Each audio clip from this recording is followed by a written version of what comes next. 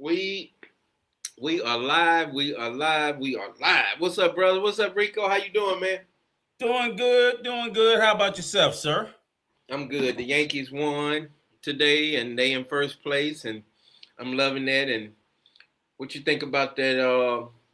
What's the New York? The New York fans. We got to hear from the New Yorkers for the next whole year. Yeah, I know. I'm thinking they won't shut the fuck up. They're so insufferable. But Yeah, I mean, it was a good You know game. how I'm New glad. Yorkers. You Glad know they how got New that win. Yorkers are. I mean, I'm glad that the Knicks got the win. I think they deserved it. I think it was a big for the guy Jalen Brunson, Mike Brown, Carl Anthony Towns. I mean, the whole squad. They played their ass off. I mean, That's right. yeah, They did. They did. San Antonio, I don't know what the fuck happened to them, how they Hmm. just fell apart like that. But Oh the man, fact yeah, of the fact of man. the matter is, I don't want anybody to take it away from New York because the Knicks played They their ass off. tails off. Oh yeah, they played They their really ass off. did, and they deserve it. So this isn't just a thing like this isn't just a thing like, oh, the Spurs lost. Yeah, they lost, but the Knicks, I think the Knicks would have whipped anybody's ass this year. I They got were you. just a Oh team yeah, not to be it denied. was just that strong, right? They were just you can see they were a team on a mission, not to Hmm. be denied, and they was ready. They was gonna tear anybody ass up. So I say kudos to them. Of course, their fans can shut the fuck up. They're insufferable. Right. But you know what I'm saying? Fucking Yeah, New they done beat Yorkers. it. They done, yeah, Yeah. we going, fellas. Hey, we got your boy up. Hey, shout out to everybody. Everybody, y'all make sure y'all say hello in the comments. Say who's there, You where know you who's calling here and from, who's not. what Right. city you calling from. Make sure y'all give us a thumbs up. Y'all can hear me. Carl, shout out to you, brother. We got a special guest up today, brother. Go ahead, Rico. Introduce him. Oh, okay. I'm introducing my brother FA. Can I use your government first or just FAF? We gotta call you something, bro. I'm about to say BA, BA, BA. BA. BA. Okay, this is my brother BA. Shout He's out, brother. he's joining us today. First time to the Dominican Route family. Um, I wanted him brought on because I actually discovered him out there in them Passport Bro streets, laughing about the shit. Yeah, gangsta. I know you ain't gonna shut up. Oh, And by the way, BA's a New Yorker. He's a fellow okay. New Yorker We as got well. So, another New York man. There's a lot of people from New York, man. That's on the channel, man. and Yeah. I was telling them BA, I was like, I'm glad y'all got the championship, but New Yorkers are already insufferable. So I wish they would shut the fuck up, but I know y'all won't.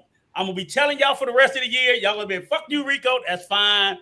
But it's just the New York thing. I love you guys, but y'all are pain in the ass before No, the yeah, championship. New Yorkers don't never they gonna remember this. They like cowboy fans. They don't never let it go. Right. It's the way. So It's the way. It's let the me way just that say we. It's the real way that quick. we walk. Way that we That's talk. it. Car key, state of New York. So I don't want to say this, so I'll finish the introduction.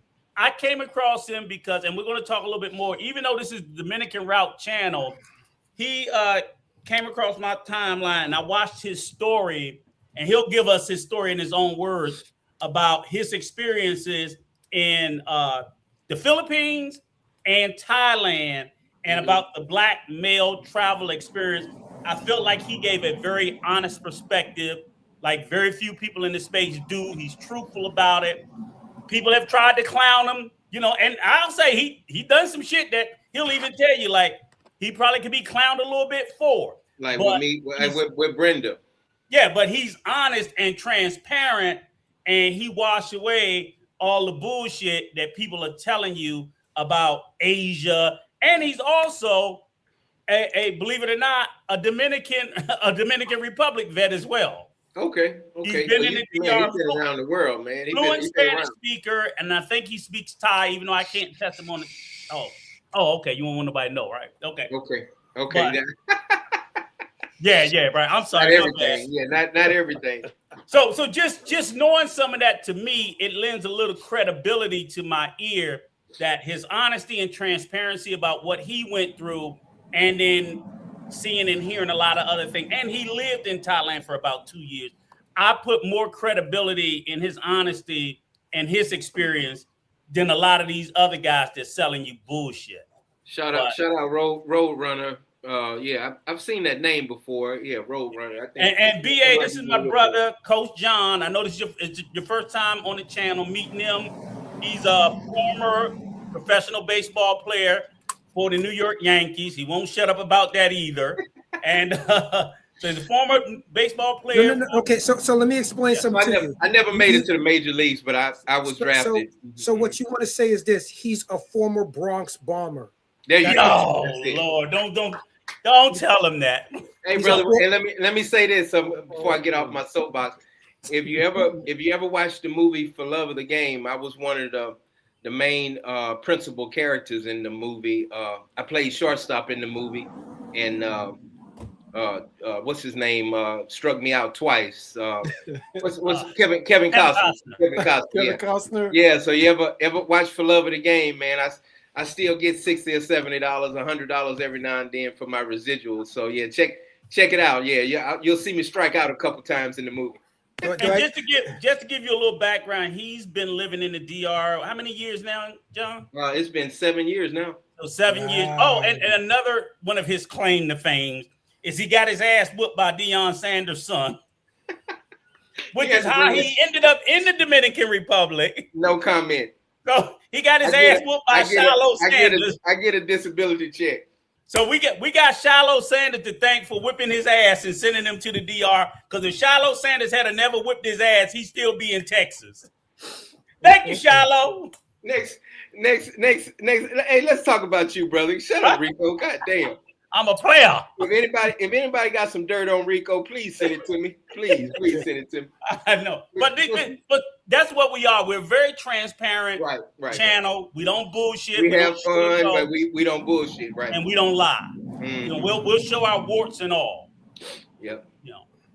Yeah, but go welcome ahead, to the channel, BA. Tell us about you, man. I want to hear about you and just all the things that you went through, good and bad.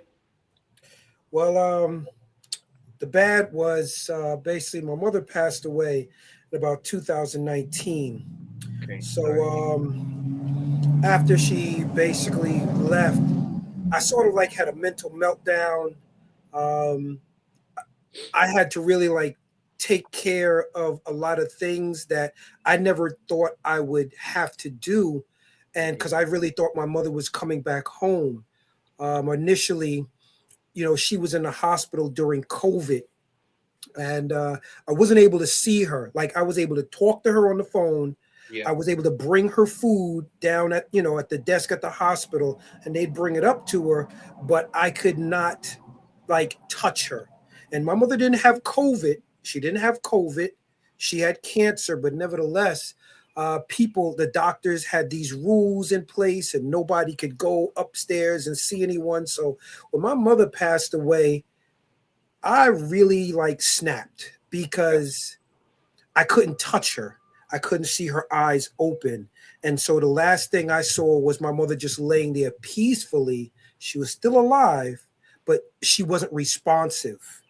And literally that really made me just go from 0 to 100. And I just didn't really feel like I needed to be in America anymore because I had so much confusion, depression, anger built up inside of me. And not to mention, I'm really shocked that the people at the hospital didn't press charges on me after basically what happened in the hospital, because that was really frustrated. Yeah, and they come and touch me and want to offer me sympathy. So I just really needed to get out of New York, and that's what I did. My first stop was Cancun, Mexico. I had a timeshare down there, met some dudes down there who were having fun, but I really wasn't in that headspace. Not to mention, I don't party. Do you all understand? Right. I don't party. They partied. Right. So because I don't party, and they always wanted me to party and basically get party favors for them. Right. One day, the dude who basically had the pharmaceuticals asked me to party. Mm-hmm. and I don't party, so it raised a red flag, and I wasn't about to be kidnapped in Mexico because I didn't party. So anybody who knows anything about Mexico, the Mexicans do not play around. They will kidnap you in a heartbeat if they feel anything is fishy. So I left Mexico. I went to DR. Um, Met a few guys there who had motorcycles, and Oh, I so was you drive motorcycles? yeah, I ride motorcycles. Have you ever rode motorcycles in the DR? Yeah, my motorcycle is still there. Oh, cool. I have an MV Agusta F4, a 2011. It's literally a Ferrari on two wheels. Gotcha. So where was your stomping grounds in the DR, and how long was you there? I was in Puerto Plata. Okay. So I lived literally, if anyone knows where Palacio de Justicia de Puerto Plata is, that's the courthouse. I lived around the corner from that courthouse on Hermanas Maribelas. Hermanas Maribal, which is basically like across the street from a Dominican restaurant called Como en Familia. Okay, yeah, I know you're talking about. You was by the supermarket also, not too far from the supermarket. What's the name of that supermarket? Is it Olay? I can't remember the name of the supermarket. Yeah, but I know. I lived across the street from Como en Familia, and around the corner from the courthouse. I want to say 3 blocks to the Malecone and 2 blocks to the grocery store, or the McDonald's they have there now. Gotcha. So how long did you stay in the DR? 2 years too long. Oh, okay, so you stayed there 2 years. So you didn't just come and visit and went back. You lived there for 2 consecutive. So and that's why I say for me that helps. That like okay, he had roots there. You weren't there for 10 or 20 years, but it's longer than I've had at any single stay. It's a difference between traveling there and living there. So you had to see the day-to-day, the goods, the bads, the ugly. Like you already said, 2 years too long. So evidently it wasn't your cup of tea, and that's fine. But you didn't run back to America, did you? No. All I did, I was transiting through America, filling up my suitcases with a few goodies that I like to eat. When I'm in other countries, got to have my Goya rice, my Sazon, my Goya products, and then basically I hit it. I hit the road and went to the Philippines, and I lived there for 6 months. How was the Philippines? I really can't complain. I was only there for 6 months, and while I was there, I quickly met a young lady, beautiful young lady. Before you even do that, remember, because you told a part of the story, and I want you to tell our audience too, as to who you listened to and what compelled you to go to the Philippines, because that's part of the story. Okay. And then what happened in the Philippines, because you didn't just pick the Philippines randomly, like you threw a dart at the board. You had been hearing things that sort of been making you think and believe. For 2 years, while I was living in the Dominican Republic, you understand what transpires in DR when, let's say, for example, if you're in a car accident, but it's not your fault. Right. Immediately, you start people are like pointing a finger at you. You're wrong. Right. And you're like, no, you're wrong. But obviously, a lot of individuals want you to pay for their stupidity. Right. And with just, encountering a level of stupidity, a level of arrogance, I started to hear I started to tune into a channel called The Black Filipino. I started watching his content. I would see, repetitively, he was interviewing a lot of Black men, which he always termed the phrase of foreigner. And he would always say that Filipinos like foreigners. And since I always saw him only interviewing Black guys, and he kept using the phrase Filipinos, they love foreigners, they love foreigners. I said, you know what? I'm going to pay attention to his channel, and I want to start looking at basically his content. I want to start looking at more of the guys he's talking to. And then when he said, oh, I'm from New York, I was like, oh, and he mentioned where he was from. I was like, I know this guy. Right. So I kept watching his live channels. I kept hearing things that he would say. I kept watching him interview a lot of black guys, and he was like telling their story about the Filipina he met. But Hey, let me say this real quick. I didn't mean to cut you off, but it's on the same track. The first, I was in high school. Both of my uncles went to the Philippines in the military. Okay. And they both married Filipino women. That was the first time I ever heard of it. And they brought them back to the United States, and I'm not saying all Filipino women are bad, but they took them to the cleaners. and they took their house, they took half of their check, everything. But anyway, that was back in 1995, 1996. But that's 20 years before that, and it was the same story. Go 20 years before that, it was the same story. Well, it's funny you mentioned that, because if you go to my channel and you look up one of my videos, with I did a reaction video with a guy named Sunshine Shoulders, and in the video I talked exactly about that, because he hadn't there. I think, let me see the video, what it's called. I mentioned that, hey, you know what? A lot of like women, they're sitting there and they don't want us. They like, he's actually saying in the video, like, yo, they don't want us. Right. Let me see here. Copyright. They just trying to do what they can to get to get to the United States or get to the next level. Well, what he said, and it's true, and we'll hit on it a little bit more. A lot of Asia, like a lot of countries, but especially Asia, has a large white worship. Yeah, they do. Sunshine Shoulder said it himself on his video. I remember that video. They prefer the white boys. Yeah. Well, so what that's all people, Rico. That's no. It's different the way Asians prefer them. No, Dominicans are the same way. It's different the way Asians overall prefer white people. I'm just saying it's different. It's not it's the same thing, but I'm saying at a more concentrated level. I disagree. Okay, I mean everyone's entitled to their experience. A lot of people would sit there and say, Thailand is the cat's meow. And then the first thing I would ask them is, so what did you do while you were in Thailand? And the first thing they would say is, I ran to Pattaya. Okay. Right. And they never left Pattaya. Mm-hmm. And I was like, oh, so you know nothing about Thailand except Pattaya. Right. And let me say this. This guy, this comment here. Go ahead, read it, Rico. Right. I'm in Thailand. I asked a regular Thai woman who they prefer. She said they prefer Thai men first. Absolutely. Then white men.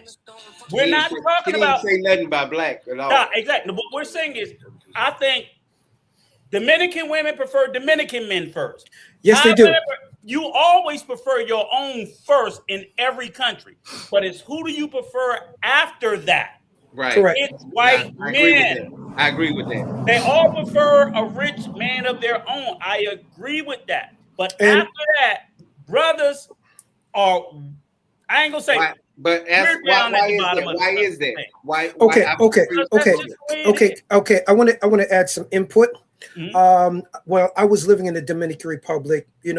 I met a young lady, very beautiful, close to the Pantini area in Santo Domingo.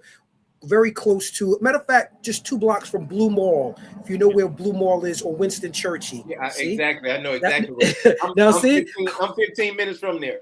Okay, so that's an expensive mall. Okay, so how would I know all of this if I basically wasn't there? Exactly. Okay, so basically she's working on Winston Churchill. I meet her, get her phone number. We start dating basically, and for the little time that we were together, it was cool, but I would see certain patterns. And, I don't want to point out a whole bunch of things because I don't know the culture. I'm still learning the culture. I do have, a family member, now he's married to a Dominican. She's never shown these traits, but, everybody's different. So one day, she was home and I was like, hey, let me see, open your camera. Let me see who you with, because she's talking about friends, and she wouldn't do it. And then basically I didn't hear nothing else from her. Mhm. Now, this girl was going to medical school, okay? And because she was going to medical school and living with her aunt and uncle, she didn't need any money from me. Mm. She never asked me for any money. And I didn't have to, I wasn't the type of person who'd be like, oh, I'll pay for this, I'll pay for that. But she did mention like one time about like books and stuff like that. So, I said, would you like some help? I offered because she mentioned about like one or two books. And I think she was talking about getting like a stethoscope. Mhm. So I helped her get a stethoscope and maybe like one or two books. But that was just the most I helped her with, because stethoscopes are very expensive. They're Right. expensive in America. So I can imagine in DR, they're just as expensive. But nevertheless, this young lady that I was dating, I think she was also dating a Chico, Mm. and basically wanted to have her cake and eat it too. And later on, I did find out that she was dating a Chico, and basically she's pregnant now. She's no longer in medical school, Mm. and I'm just saying to myself, so you would prefer to be knocked up with a Chico, Mhm. not a husband, just Right. a boyfriend, Right. basically, and live this mundane life instead of basically being with someone who's, I don't even want to add in a provider, just someone who's motivated enough to be able to live in your country for a long extended amount of time, or basically has a passport, can travel all around the world, could help you get a passport, and basically elevate you as an individual. She threw all of that out the door and simply said, I'd rather this Chico, who, yes, I could speak Spanish, but I couldn't speak Dominican Spanish. I could just speak New York Spanish. But Mm. You understand? you know the reason why that is though, BA. That's because women and men, people around the world would rather be in a relationship with someone that they're more culturally aligned. Right. If Like. I could have everything I want in the world, you would say beautiful, black, sexy, intelligent. If I could have everything in the world, but if I can't get everything in the world, then Like it's I'll all use Rico. I'm gonna use this as an example. My stepdaughter, she not the one that's living with me. right. Man, she didn't broke up with her Dominican boyfriend like 5 times, Gonna and keep going back and to his ass. and You and can offer all the money in the world. oh I don't yeah, give a and damn. I didn't had about 20 of my American friends to try to get with her and all Nope. that stuff, and she's like, I don't want to hear it. I'm going back to my wild I'm telling you. Dominican boy, and they still together today, man. So Because like, it's I was that like, I'm glad you brought her up because it's that culture. I'm like, you get her if you want to. She gonna cheat on your ass with him because she just they want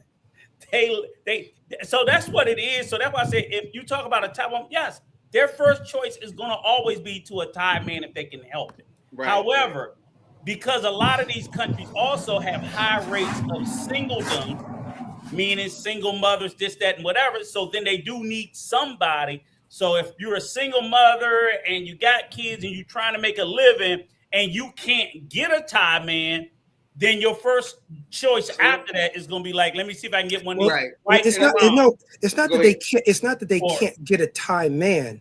It's just within the culture. Once they basically they've had a kid with a Thai man, another Thai man doesn't want them. see, Got so you, there you go. So it got you. forces And their hand. it's It it's forces like their it's hand like that with the Dominican men over here. Once they get to a certain age because they don't and they want to have take two or care. three, they don't. Yeah, Yeah, they and they don't don't want to want have to take no. care of somebody else's family. So Yeah, they don't believe they don't believe in that step parentship for whatever reason. They just don't. And people say that they're family oriented. I was like, well, I don't know how because I keep seeing all the evidence doesn't support it. But It again, doesn't.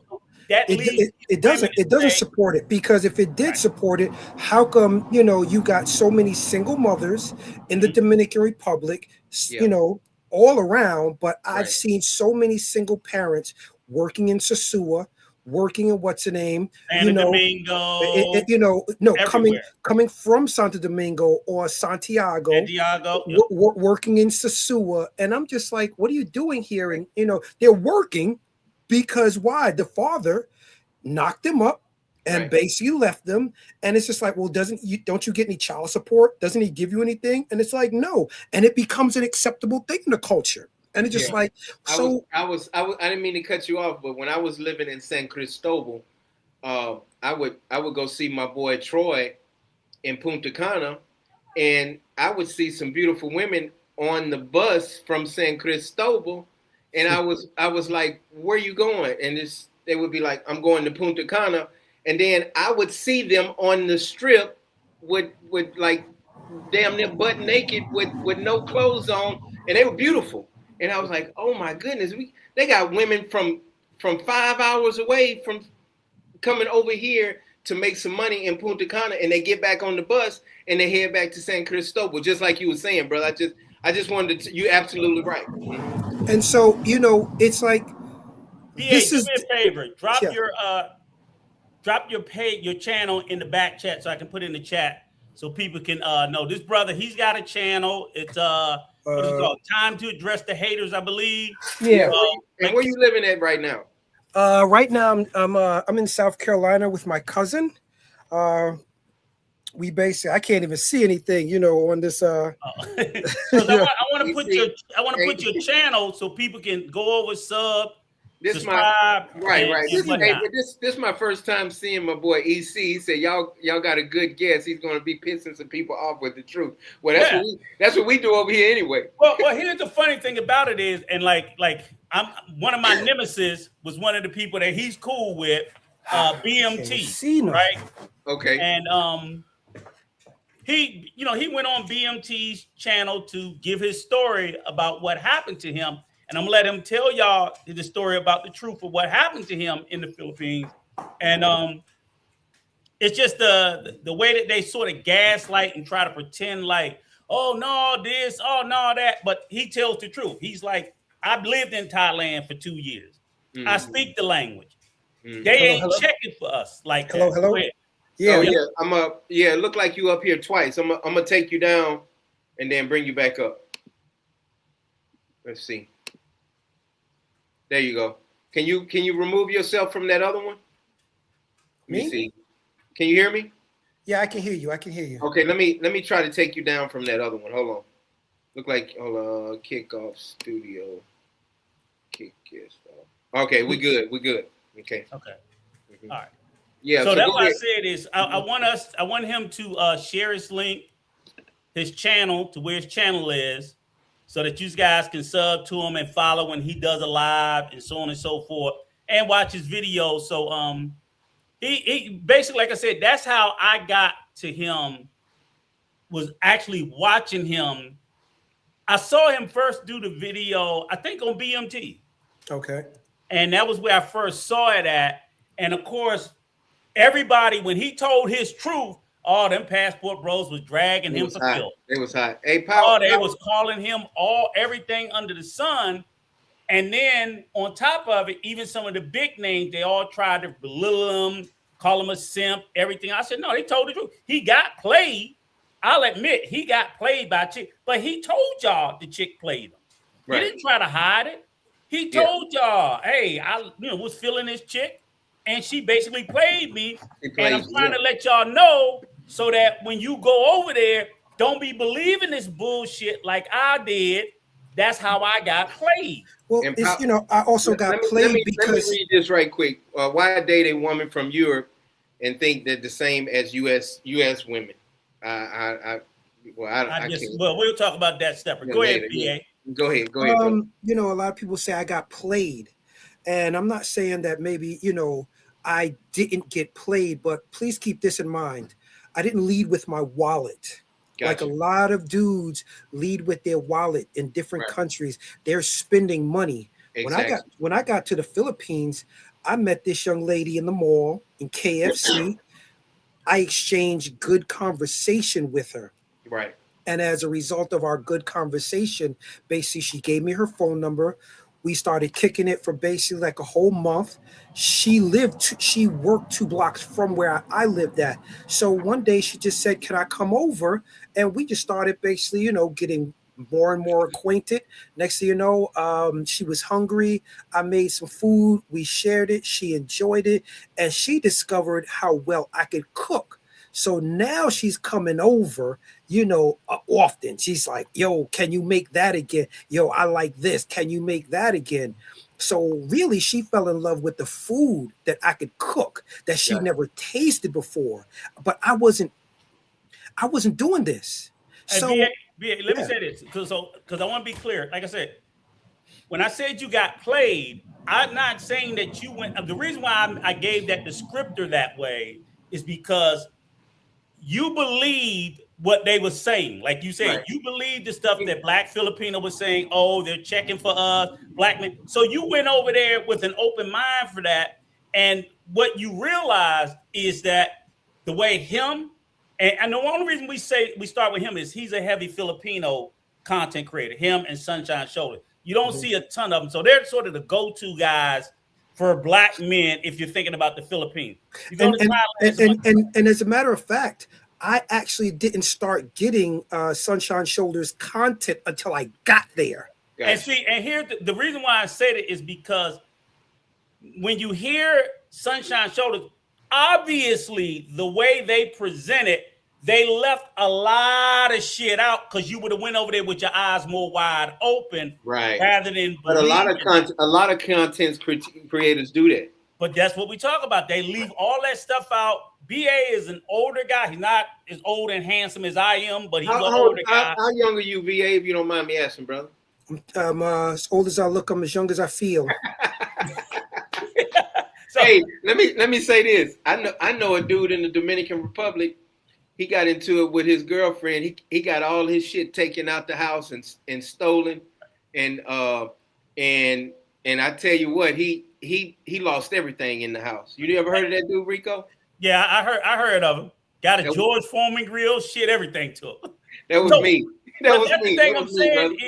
is the fun. The thing about it is they create this. This is what I'll say. Now let you False finish your illusion. point. It's a false Yes, narrative. It's And a yes, false yes, yes. narrative. what they say is they use these are the key words, especially about Asian women. And this is a stereotype that we in the West believe because it's propagated that Mm-hmm. Asian people are soft and submissive and docile.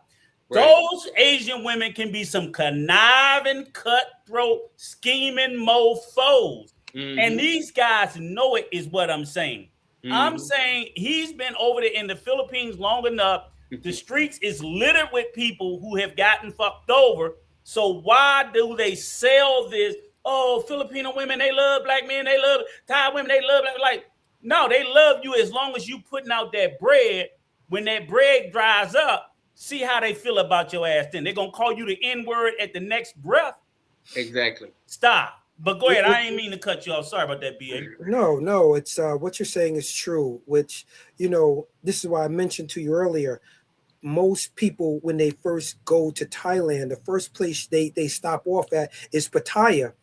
And how I discovered Pattaya, because I'd been to Thailand 2 times before I actually said I'm going to live there. So I never knew about Pattaya when the first 2 times. I had stayed in Bangkok in 2009. Let me see, when did I go? I went in 2019 before my mother passed away. So Okay. I went in like the summer and I went in December. So basically, yeah, because my mother passed away in 2020. So I went there twice. I never knew about Pattaya. All I was doing was exploring Bangkok. And when I moved back, I think in 2023, um, I went to Pattaya simply because the Airbnb was reasonably priced. So I went there. I really didn't know anything about Pattaya, but for the 7 days that I was there, I knew that place wasn't for me simply because of the atmosphere, simply because of what was going on, what I was seeing. It was like I saw like a transactional sort of mentality.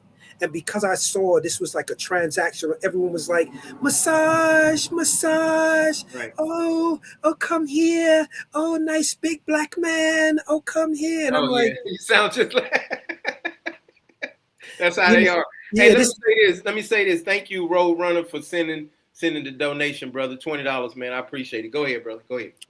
and so, it just didn't sound sincere, and just like they're, their delivery didn't sound sincere. Right. Just like, it seemed like it was like a sales pitch.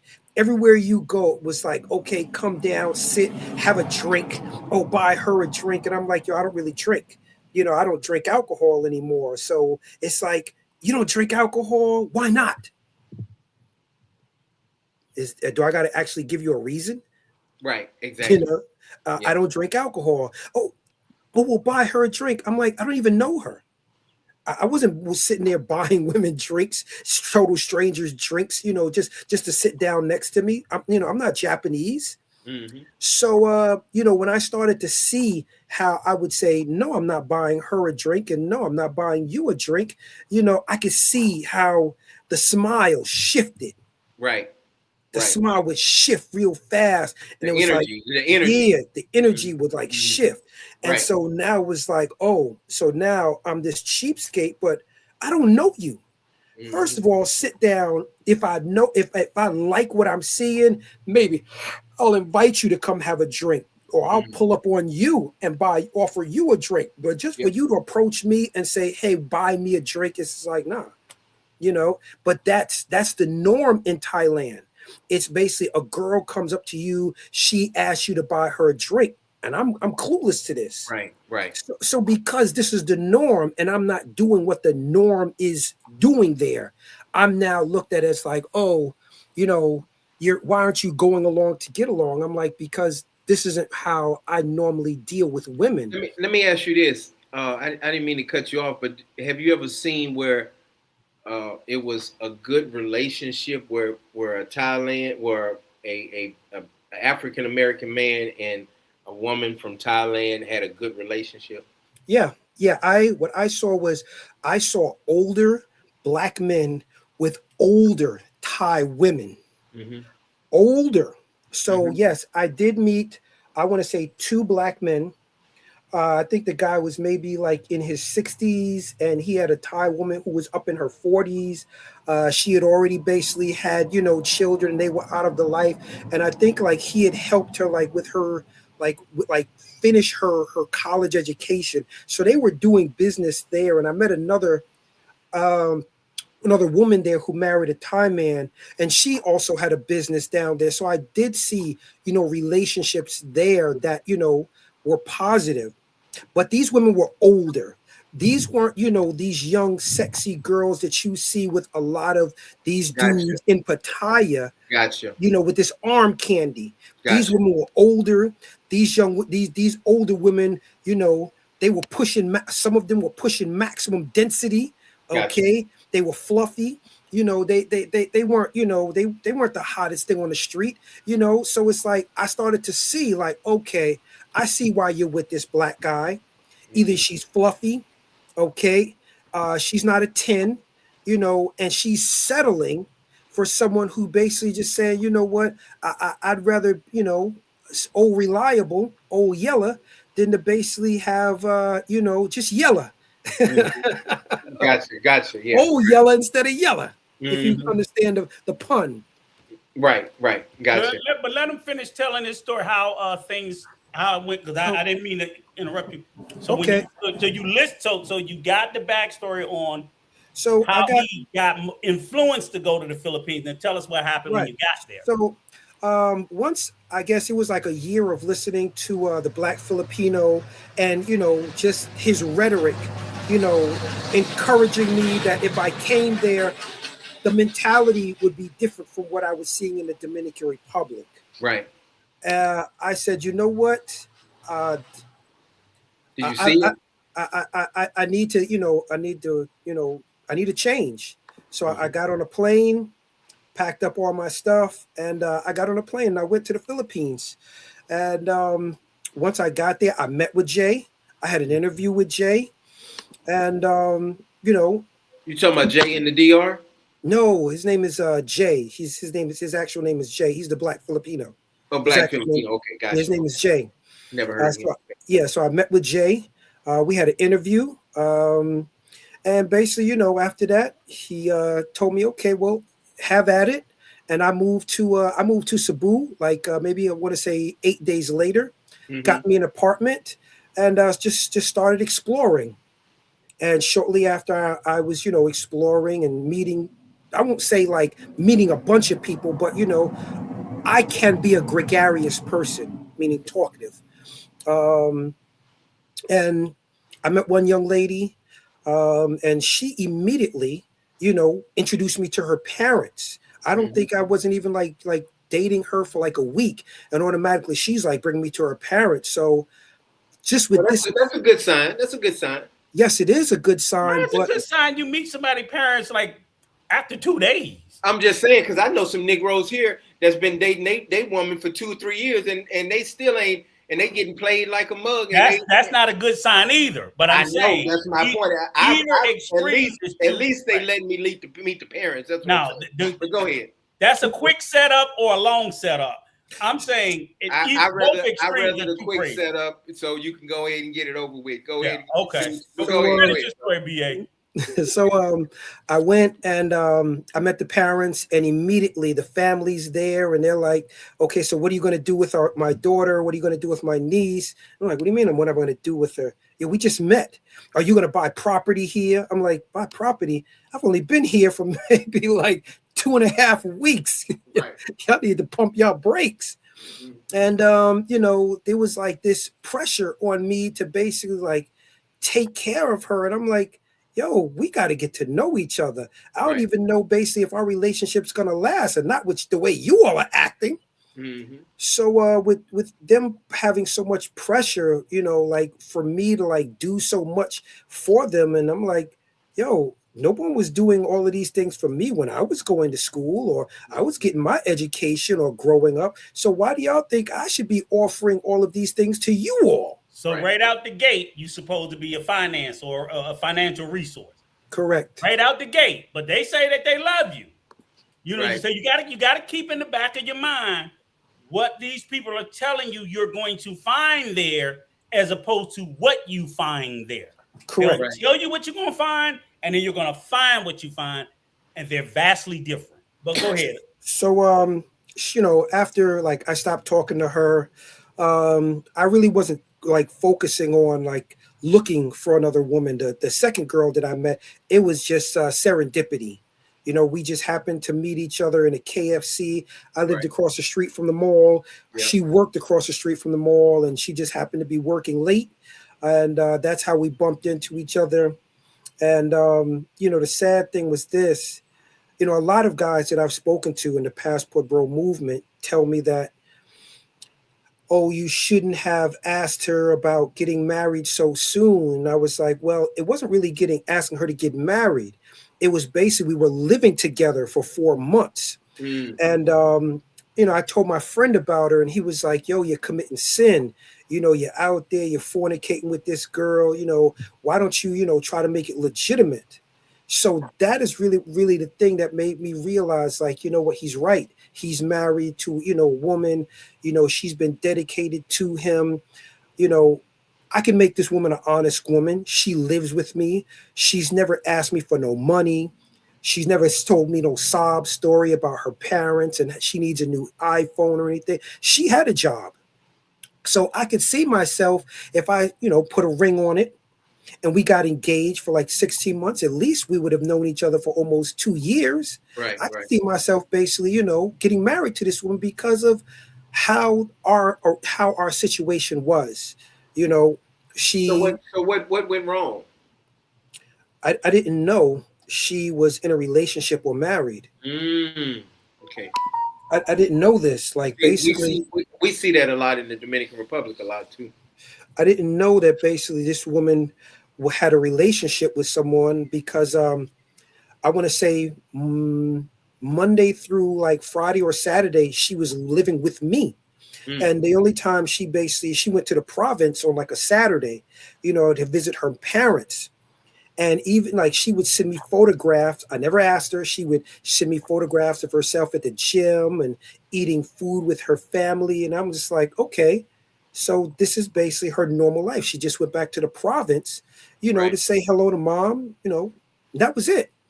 So by me feeling like, okay, this other girl, she introduced me to her family, and I'm watching, like how Filipinas are expected to basically like get engaged and have family and stuff like this. I said, okay, you know what? Let me at least let people see that I'm serious about a relationship with her. So I went to America, got a ring. But before I did that, I had asked her, do we have a future together? That's the first thing. I would periodically say, hey, do we have a future together? Do we have a Hold future on, together? BA. Hold on 1 second. Hey, Troy's in the back. Let me see. No, he not back here. He said he was. No, he not back here. All right, well, let me cuss him out. Yeah. Go ahead. Sorry. Mhm. Okay. I'll drop the link again, but go ahead. My bad. Go ahead, brother.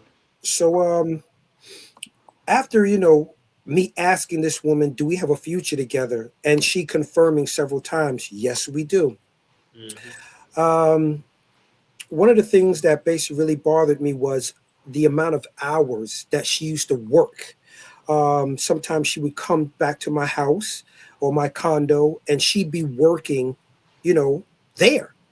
And because I'm seeing like, you know what, you're bringing work from home and you don't have to do this. You have a good education, you're an accountant.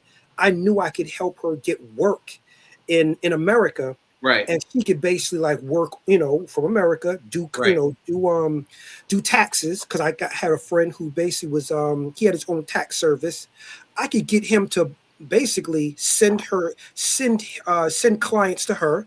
She could do their taxes and then send them back to him, because we're 12 hours ahead in the Philippines. We're 12 hours ahead in America. Mm-hmm. So ultimately, if he gave her like 4 clients, she did their taxes, the taxes of the clients, and sent them back. He could proofread them, and basically she could be earning what?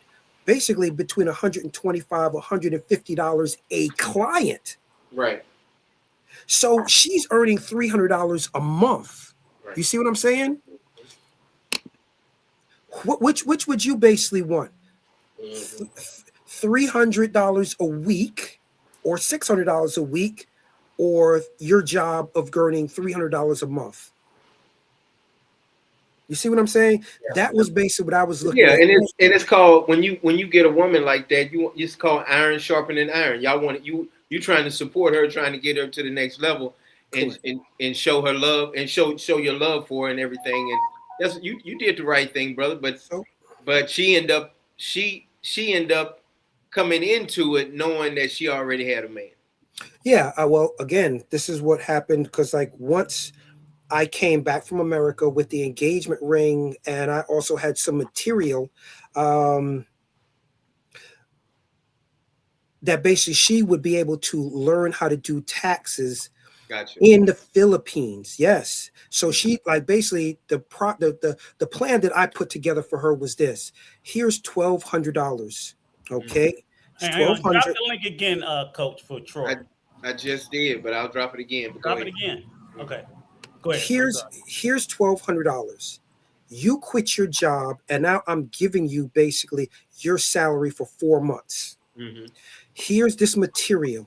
You already are, what's the name? You already are an accountant here. It would be nothing for her to relearn the accountant paperwork in America. I'm giving you a paycheck for 4 months. Right. Quit your job, learn these books, and now you could do taxes for my friend for his tax accountant company. She rejected that. And I was like, okay, that's her prerogative. Right. No problem. I can't, make her feel comfortable, but I did offer her salary for 4 months, and with the promise of a job, basically earning about $600 a week. Mm-hmm. She said no. So I didn't push it, So I want to say later that week, I spoke to her and I was like, we still, we still have a future together. And she was like, yeah. And so basically, I presented her with the ring. And basically, I talked about, getting engaged to be married. And it was like, this was basically our goal. This was my goal anyway, to make sure that when we walked around, she could at least say, I'm engaged. Right. She wasn't just living together with a guy who basically people were looking at her like a hoe. People were looking at her like, oh, you're just with this guy. Or her family. Right. You already gonna get looked at funny being with a black guy. See, he left that part out, right? Okay, exactly. She would look, if she was walking around with a white man, they would look upon her favorably with a smile. Right. But they believe we ain't got no money. This was a Dominican woman. No, this Philippines. Was in the Philippines. Shut up, Rico. I just wanted to make sure. Shit. Shut up. They. I told you they have that white worship too. And again, if you're gonna be with a black man, they're gonna expect you. You'll probably be more acceptable if you got kids with him and you married to him. You'll get more grace. But just being they're gonna think you just a hoe.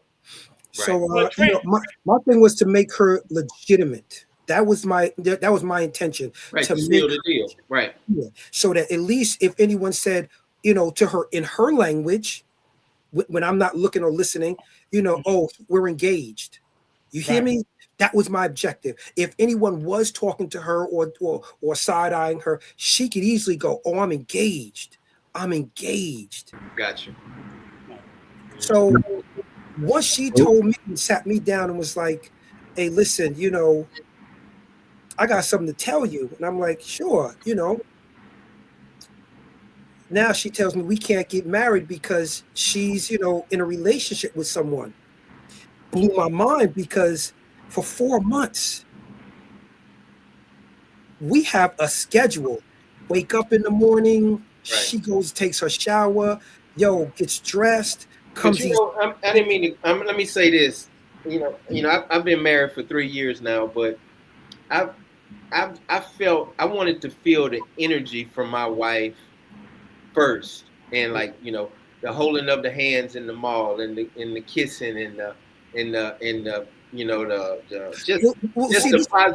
positive energy. And my wife now, she didn't ask for no money in the beginning or whatever, and I was just like, is she playing the long game? Is she playing the long game? And I wasn't sure, but she wasn't playing the long game. That's just how she was, but at the same time, you can't figure, you don't know until you know, because the relationship before that, the one I had before, she was playing the damn long game. What long game? Was that like a 1,000-year game? She knew you ain't had no fucking money. Hey yo, what's up, fellas? You gonna be waiting for money that I'm like, Domingo, you gonna die waiting on some money. Broke ass nigga. What's up? You see how this nigga act when he lose a little weight and shit? You see how he act? What's up, Troy? Hey, Troy, let me introduce you to BA, our guest. BA, this is my brother Troy Ashley. He's down. Oh shit, I fucked up. Put the gum out. Shit. That's all right. I'm gonna be locked up next week. It's all good. That's my brother in Punta Cana. PhD. Another brother from another New Yorker. Nigga, I'm from Maryland. What you talking about? We don't play. But he's another cool dude too, BA. This is Troy. Go ahead, Troy. Introduce yourself. Oh yeah, man. Just been out. I'm Troy. I've been out here. My YouTube channel was Troy King. Everybody is tapped in with Troy. I haven't been active because I'm actively living life out here. I don't see how these cats got enough time to even do YouTube. If they living life out here on the island, how you supposed to be living, you shouldn't even. You trying to throw some side shade at me, nigga? You're a married man, brother. You need to be in the house. That's the best thing for you on this island is staying in the house. Go ahead. All married men stay in the house, please. Okay, so Troy. So Troy, allow me to reintroduce myself. My name is BA. I'm originally, from my mother, but I was born in New York. Okay. What part of New York? Queens, New York, Hollis, Queens. Queens get the money. Queens get the money.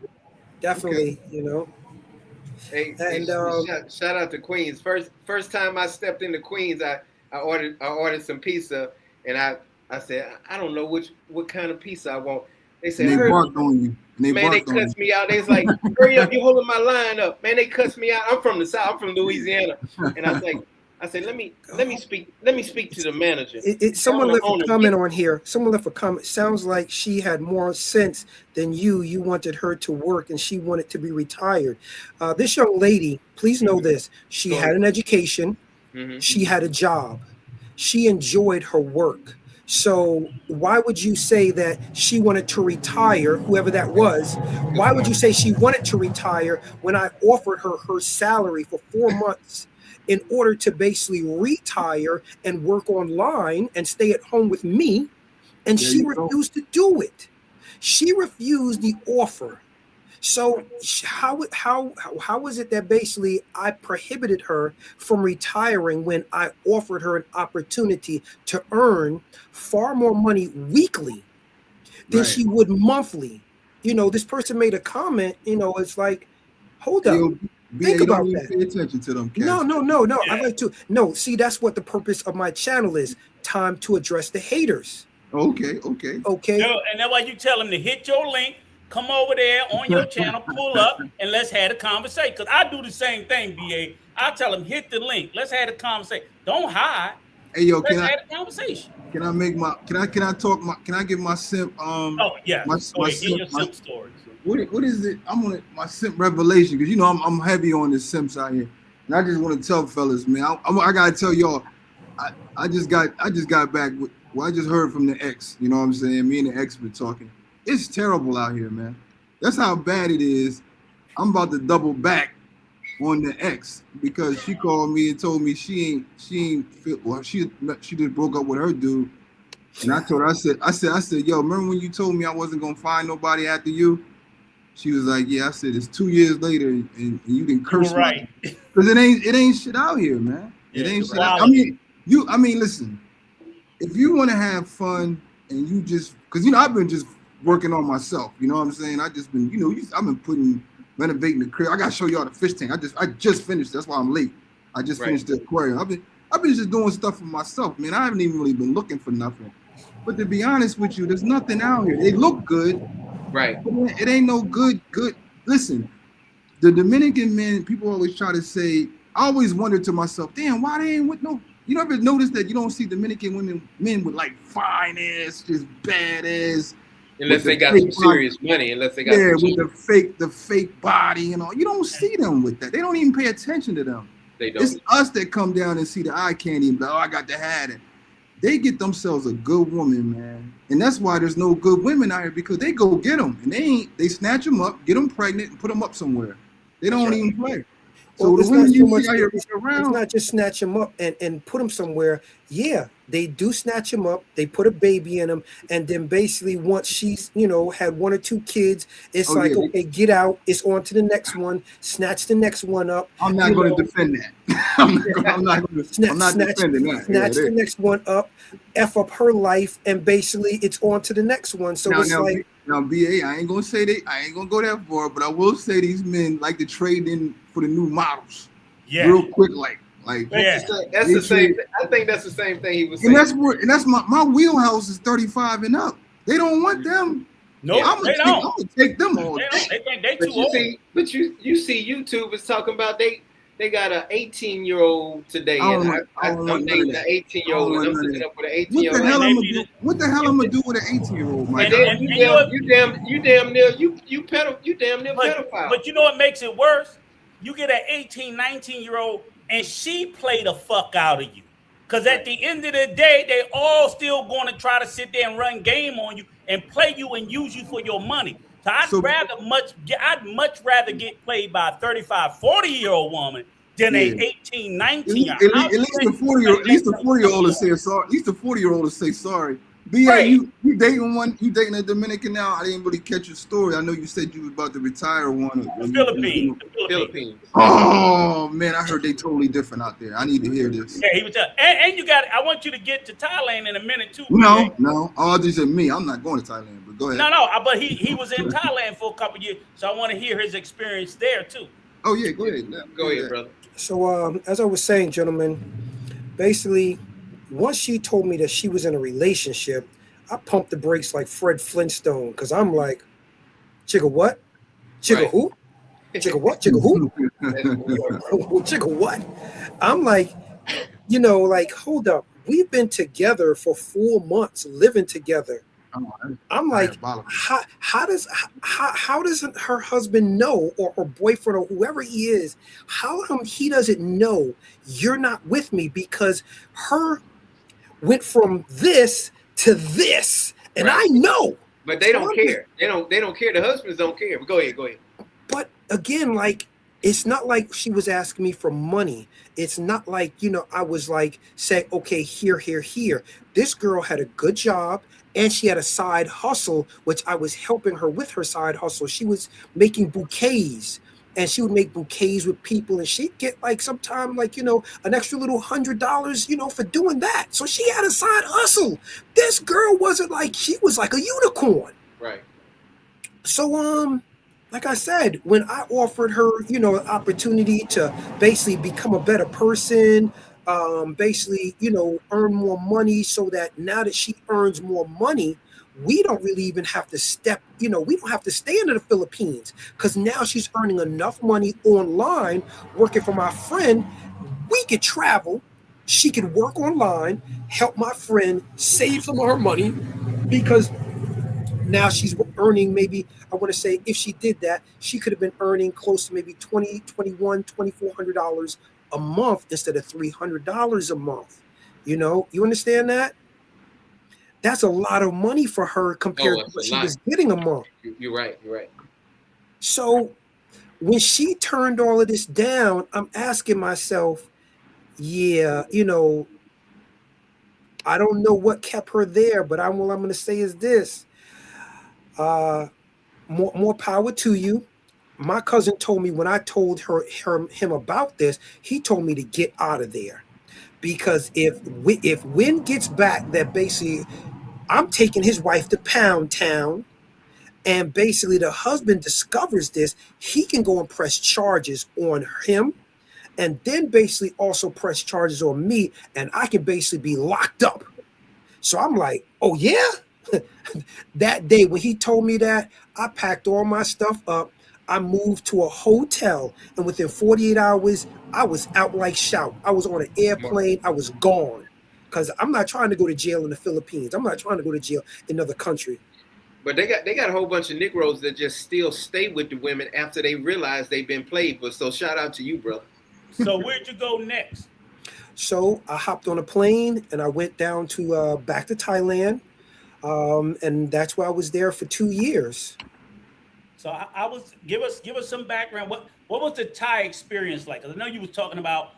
I saw what you were talking about, how like you like the cold approach where people say you can just date in Thai. That really isn't a thing. And you spoke the language, right? You learned the language while you were there, right? I want to say about 20 to 25% of the Okay, language. which is way more than most of those niggas speak. I, They I, don't speak none. Yo, a leave lot of niggas alone, man. a lot They of don't times speak nothing. Leave a them lot, niggas alone, man. a lot of times I could see it was tone. Like, you know, New Yorkers, we have a state of mind where we talk directly to people. Mm, So talking directly is just like, it's a certain tone. Thai people, they speak, they whisper. right. So just speaking, the tone that I'm using changed a lot of things that I was saying. And I never knew this, because I'm like telling people, for example, I'm going to give you a word. The word is called glide, but depending on when you say it, I know the tone that you say it, it means near or far. So as I'm getting frustrated and I'm saying glide, glide, I'm actually telling them farther when I'm actually trying to tell them closer. So let me ask you, so when you went to Thailand, where did you stay? Did you stay in Bangkok? Yeah, yeah. I lived in Bangkok. The first place that I lived, which maybe some people may know of, it was off of Sukhumvit Road, Soy 19. It was at the Asok BTS train station by a mall called Terminal 21.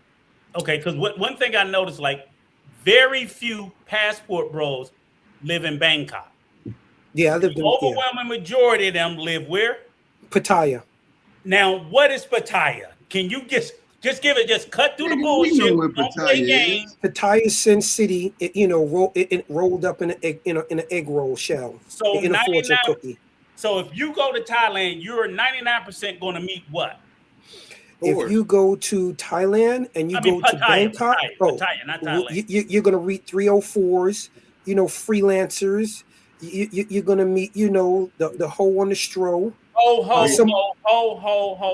So it's clear. It would be fair to say that, okay, as I'm walking up and down the streets of Pattaya, minus the tourists, I'm going to probably, for every 10 women that I bump into, 9 of them are going to probably be. Well, where the passport bros, they should be saying, I'm just going over there to mess with hoes. But this is what I'm saying, is I want to know if 10 women I bump into on the street in Pattaya, is it fair to say 9 of them are hoes? They're working girls at some level, whether it's full-time, part-time, freelance. Okay, and a lot of women don't like to say this. Like, there are some educated women over there. You got some ladies working, in sales and real estate. They can speak English very well. You got some attorneys. You got women who work in banks, and they try to make this image because they're in Pattaya that I don't get down. Now, I'm not going to sit there and say they do get down with the get down, but I can say this. They put on a very, very good act that they're better than everybody simply because they can speak English. They're probably working in like a bank, or they're working as a lawyer, or maybe they're working with. Let me make it easy for you. Have you ever seen a passport bro over there that wasn't with a hoe? Ever? No. I mean, hold on. Yes, but I didn't see him with one. Gotcha. So basically, no. Yeah, they came together and they hung out in Pattaya together. No. If even I'm telling you definitively, without a doubt, if they're in Pattaya, because what I always say is what me and my brother Peso always say, and I live and die by it. I will never say every woman in those countries is a prostitute. I do not believe that. But what I will say, beyond a shadow of a doubt, every woman that they are with is a prostitute, because to be honest with you, they're simply attracted to working women, and that's what they go. They go over there for girls that are very easy. The easy women in Thailand are what? Hoes. The good girls are not easy. They're hard. They're difficult. And the reason why I want to say how old was you? Said she was 33, brother? 33? No, she was 23. Oh, 23. I'm sorry. Right. Easy girls are hoes. When you go to any of these countries, good girls are difficult. You require work, time, effort, and energy. If you can get off the plane on a Friday and you fucking by Saturday, she's not a good girl. I hate to break it to you. Stop. You hating, Rico? No, he's not hating. He's just basically giving a realistic perspective. Yeah. This is He's my main trolls, BA. My main trolls on my panel, brother. What Rico is doing is basically giving people a reality slap with 1,000 pounds of pressure. Okay, and it's something that a lot of people just don't want to accept. That, oh, really? I didn't know that. Yes, you did, because I lived in Bangkok. I didn't live in Pattaya. Yes, I had to go to Pattaya because I got my retirement visa in Pattaya, so I had to get it stamped every 3 months. Other than that, I was like, basically, I knew certain offices that I wanted to visit because these Thai women, they were working. Some of them could speak English. So I would go to certain areas where I knew, okay, you know what? Yeah, I want to mess with them. Or better yet, once I found out, hold up, these women go to this school. Oh, and this school is to be like a flight attendant.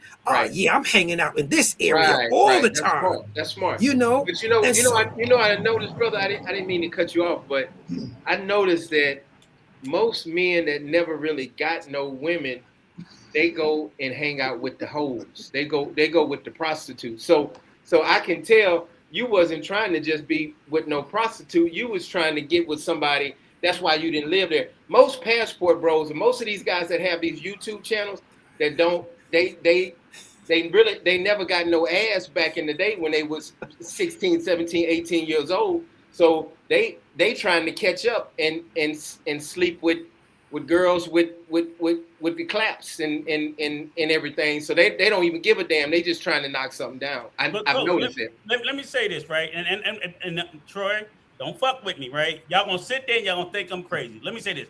I got to do a little bit of housekeeping because I want to say this. There's a couple of things that I seen in these YouTube streets. First of all, believe it or not, I know you saw me last night on Razor Rage Troll with that stupid motherfucker dump your girlfriend. I had to drag his ass. Nah, man. I was working on the tank all night. Okay, but these clown fools last night, if you guys go watch Razor Rage last night, they're trying to tell me, I mean, we argued the definition of a whoremonger. These motherfuckers, they try to play all the semantics. I'm like, you guys are going over there to have sex with women. You guys in the space talk explicitly, exclusively, nothing about except women and getting pussy. You niggas are whoremongers. That's all you are. If it's okay to be that, just own it. Stop doing it and trying to pretend like you're not doing that. Exactly. But what was surprising me was earlier in the week, and I can't believe, because I gave this guy so much shit, International Zoe, Troy. Right. And I still give him shit. But let me tell you, he must have swallowed some truth serum the other day on Razor Rage. Because when he went up there, I've never seen such an intellectually solid way, a nice way to drag these niggas for what they were. They were trying to talk about foreign women. And he was like, y'all are wrong. None of this shit is true.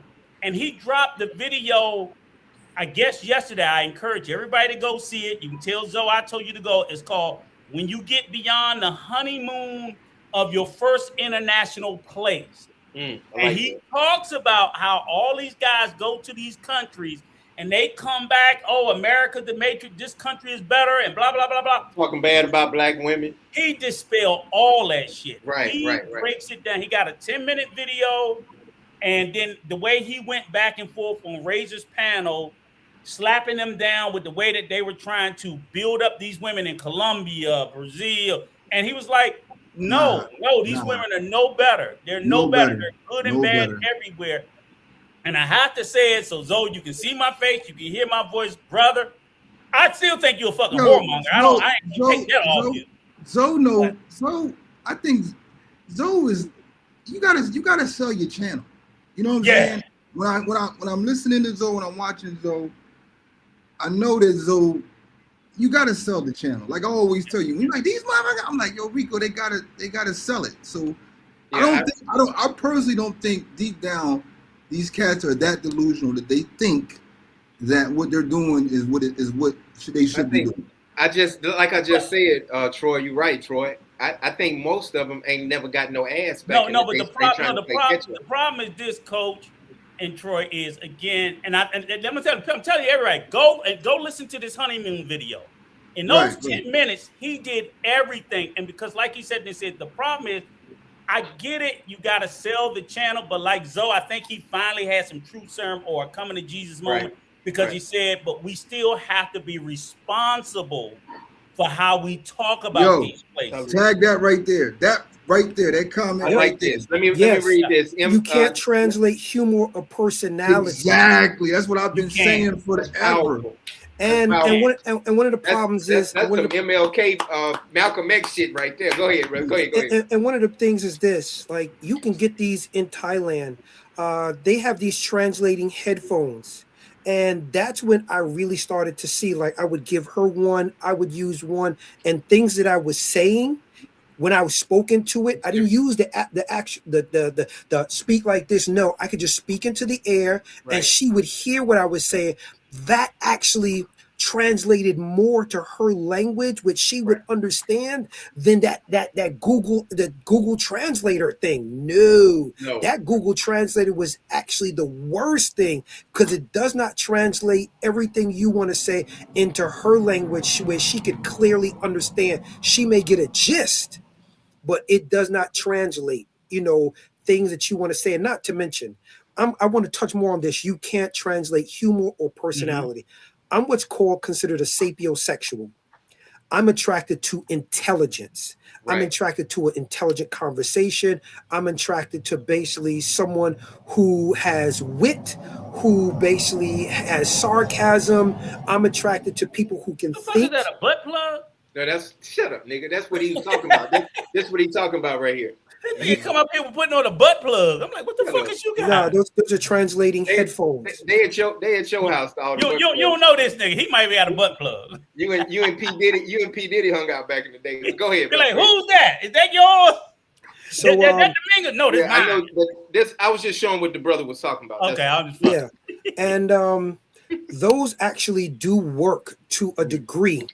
And one of the things, like, because my humor, is like a snarky humor or a New York swag type of humor. Right. A lot of them couldn't get my jokes. Right. A lot of them couldn't understand my personality because and New Yorkers are up front. They all like direct. Yeah, shit. In America, we have trouble with you motherfuckers. Yeah. Y'all so throw you it in America. America. How another country might feel, right? So like I was saying at the beginning. Listen. My humor, comes from basically if you don't understand a certain type of jargon, I speak esoterically a lot of times. Sometimes I speak succinctly because. Hold up, what's esoterically? They didn't teach us that in Louisiana. We didn't get that far. But go ahead. So that's an SAT word, and it just means basically speaking in terms that only a few people will easily understand. Yeah, it's the hidden language. I got you. Okay, got you. So basically, it's like I could say 3 words, and within those 3 words, I've actually spoken a whole sentence. Mm-hmm. But you actually have to understand what I've said in order for you to even grasp. Gotcha. You understand? Hey, I learned a new word today. I appreciate it, brother. Gotcha. No problem. As I studied law in school, okay, banking law. So I speak succinctly, short and curt, because this is a language that I learned that a lot of people in this industry understood. I wasn't really speaking, normally. Like my vocabulary, even when I was younger, I had a Black Law's dictionary, a Black Law's, a 4th edition, because my cousin was a lawyer. She actually was a lawyer for 10 years, and she quit and basically, went to teach. But she gave me that dictionary. So, my vocabulary is, I want to say, a bit different from a lot of people, because I don't feel like having to repeat myself again and again and again and again and again. And I actually have to realize that not everyone has that aptitude to comprehend. Yes. See, I didn't say understand, comprehend. Yeah. And not everyone has that ability. A lot of Dominican women, I don't know about Thailand, but a lot of Dominican women, their education, Rico talks about this all the time, their education level is really not that high. It isn't. Thai too. No. Yeah, I'm saying I'm giving you props. I know, no, but I'm saying because I'm saying that because that is a big thing for me is education. When I talk about education, like, yes, there are private schools in the DR. There's some very well educated people in the DR, but the overwhelming majority, I'm not talking about a slice. I talk about the whole pie. They're very fucking uneducated and illiterate. The Philippines has a highly uneducated population. Right. Thailand, they all have educated, intelligent people. But the overwhelming majority, that's why you see a lot of those countries are still very agricultural. They're still very service oriented because they have to do jobs that don't require a lot of intellect and a lot of fucking thinking and critical skills because they have those countries, the government did not invest. Hold on for a second. Someone says that's why you're having problems with women. I've traveled to over 27 different countries. Okay. I've lived in 5 different countries. So if I'm having trouble with women, why don't you think they're having trouble with me? Exactly. Well, because that's the education thing. But go ahead, Troy. I want to hear you. Wait a minute, because before. Hey, Jay, shout out to Jay. Go ahead. Salute, Jay. Love to see you, brother. Glad to see you. Jay, it's been a minute, man. Yeah, but hold on, Coach, because we ain't gonna let this motherfucker get away. Because he slid in here with a bit of news. Oh, you talking about my sim shit? Yeah. Oh, we gotta let him flesh this out because, hey, folks, hey, easy. You said I don't believe in love. But I think Brother Troy got a love story to tell us. Well, you know, Talk to me, brother. Listen, I'm not saying nothing new. I mean, I was in love with my ex. I think before I speak. So because I think before I speak, it's just common for me basically to pause, speak, pause, speak, pause, speak. Because, I'm not accustomed to saying something and then having to saying something, I want to say offensive to someone. Right. And then this individual that I've offended, well, my grandfather once told me this: be careful of the toes you step on, may be attached to the ass you have to kiss later. So basically, you're saying just speak fluidly. I do as it is. And basically, people look at me like, oh, you're so rude, you're so arrogant. And it's like, no, you're just thinking about it.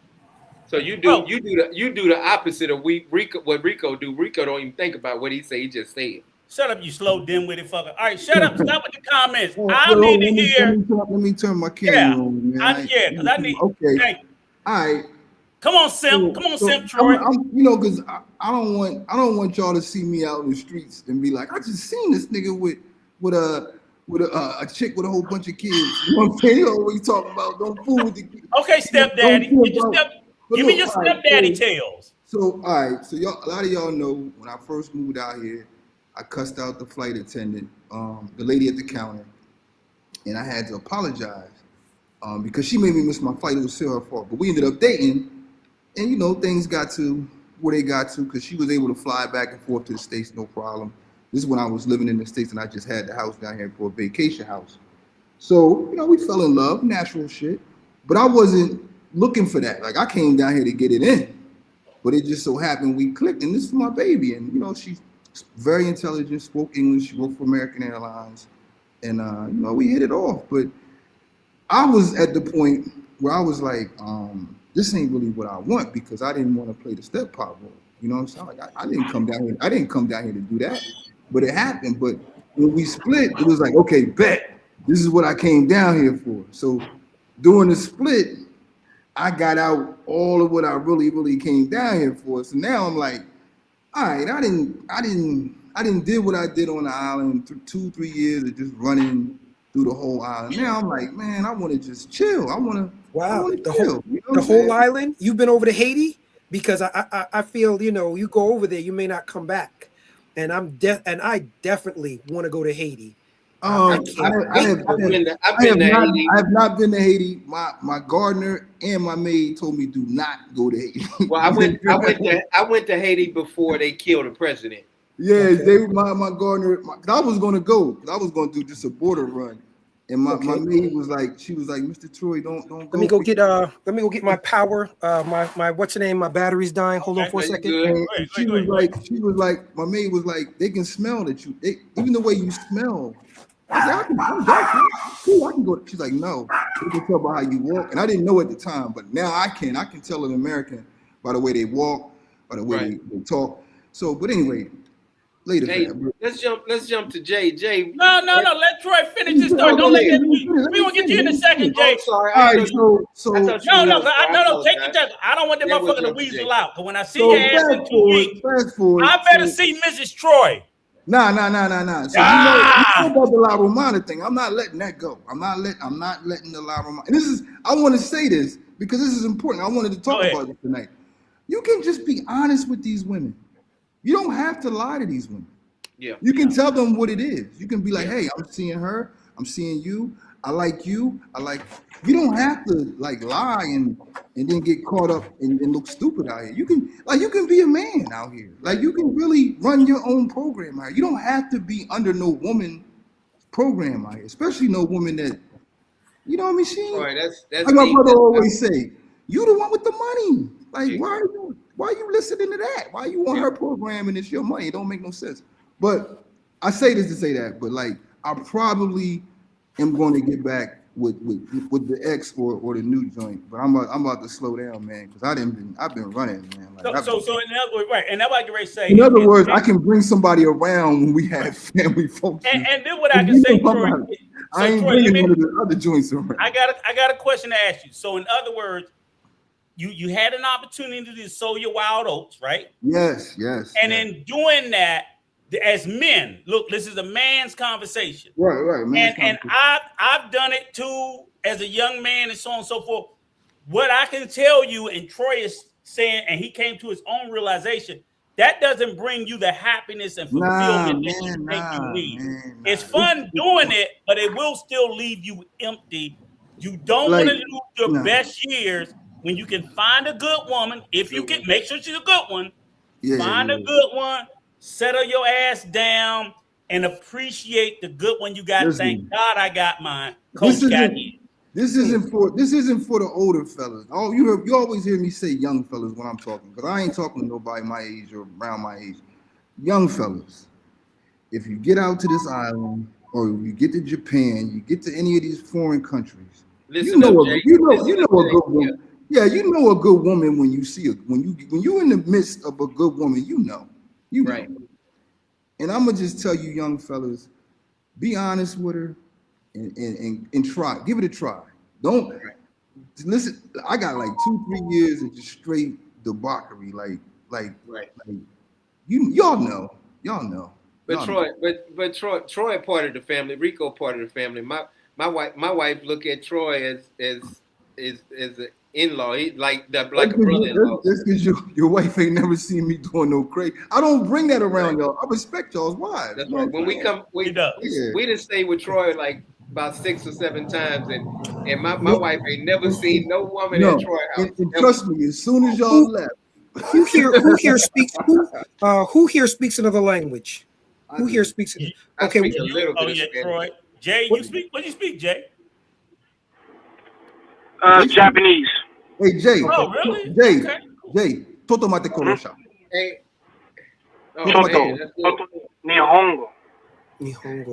Hey, I'm Mac all of them. Asian Jews. Okay. You know. Troy, hold on.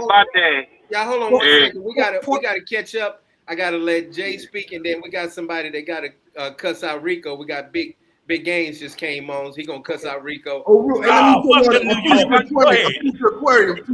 Okay. Let Jay talk. Go ahead, Jay. Hold on. Okay.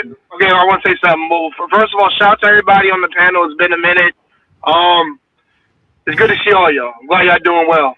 So I need brothers to be in good health and prioritizing themselves. That's number one. Number two, shout out to the Knicks who won the chip, and I'm just gonna say that it took y'all 53 years, but y'all cats did it against a weak ass Wemby. Cause I'm gonna roast that fool tonight with my boys before I go to training in Charlotte tomorrow. We're gonna do that, cause that's funny. But back to what all the cats were saying on here. Listen, I'm gonna tell you something about Asian women a little bit. What I'm gonna say real quick. First of all, if you come up with any facade, and like I said, they're gonna believe what they see the first time, and if you change up, it's your ass. Because they're like, these girls ain't stupid. They're actually smart. They're actually, one reason I want to get with one of them is because they actually are smart, and I don't like stupid people around me. So I need a woman with some brains. Keep it real with on that. But they will, like I said, the once they even get a sniff that you are not who you say you are, trust me, that relationship's done. I can promise you that. She won't look crazy. You look crazy to her people. So that's that's Thailand, that's Japan, and that's Korea. I got too many people, brothers in other places that have been getting back to me. I got a brother named Soul over there in Japan right now. That's telling me, hey man, be about your business, and also be honest, bro. That's it. And I'm this too. Also, if you be honest, like what Dre said earlier, like you'll be surprised at the results that you get. And it's about communicating. And it's about communicating effectively, bro. There's no reason. To me, I've always said this because I actually thought about this when I stopped lying when I was like about 12 or 13 to my parents. You know, that stops because you got a military dad, and my father's a retired policeman too as well. You can't do that. Yeah, trust me, you'll find the hell out of that. So it's like this: lying takes effort. Come with another lie, with another lie, with another lie. You gotta cover that up. And guess what? Telling the truth is just easier. Yes. It sucks for Hey, some yo. people, but I'll tell you that telling the truth is just easier. I'm sorry, Listen, man. Like, real quick, mm, I'm sorry, real quick. An older woman told me one time I was dating her. She said, you know, you'll get more cat if you just tell the truth. But you know what? In this day and age, a lot of people can't handle the truth. A lot of facts. individuals would rather you lie to them, would rather hear a nice lie than for you to tell them the truth and basically make them realize that they've been lied to by other people and you're the only one keeping it real. They Right, don't want to hear the right, truth. Many people don't want to right. hear the truth. Many people would rather you lie to them and tell them, no, your breath smells great. No, you're not that fat. No, you know what? You look Exactly. Don't bring it absolutely up at all. gorgeous. Right. Right. Instead of you No, telling no, them, no. instead of That's you telling them, terrible. instead of you telling them, listen here, okay, I don't know if you brushed or flossed today, but you know, here's some big red, you know, chew that, keep your distance, but you need to go home and check, you know, your hygiene or something like that. They don't want to hear that. They'd rather, especially in Asia, where this is saving face culture, where it's like, you know, I said it on plenty of interviews. You know what? You're right. I messed up. Yeah, you're right. You know what? I did this wrong. I've learned in my life that you know what, it's so much easier for me to learn something than for me to sit there and argue with you thinking that I know everything. Right. So as long as you sit there and tell me, you know what, you could have done this better, I'm going to analyze what he said, analyze if I could have done it better, and say, you know what, you're right. Why That's a should good I? one. Why should I sit there and say you're wrong for when there's always a better way to do something? My mother told me at the age of 13 years old, I don't have to worry about you. You know how to turn death into a fighting chance. I didn't even understand what she said. She said that to me again at 18 years old, and I knew exactly what she said. It was because of a certain pattern that I kept showing when I had problems, how I dealt with things, how easily my brain would just solve problems so fast. And my Right. mother was like, how did you figure that out? And I was like, I didn't focus on the problem. I just focused on the solution. So, hey, just like you said, Southeast said exactly. You can give a compliment lie, and they like you. You can manipulate people and lying to them. Hey, Yeah. we got games in here. Yeah, go ahead, Gaines. You up, Hey, brother? Gaines, real quick. What's the city look? I need to get it. Are you in the city right now? What's the city looking like right now? I don't go into I don't go into Manhattan. Ah. And is stubborn to adapt. So I don't go. Harlem is Manhattan, right? If I'm not There's someone here. They made a comment. Well, what's Harlem is Staten Manhattan. Island looking like? There's someone here. They made a comment. This guy isn't diversifying his approach and is stubborn to adapt. Which You one? see what I'm going to say? Okay. It says here, sheet good. I agree with you to a degree. I am stubborn, but I want to ask you this. Can Fred Flintstone fix the hyperdrive on the Millennium Falcon? Hell no. Can Fred Flintstone fix the hyperdrive on the Millennium Falcon? So No. if I try to teach a Thai No. person or a Dominican person, you know what? Here's a calculator. Mm-hmm.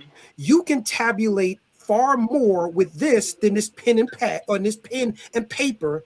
And they say, no, I want to write down this stuff, even if I make mistakes. And I'm saying, no, use this calculator. And they say, no. Why am I going to adapt to basically a Flintstone mentality when I'm already light years ahead? Mm-hmm. Why? Mhm. Why should I dumb myself down? Right. I spent almost $300,000 for my education, okay, in banking law and financing. Why should I dumb myself down? Why? No, nobody. Tell me that. That's true. That's a good point. Why should I dumb myself down? Why should I sit there and say, okay, you know what? This person, and see, I'm choosing my words carefully. Why should I basically say, okay, you know what? Hold on one second. Hold on one second, Coach. I know this nigga not trying to flex on us. Who? Put that picture back up, Troy. What you I thought talking there about? was a TV behind him. I told you I've been working on it. Put your camera back on. Okay, I hold thought on. that got was the- a fucking the, TV. That's that old funky ass fish tank Yeah, nigga. with them old nigga fish behind I you. told you, I ain't even got no fish in there yet. You got some I ain't fish in even got there? no fish in there yet. Oh, What you got in there? He probably got he got some old catfish. He got Rico. catfish. Whatever kind of ghetto ass fish out there. Nah, Cat, man. crappies. Nah, Got it's crappies, catfish. Gentlemen, He got some, I want to. I what's want them to, shit eaters at the bottom? Them eels or some shit. gentlemen. I want to Rico, man, you conclude. be Kevin. You would be Samuel Jackson's cousin. God damn. He got a nigga fish tank. But go ahead, brother. Gentlemen, Go ahead. I want to finish. Basically my experience in Oh, go ahead. I'm Thailand, sorry.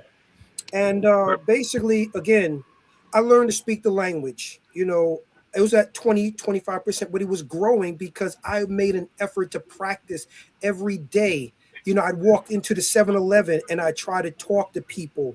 I would walk around and try to speak to people in Thai. And a lot of times, not every time, some people would say to me, I don't speak English. And I'm like, I'm not speaking to you in English. I'm speaking to you in Thai, which after a while, I started to get the impression that I'm speaking to you in Thai. You're saying like, you don't speak English. I started to feel like, okay, you know what? You really don't want to communicate with me because I'm not approaching you in English. I'm approaching you and I'm speaking to you in Thai and I'm making an effort to like communicate with you. And some would be receptacle and some would be afraid that this black guy, he stopped me, he's trying to talk to me. They actually felt uncomfortable. They showed me their energy and their body language would show me they were uncomfortable with a black guy approaching them, talking to them, trying to ask them questions, trying to basically gain some camaraderie and like try to be friends. And it was like they didn't want that. All they wanted was, okay, you're here to buy something, buy, and then leave. Right. Other than that, there was no like, oh, wow, you're an American. You can speak a little Thai. It may not be perfect, but you know what? I see you making an effort. You trying, right? Hey, how about what? After work, maybe we can meet, have some coffee. We can exchange phone numbers. You know what? Let's.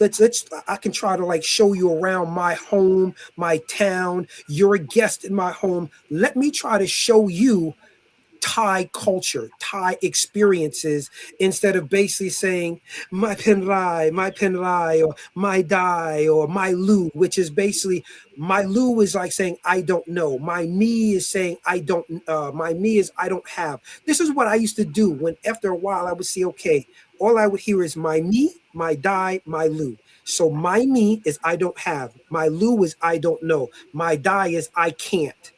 That's all I would hear. And I'm like, yo, what can you all do? What don't you have?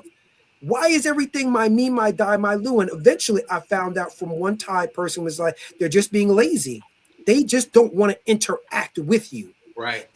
They're afraid, they're embarrassed. And I'm like, afraid of what? They're in their own country. What are you being afraid of me for? You're in your country. What is the purpose of being afraid of a foreigner asking you a question? It's just a culture. And I'm like, y'all not scared to talk to each other. Y'all not afraid to communicate with each other. So why are you afraid to communicate with me? This is where the frustration would come in so much, where I started to say, you know what?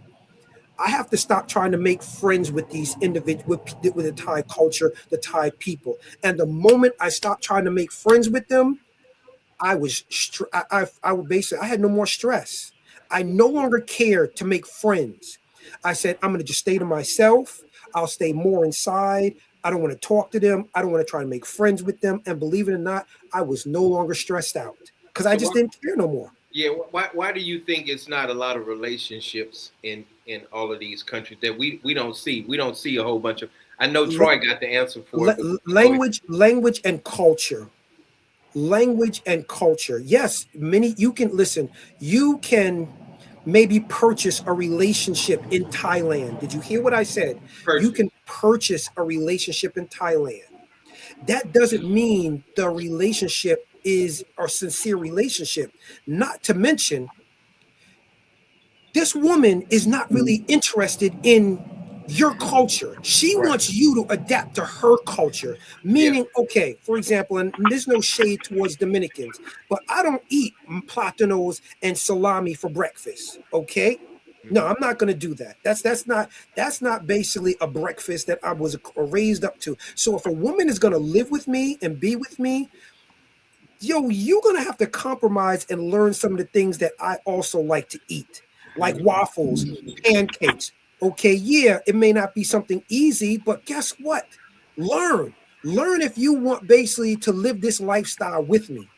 Stop being lazy. Stop saying, no puedo, no puedo. It's muy difícil. Everything Yeah, is muy right. difícil. No puedo, no puedo. Okay, but it's so easy for you to do this. But it's I'm just supposed to be happy to say, okay, yeah, here's a new iPhone. No, Right. but you know No. what? But that's the problem. That's the problem. Go ahead, Rico. Coach, because you fucking it up. The biggest issue is, and I say this, and I say it applies to all country, and I say the emphasis is on the people. If you're going to immigrate to any country, right? Everybody makes it about relationships, which is the problem. It's like relationship. It's like you like, oh well, why is there low relationships? I'm like, you niggas don't even have a lot of friends. You don't even have friendships, and you talk about relationships. So you want to go into a country and you want to say, oh well, I had 10 failed relationships. I'm like, you ain't had 10 good friendships either. So because people aren't being authentic and genuine with getting to know people. And I do, like, for me, going to the DR, I would say I don't need a relationship. I got a wife. So that's the least of my concern. That's why you be hating on everybody. Absolutely. But Rico, I'm saying, Rico, can I ask? No, Rico. How many times have you seen this? Remember, you're a guest in another country. Why aren't people rolling out whatever carpet it is? No.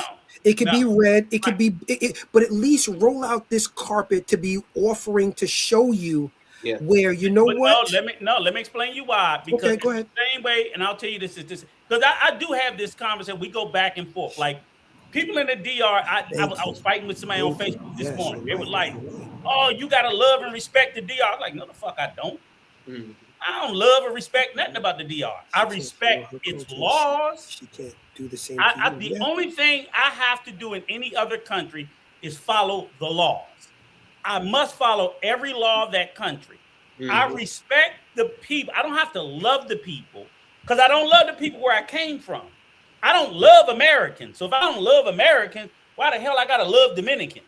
I don't love them. I respect them. It's like I'm cool. I love me, my individual family, my individual tribe.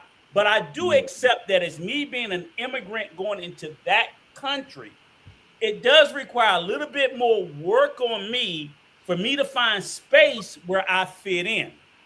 Okay? I would appreciate it, but I'm not expecting them to open a wide mountain of space to let me in so I feel comfortable, because I don't know if we do that in America. America does it the best of any country in the world because we are the most multi-ethnic country on the planet. Accepting. No, right. And accepting. That's the thing. We are the most. But typically, they'll so in the DR, they'll be like, you need to learn Spanish. I was like, why? They don't have to learn English when they come to America. I got family members been living in the country 30, 40 years, don't speak a lick of fucking English. And no one makes them, and no one tells them to get out and go out. And go back. I was real quick. I don't know if we get. I was sitting on this one. I was at the Kamado one time, and my mentor called me. And young fellas, I'm young fellas. I would not be where I'm at if I didn't have mentors. Seek out and find you a good mentor. All right, that's very important. Very important. So my mentor called me, and I'm at the Kamado, and he hear all the music and the beat. This is my first move out here. I'm all hype. He's like, what are you doing? I said, I'm at the Kamado. They playing dominoes. He said, I can hear it in the background. He said, yeah, you having a good time? I was like, yeah. He said, let me tell you something. You cannot hang out with poor people. He said, do not hang out with poor people. He said, that is dangerous for you. He said, they are not your peers. He said, they're not your peers. They're not your peers intellectually. They're not your peers financially. And they might not even be your peers spiritually. He said, you cannot hang out with them. And I was a little pissed when I was like, man, this bougie ass, he's my mentor. He's very established. I'm like, you all bougie and shit. No, fuck, get out of here. Right. But it took me not listening to him, doing what I want to do, And it took me a year or two to see how I started getting taken advantage of, how they started cheating me, how like cats that was supposed to be my friend. Like if you get, I would give people this. Here's a small example. I give somebody $20. Some of the store costs $15. They're not coming back with my change, and this is supposed to be my man's. Right. Supposed to be my man's. Yes, So sir. I learned the hard way. So when you get to these places, you need to seek out people that are your peers. It's not easy. It's not easy. Right, but It's we're not not saying Nothing worth having is easy. You know that. right, and we're not. I agree with you. I agree with you. But BA, Okay. I agree. it's not that it's easy, and I'm gonna let you in 1 second. But BA, it's not that because I agree. I struggle with it. I'm in the DR. Troy at least has the benefit that he speaks Spanglish. He speaks a little bit, right? I don't speak nothing, right? My That's wife funny. speaks fluently. Troy speaks Spanglish. I Yeah, speak for sure. zero. So literally, I learned this from Troy. What he just said, that lesson when he said about don't hang around poor people, I learned that from him. Because when I go to the island, I get fucked 7 ways sideways. I'm older. I speak not a lick of fucking Spanish. And when I be trying to befriend people, they play me to the left. And it took him to tell me, Rico, you can't be friends with these motherfuckers. They don't have what you got. My wife said that, and I just was like, I'm so stubborn about it. Yeah, he is. I'm getting used, and I get used all the fucking That's time. why your wife. That's why your wife like. That's why your wife like you hanging out with me because she know Yeah. I'm not going. I'm not going. And my wife hates it. She's from El Salvador. She don't play that shit, but I get fucked on I'm not everything. going. I'm not going. See, Like, in like, you can be places mad like at me. DR, I'm called a tigre because I'm gonna. Oh, huh? What'd you say? What? Huh? What? And then I'm waiting. I'm patiently waiting. I'm waiting for them to say something. When I go in now, I have to say, "¿Qué fue, loco? Repite que tú dices?" No. Dímelo. Hijo de su pinche madre. No, mama huevo. Dímelo. Porque la mayoría de la gente aquí crees que todos los americanos es estúpido. Tú crees que yo soy estúpido. No estoy estúpido. ¿Me entiendes? Now it's, oh my God, you've been listening to us all the time. Right. Right. Oh my God. But and you know what? Let me tell you. And you know why that is? Because there's probably been 50 Ricos came through there that they done fucked over. And I know I get fucked. I'll go home and give a receipt to my wife. She'd be like, "You so fucking stupid. Give it here." And I'm just like, You fool. You fool I out don't know here. no better. You But fool I out don't here. like to. I But don't we like all- to speak. We, I don't like we people all to been know I screwed speak over. We Spanish. all been screwed I up. don't like people to know I speak Portuguese. I don't like people to know I speak Italian because That's how Troy is. I want to hear what they got to say. Right. I want to I don't hear know. what they say honestly because I've heard some Dominican girls that I spoke to in English, never knew I could understand them, said some slick shit like this. Este choco loco quiere salir. No, coco loco. Este coco loco quiere salir conmigo. Ha ha ha ha ha. And I'm like, wow, she called me a nigger. Right. Yeah. Este coco loco means nigger. Coco loco, crazy nigger, crazy chocolate. Quiere salir conmigo. And I just looked at it and I just smiled. And when she said that, I said, "Oh, okay. Well, I'll speak to you later." And I walked off because I understood exactly what she said. Right. Right. But here's the whole point where I think with Troy's point makes sense, which is the one thing that has helped me the most. One thing I could see, I don't have to speak the language to know by looking at you, your ass ain't got what I got. Right. That's clear. So when Troy say you don't need to be hanging out with these poor motherfuckers, okay, I don't need to speak Spanish to look at your ass and see you ain't got what I got. I don't need to be fucking with you. You know what I'm gonna say? I always say, when you're in the States, do you see any rich Dominicans that come from the DR hanging out in the projects? No. No. No.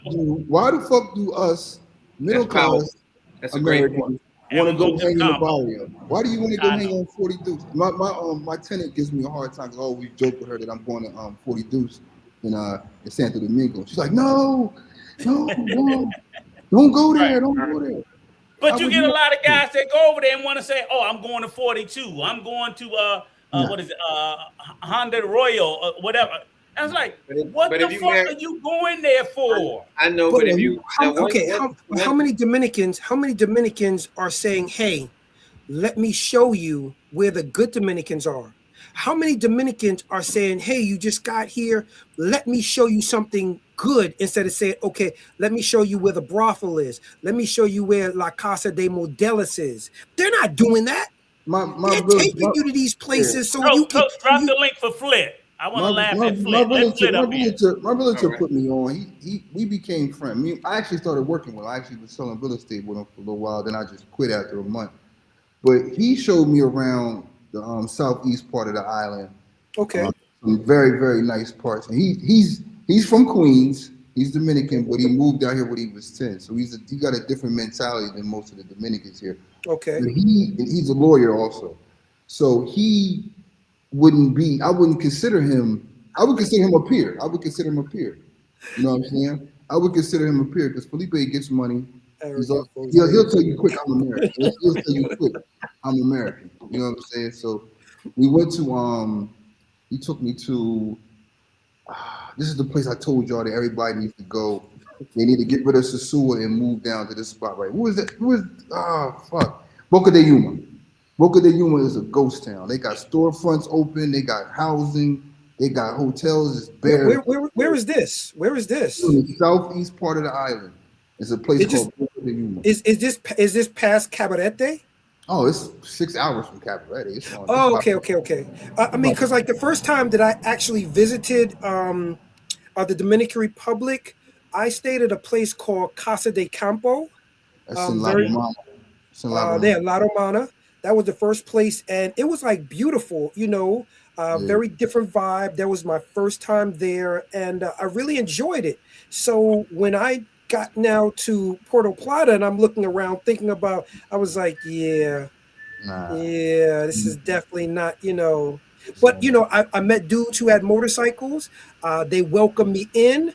They started to show me around. But I'm saying, as for a lot of Dominicans, they were not rolling out the red carpet saying, "Hey, let me show you this. Let me show you that." But BA, here's the thing though, because I've heard people. You know who I told you, the first person that told me this, and I didn't believe him, but I have to sit there and go back and say, okay, well maybe he's correct. Was the OG Troy.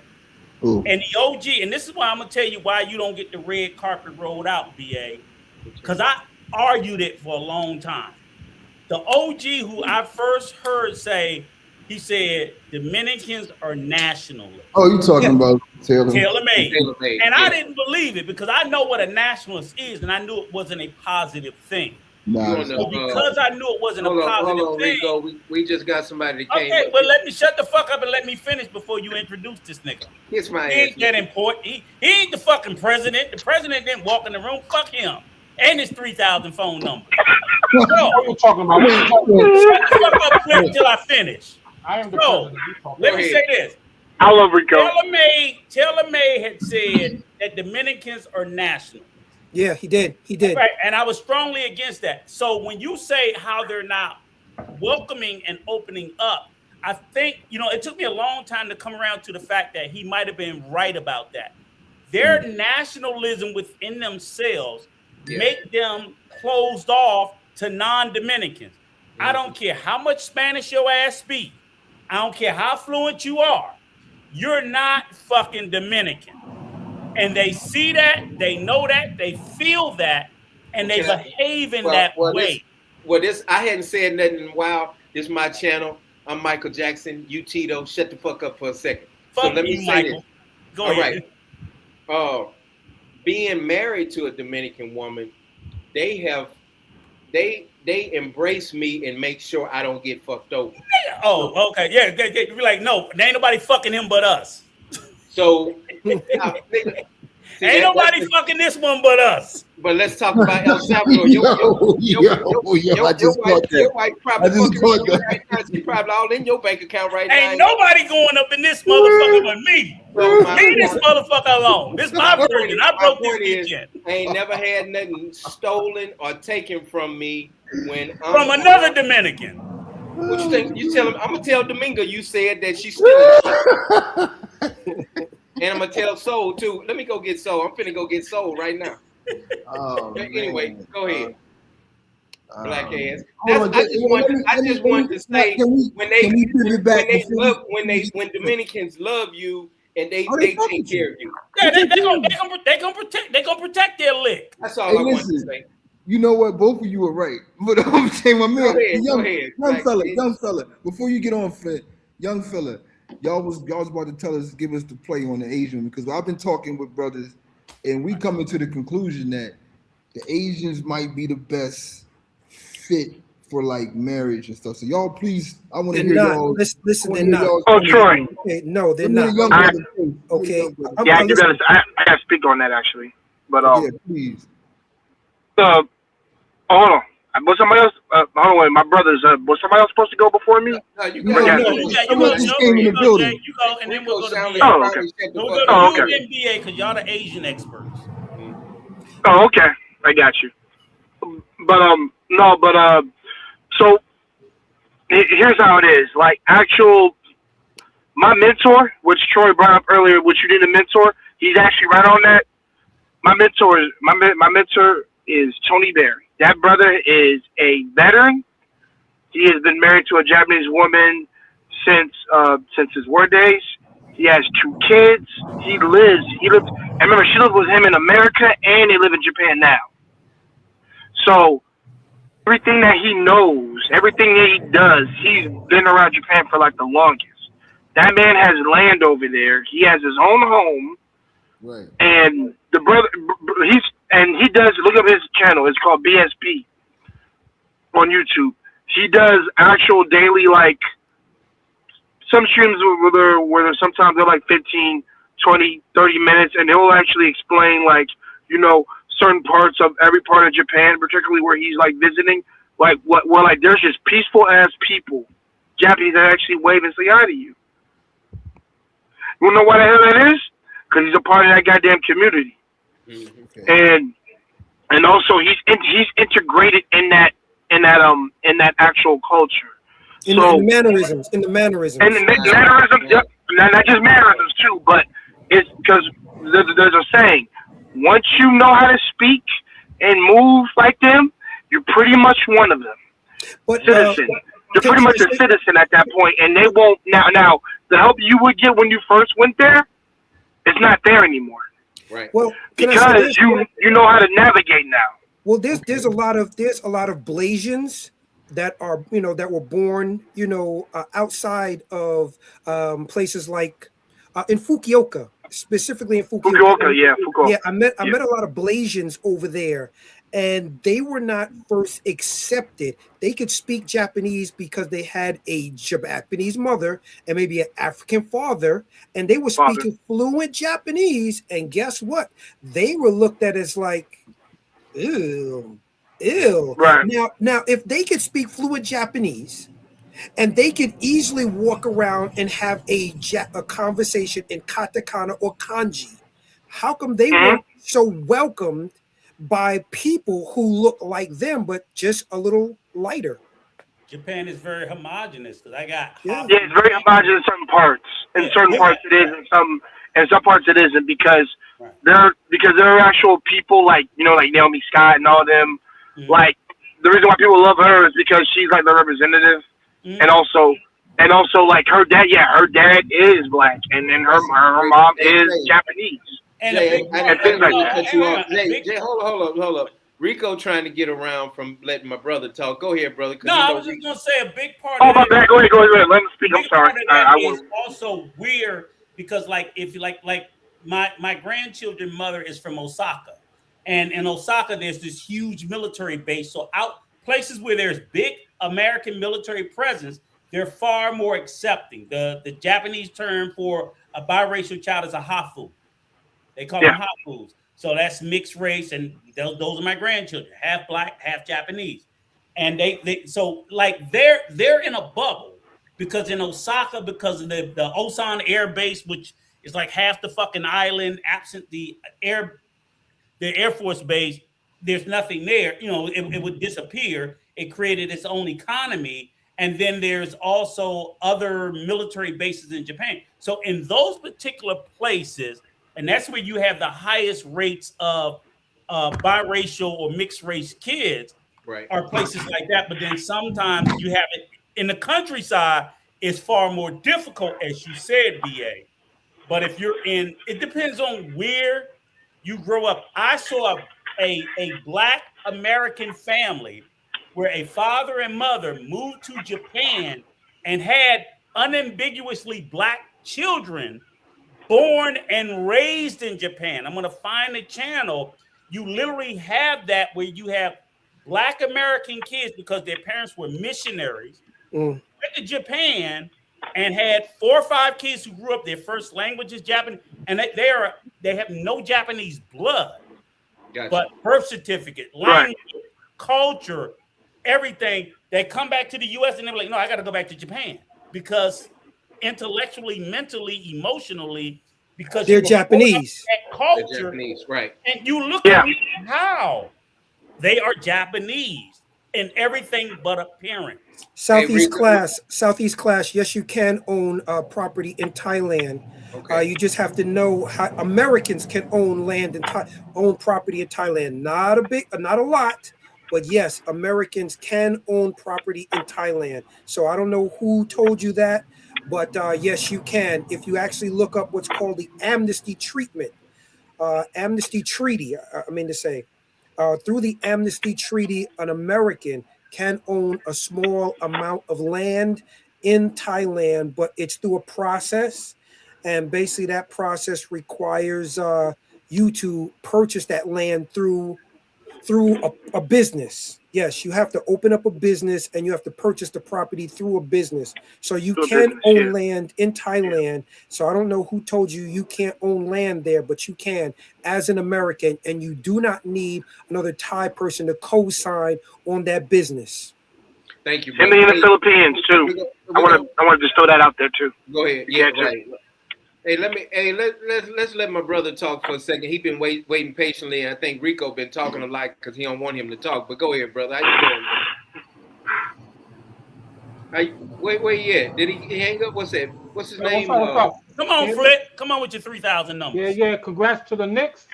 Lord, another fucking New Yorker. Fuck you. Long time coming. We got the best point guard in NBA right now. That's right. All right.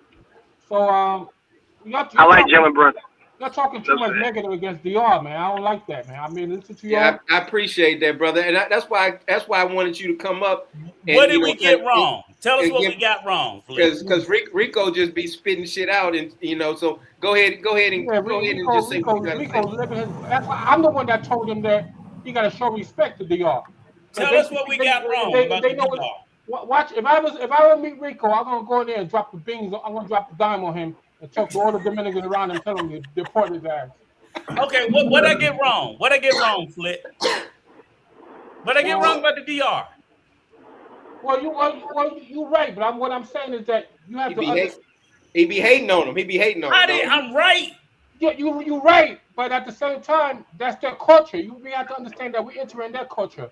So go ahead. They're not entering ours. We're entering theirs. So we got. But Flit, I said that. So do you agree with TaylorMade that they're nationalists?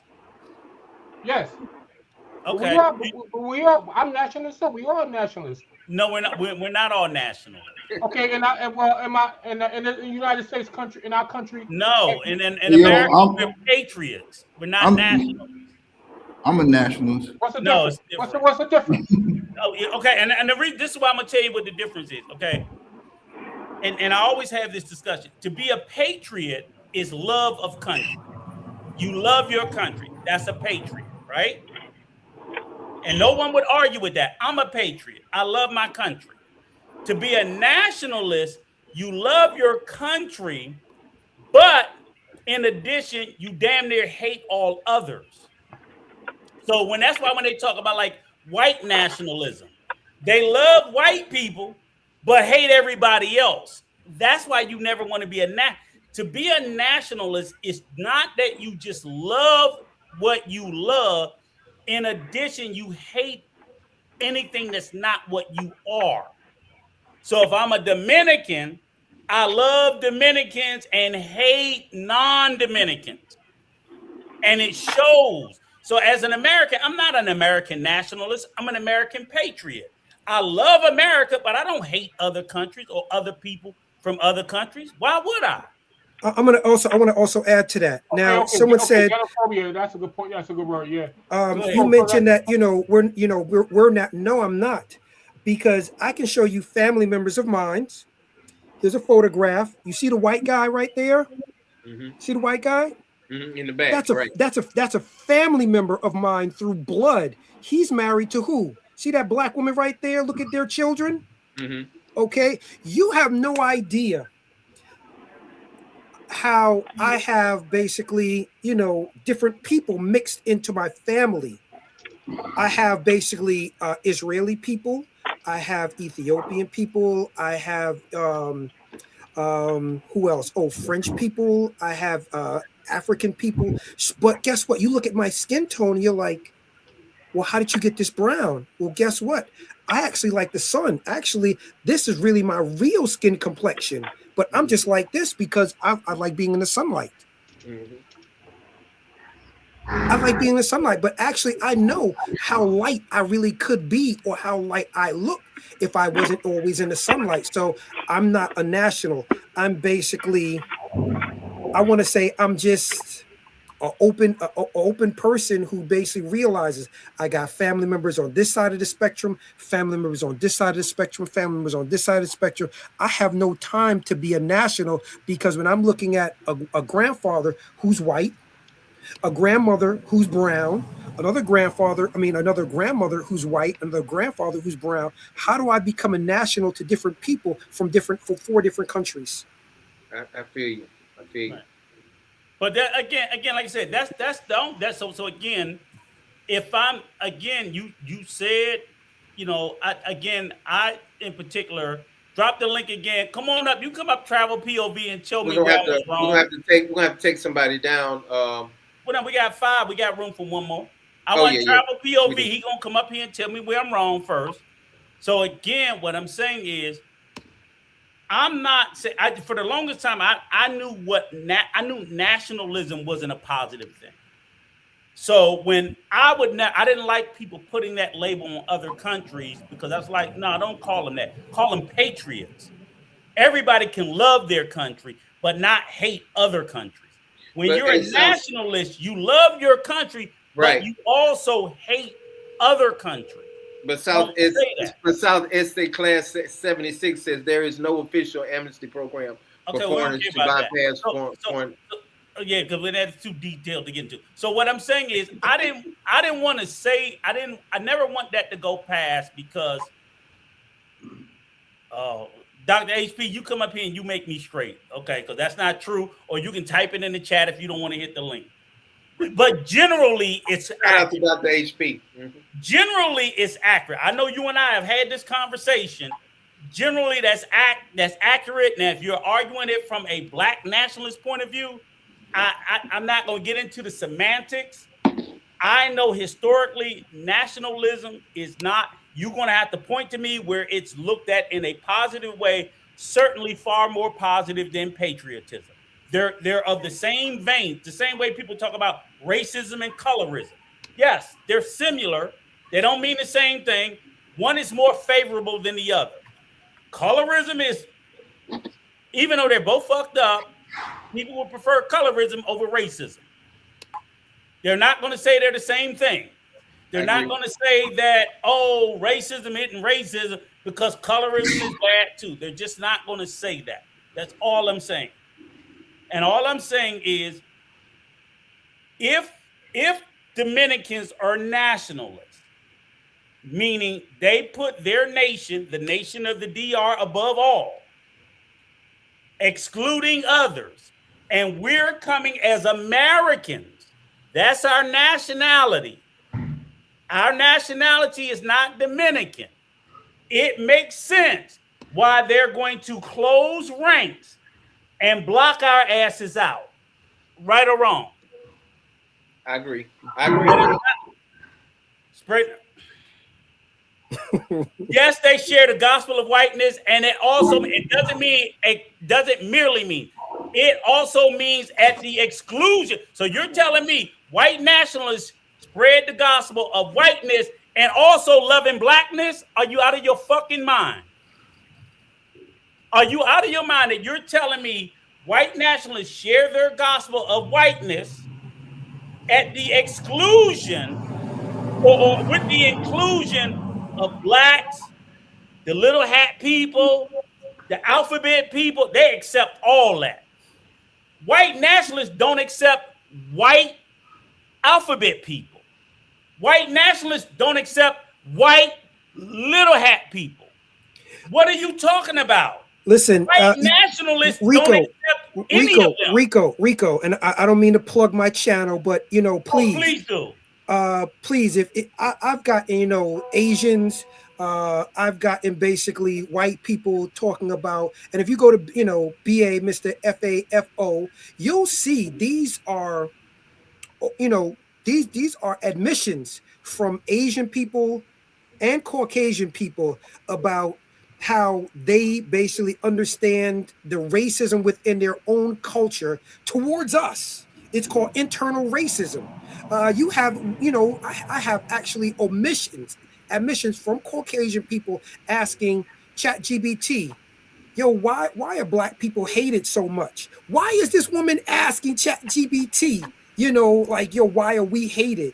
Why are basically people admitting? Please go to my channel. I have content. It's BA Mr. FAFO, and that's in caps with a ...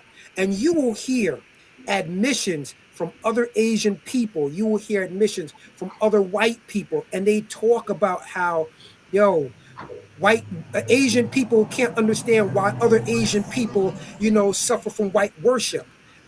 They can't understand how other Asian people feel this way towards other Asians, because guess what?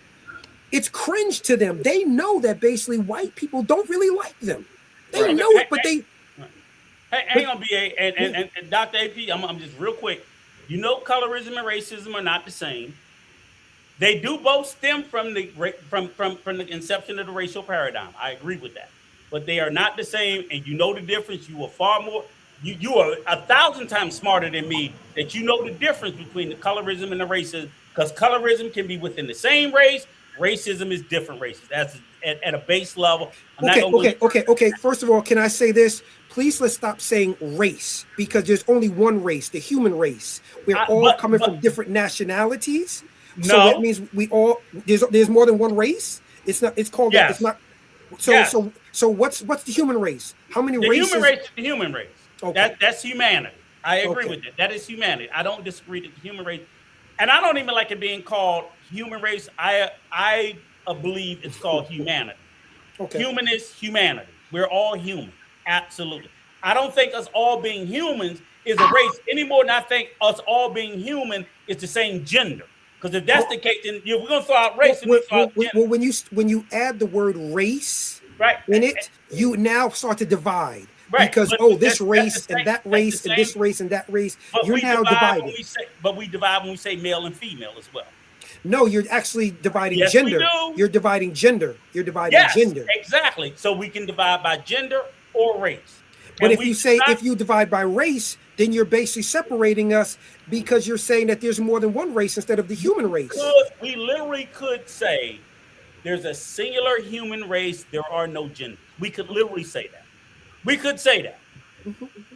Just because different parts go different places, we could say that. Okay, the reason why I bring this argument up is because of this. I was born in New York, so technically I'm a national of New York. You heard what I said, a national. Yes. Just like if you cross the Hudson, people from New Jersey, they're nationals of New Jersey. But what makes you a nationalist is your attitude, and that's what I'm getting to. No. It's not so much an attitude. It's not your location. It is not your geography. It is the attitude. It's not the geography, because again, you're basing it on geography, location. It's based on where I was born. Yes, which is a geography and a location. Yeah, let me put y'all on pause right quick, because travel with POV. Travel POV. POV, what's up, brother? My bad. POV. How y'all Floyd, doing? I don't jump into the race topic. no, So no, you good. y'all I have know that. you came. You just came to Okay, cuss, you good, cuss sir. Rico out. Go ahead, brother. Only thing I say on race is when you make it to a higher level, race seems to be about the lower class, not the higher class. I like that. Um, so to me, race holds you Also back. not So true, when but go you ahead. when you sit there and complain about your race and complain about this, oh the white man did this to me when you did this, that's just holding you back. I want to see us succeed and stop fighting about race. Just But get you didn't over come it. up here to talk And about race. then when you actually face the racism, then that's when we talk. But when you don't try and when you don't do anything because the white man held you back and you have no evidence of that, that's the problem we have. Okay, time out. All right. POV. No. Hold on. Stop. Go ahead and read. You came up here to tell me what I got wrong. That's what I want to hear. Yes. All right. So I had to defend my boy coach over Come here. on. I appreciate it, brother. And Come on. I love Come y'all. on. I'm You know, listening. I watch y'all. I've been watching y'all for years. Okay. I was Troy's like one person who watched them all the time. Okay. So if he remembers Rick James, that was me. That's my man. Right. You just changed it up. Right. Go ahead. Yeah, I end up getting my own channel, so Right. now you see my channel. Rico don't watch my channel because No, you I don't. don't have all that debauchery and stuff in there. So. I don't watch manga channels, but go ahead. All right, so the problem I have with it, you guys were over there talking about in the beginning about speaking the language and all that other stuff. Coach is a prime example of a person who doesn't even speak the language, and he fell in love and he got the person he wants. A lot of times, y'all, we over here complain about this. I see dudes who are happy. Yeah.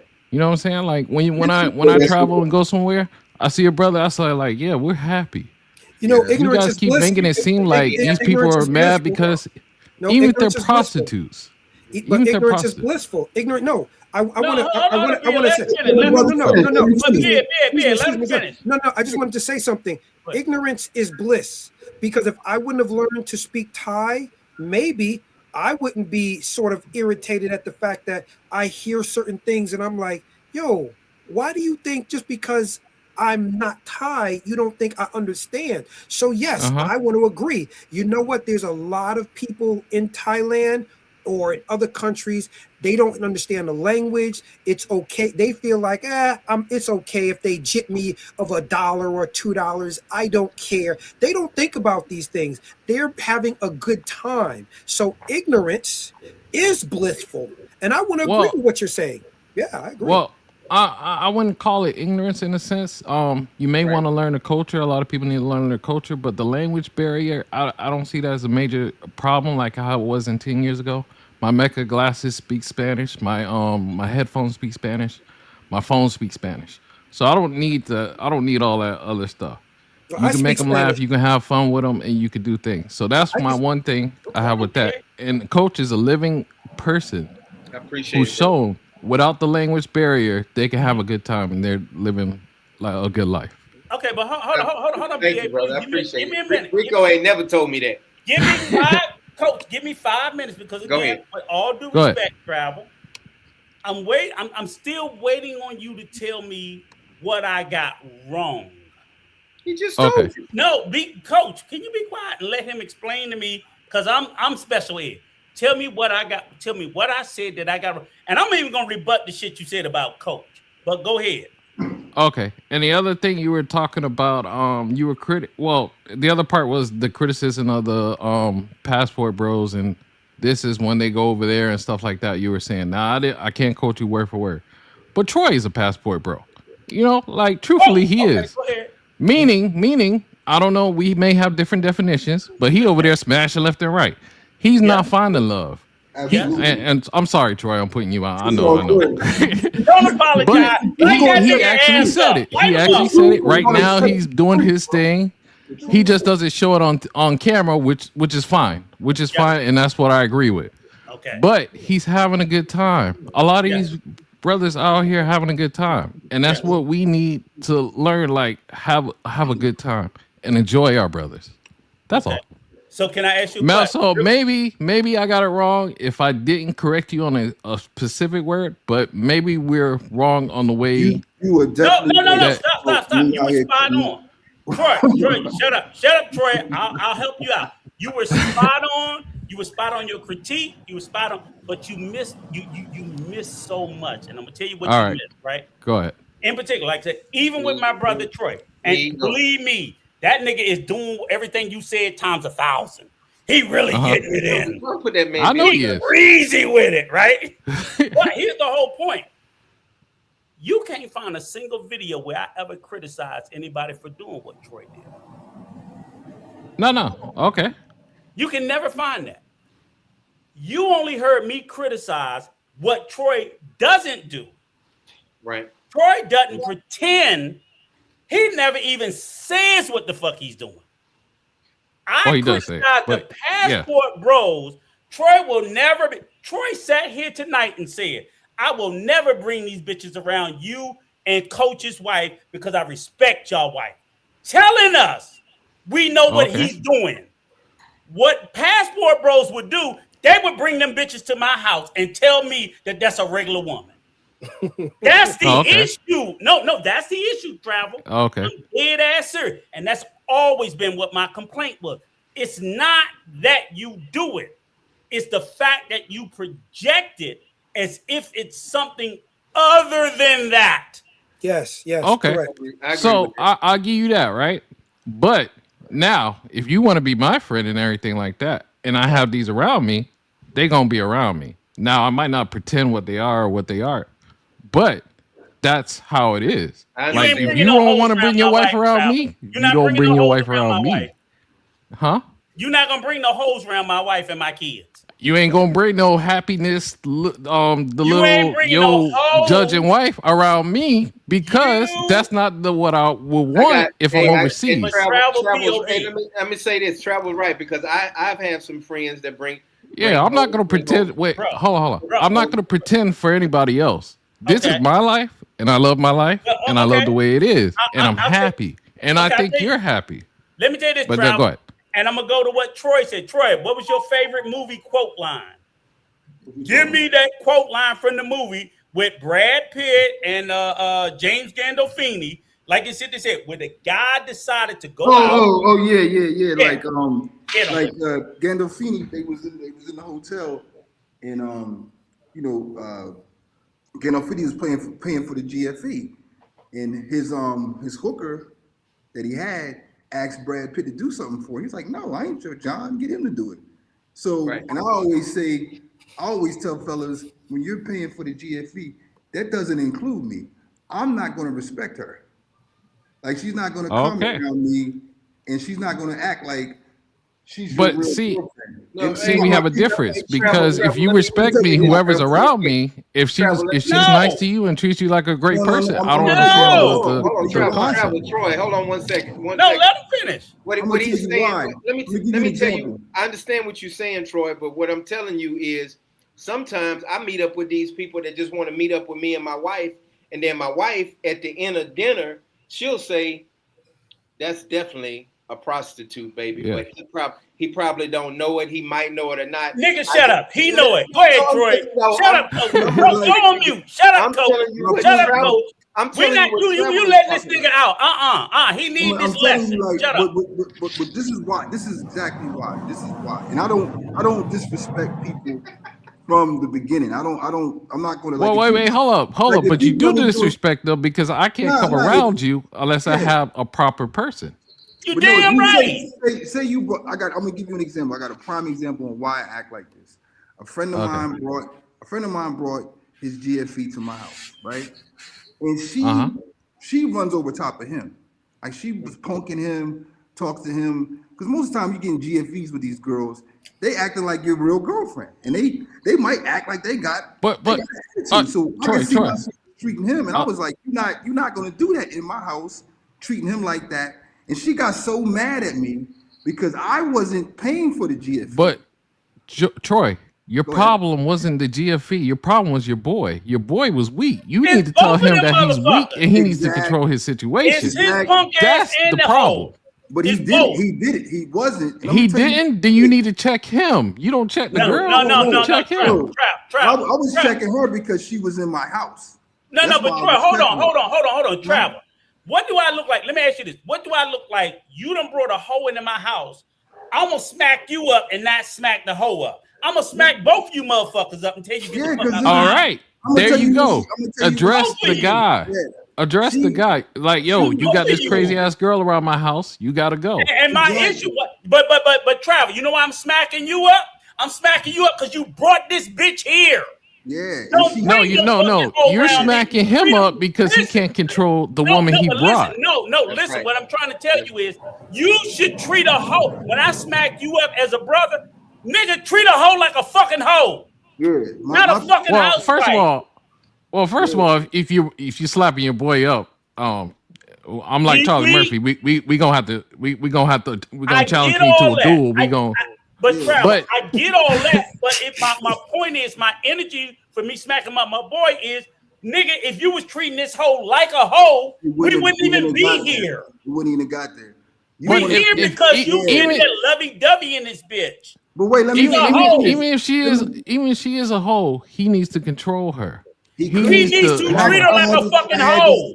I had to step He can treat her wherever he wants to, as long as he respects Troy's house. Now, as long as Troy's house is respected, and you respect my guests. If not, don't invite us over. Yo, guests. Let me finish though. This is exactly. I'm glad you said that. She wanted to smoke cigarettes in my house.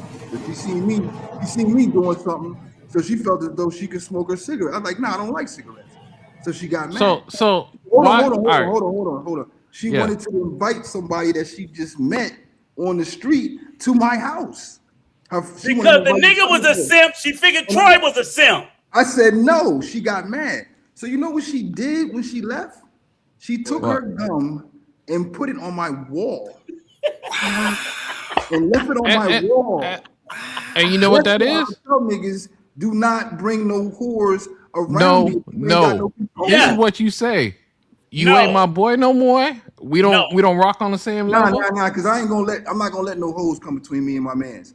I checked him. Something wrong with your man. It's your man. It's not the hoe. It's the man. He was so gone. Listen. He was so gone up her ass. He defended her and said, "How do you know she did that?" I said, "Nigga, don't nobody come to my house." And y'all simp for these hoes. Okay. Y'all over here simping for these hoes. Hello, everyone. Rico, we kind of agree. There's a comment here. There's a comment here in the section. Get rid of his boy. He needs to get rid of his boy. Excuse me, everyone. There's a comment here. It's good women in DR just got to put boots on the ground. Also have social awareness. Now, I was there for 2 years. I was single. And so when you say there are good women, I'm not disagreeing with you, but the good women don't want the good men. They want chicos who basically treat them like, a prostitute, or use them and then abuse them. And then they want you as the second option. Why is it that I can't be the first option? Right. So yes, you're right. There are good women there. The problem is they don't want the good options that are in front of them. They want the bad option, and then they want option number 2 and 3 after they've screwed up their life. That's not true. Hold on. That's not true. That's not true. Listen. Hold on. That's not true. Okay, hold on. Okay, I'm just simply saying this. Another fucking New Yorker. Another New Yorker. Okay. Good morning, Rico. During my 2 years there, not one time John? my 2 years there was I ever introduced by another Dominican to a very beautiful, intelligent, educated, smart, articulate Dominican. Not one time while I was there for 2 years. Okay? Articulate. Okay, what's articulate? Okay, meaning somebody who was trying to learn some English, interested in improving their communication. So now you in her country and she got to learn your language. Yo puedo hablar español muy bien. Yo puedo hablar español muy bien. Todo bien. You in her country. No me importa. You yelling. Why you yelling? Why you yelling? No me importa. Why are you yelling? Listen, we're not in the Dominican Republic. My point is, what you saying makes no sense. What you're saying makes no sense. Okay. Come on, stop. Movie ain't. All right. What do you want me to say? The point is, nací en Nueva York. Nací en Nueva York. Listen, I'm not going to yell with you like this since high school. My point is, I listen to you. My point is, go ahead. Nací en Nueva York. No. Calm down. We're just having fun. I'm not arguing with you. Right. Okay. Yeah, tranquilo. But what you saying makes no sense. Hold on. Okay, yeah, I said. But what you said, no, listen. Okay, go ahead. Let's reset the room real quick. Nah, but what he's saying makes no sense. Okay. I was listening the whole time. I've been listening the whole time. Agent Government, what up, my nigga? Let me make sense to you. What up? I'm just saying. I'm not even like that. So why you not yelling? So why you not yelling? Easy. Now he's yelling. No. He's yelling. He's now yelling. Go ahead, BA, and then Easy, you next. Don't nobody say shit. Easy right after BA. And make it quick, BA. Go ahead. No problem. Okay, so he says it doesn't make sense to him. Why doesn't it make sense to you? And then I will speak. I want to ask him that. I want to give him the floor. Why doesn't it make sense to you?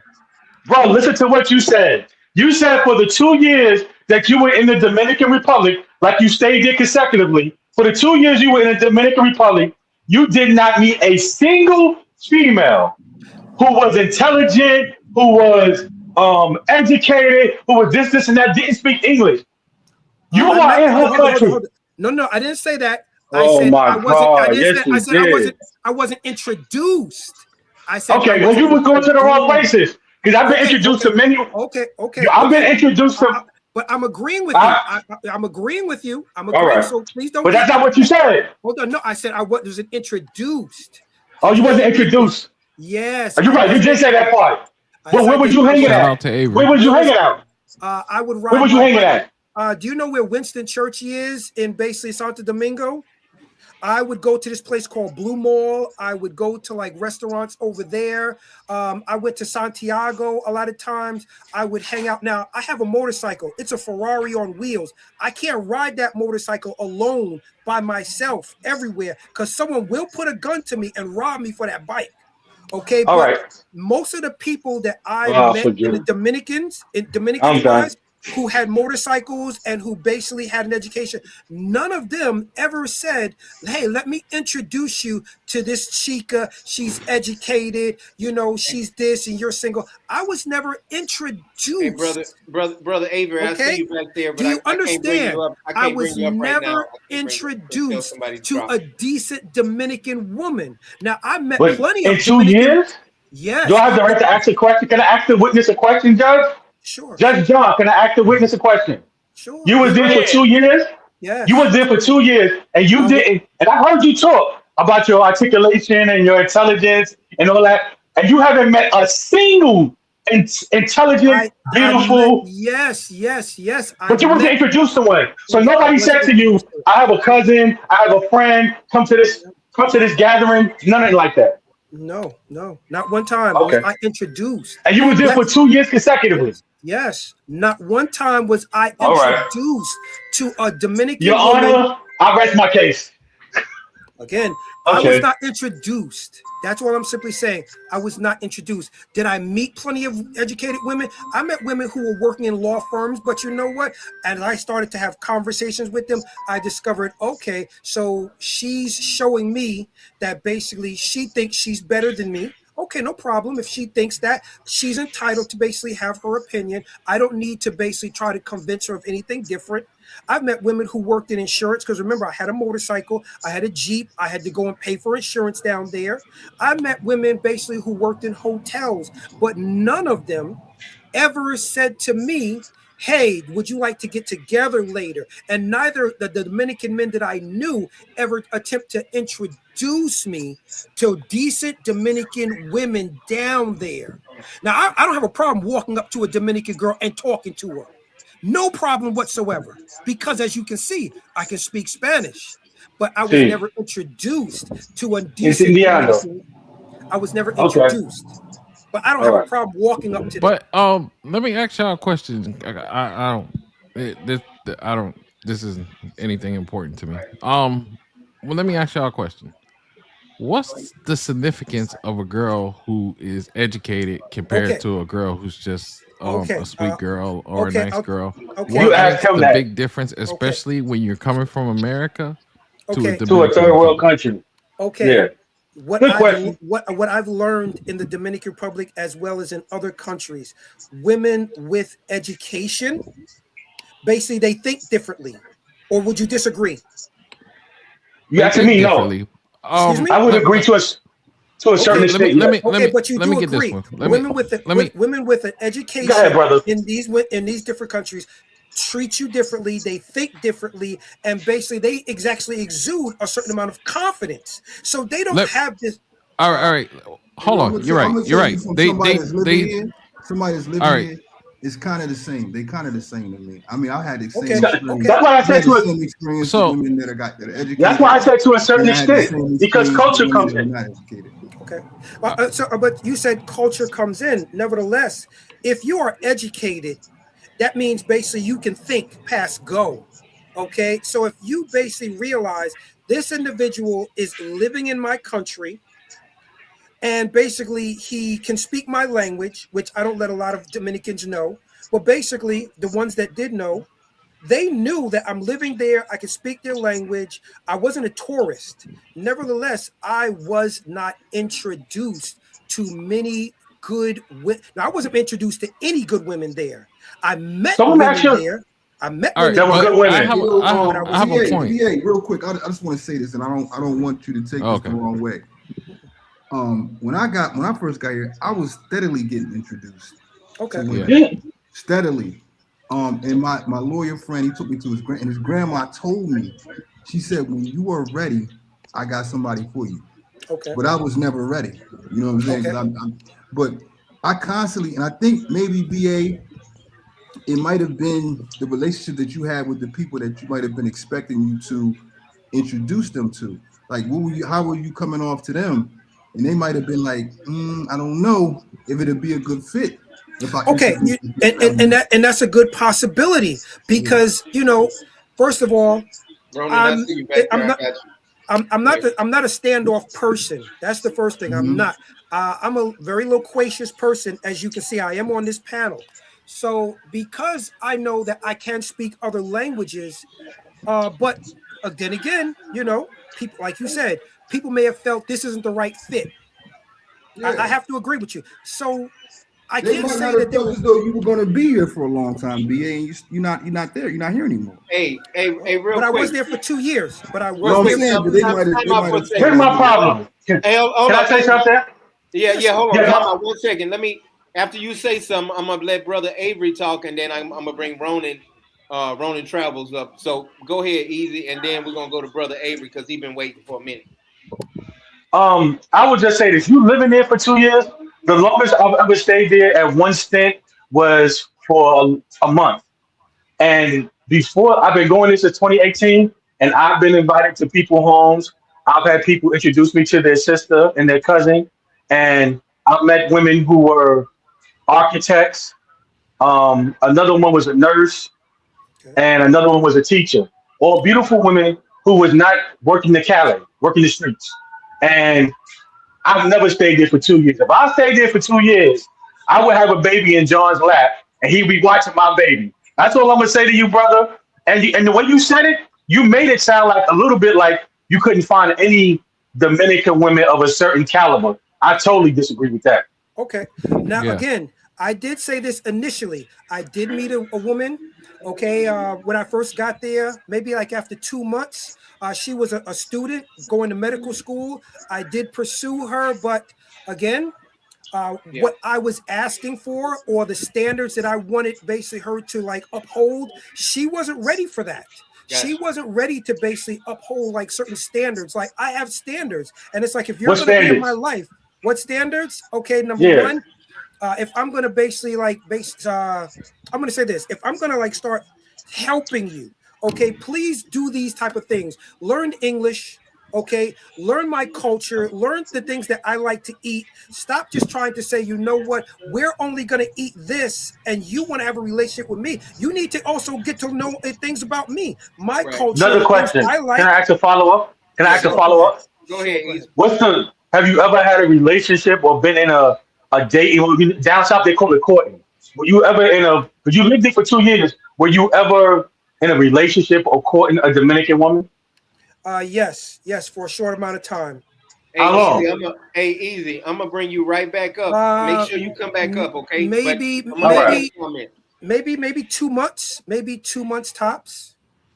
And I found out that she basically, I think basically she was dating someone else, because when I one time asked her to video chat with me, she got upset. She wouldn't open her phone, like basically, and video chat with me. And after that, I didn't hear anything back from her. And later on, I did find out that she was dating a Dominican dude. She was pregnant. She was no longer in school. So basically, there were things that, that red flags that I was seeing. And I was trying to see, like, hey, what's going on? What's going on? I'm seeing these things. And time out real quick. And you told that story. Maybe Easy missed that, but okay. Easy. In 15 more minutes, I want you to come back up, but I want brother Avery to speak, and then I want Ronan to speak, because they've been waiting. Okay, brother. Well, wait. All right, no problem. Don't take them down. Let Avery speak, and then I'll speak after, and then I'll hop down, and then let Ronan go come ahead. Go ahead, Avery. Go ahead, brother. What's up? POV know me. I've been watching a lot of. Yeah, we know Avery. I know dude, the dread from BMT's video. Shout out. So my question is, so you didn't know that you said you checking and looking at her phone, like if no, I wasn't checking in. I tried to contact her, and I asked her, "Hey, open up your video chat with me. Chat with me." I'm just saying, hold on. Did you hear what I said? I wasn't checking come up her in phone. 15 minutes. I was asking her to video chat with me, and she wouldn't open up her phone to video chat with me, and that raised a red flag with me. Okay, that raised a red flag, because anytime she wanted to see who I was with, I opened up my phone. I opened up the camera. I wouldn't hide and sit there and be like, "Oh, I'm with this person." No, look who's around me. Do you hear what I'm saying? Do you hear me? I'm asking yes or no. Do you hear me? Avery. All right. Okay. Go ahead, brother Avery. He was asking you a question. Asking yes or no. Do you hear me? Yeah, I get you. I think my phone's messing up. Okay. Again, I just, it was just sometimes when she would do it with me, I would open up the iris so she could see me. And Dominican, I probably got to refresh and drop out, come back in. Yeah, you got an echo. I can hear it. Yeah. Hey, Ronan, what's up, brother? Go ahead, man. Oh, okay. Appreciate it. First of all, first time on your panel. Appreciate your show. I pay attention to you all the time, man.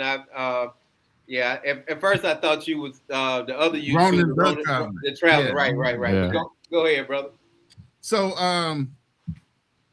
I'm listening to this, brother, and I appreciate your travel experience and your level of intelligence. But I got to call out some things about you. Okay. In a negative tone that you have about, the situations that you put yourself into.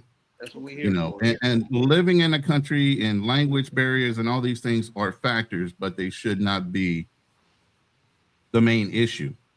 Exactly. Okay, you can't use language as a barrier to attraction. First off, okay, women are going to be attracted to you whether they speak your language or not. Then comes effort behind the attraction, whether they're going to try to learn your language or appreciate that you know very little of theirs, but you're trying to learn at the same time. You brought up a fact that you've been somewhere after 2 years in a country. You should have already had a circle of trust of local people that are like-minded individuals, which means they knew your taste, they knew the type of women you were attracted to, and could kind of bring women towards you that you might have some commonality to. That's when you know you got people around you that know you. Okay? And I don't think that was achieved in those 2 years that you were there, because nobody could bring somebody, seeing that you're a lonely man or somebody that's in their country and don't have anybody, and you're such a great individual, intelligent, learned, well-spoken, have plenty of things and opportunities as a blue book man. And you want to call you a passport bro or whatever. You're an American citizen with a blue book, which means you are a high price item in any country that you most likely go to. Okay, and they couldn't find somebody within your center of influence that could cater towards your personality. Sometimes you have to start looking at yourself. Okay. Sometimes you have to look at yourself. It's not, and I heard people bring up colorism and racism. I agree with that. Okay, it's not always about racism. Every culture has colorism issues. Okay, and that's because of colonization and what was taught to them through that colonization, a preference of skin or melanation or lack of, to look more like their colonizers, to get preferential treatment. Okay, but like I said, it comes down to you have to start looking within yourself to say, what am I not doing right? Because consistently, I've heard you on different shows and different interviews where you brought up Thailand. I'm in the Philippines right now, by the way. Okay. I'm dating a Marina who has Spanish heritage, but her hair is naturally curly and she's darker melanated. She was bullied as a child because she was darker skinned. Not racism, colorism. Spaniards colonized the Philippines first. So that was embedded in them. A lot of Asian cultures dye their skin. Why? Colonization has nothing to do with them, and they look like they were poor. You worked out on the farms. A lot of these Asian countries, they were farmers more so than anything else, right? So they were out in the sun. They didn't mix well with the colonizers that were on their island. So then you have to look a little deeper within the cultures of what you're dealing with and have a better understanding. You know, and I can get you want your woman to understand, but I'm saying, my man, Thailand, Dominican Republic, Philippines, the story is similar in each action that you've had. So then it shows there's consistency. It shows there's consistency. It's not deviating. No. And I understand what you're about to say. Yeah. I understand that, but here's what I'm saying. After all these interactions, what have you done to change yourself? Go ahead, back. So, hey, I want to bring. Hey, listen, time out real quick. I want to bring up well, brother Avery. He just came off, but Troy got to say something real quick. Go ahead, Troy. Yeah, I gotta drop down real quick, fellas. I gotta finish. We're putting this tank together. He gonna go climb. I want to answer your question. Don't like care nothing about your catfish, your crappie. Okay, can I answer your question? Can I answer your question? Let him give his closing remarks. Yeah. Let him give his closing remarks real quick. Oh, wait. Hold on. Nigga, button your shirt up. Don't know what lights on. It's hot. You lucky I got a shirt on. It's hot. It's hot. Button your shirt up, nigga. Summertime in DR, man. It's hot. Put some Afro sheen on that shit or something. Crack or something out here, man. Put some Afro sheen on them nigga naps on your chest, something. Nigga. Anyway, listen, fellas. Okay, I want to answer this question. Go ahead, Troy, real quick. Go ahead. I always want to speak to the young fellas that are traveling, that are coming behind us. Listen, do your diligence before you go somewhere. Seek out mentorship. There's older guys where you're going that's been through everything that you're about to experience. Like that's what I miss about. I know Rico's going to comment, but I miss about Sosua.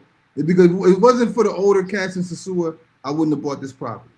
Because it was a 7-year-old guy that set me down and got me right. He said, do not spend 30 years like I did coming down here partying and I ain't got nothing to show for it. So young fellas, do your diligence. Facts. And just be yourself. That's it. Be yourself.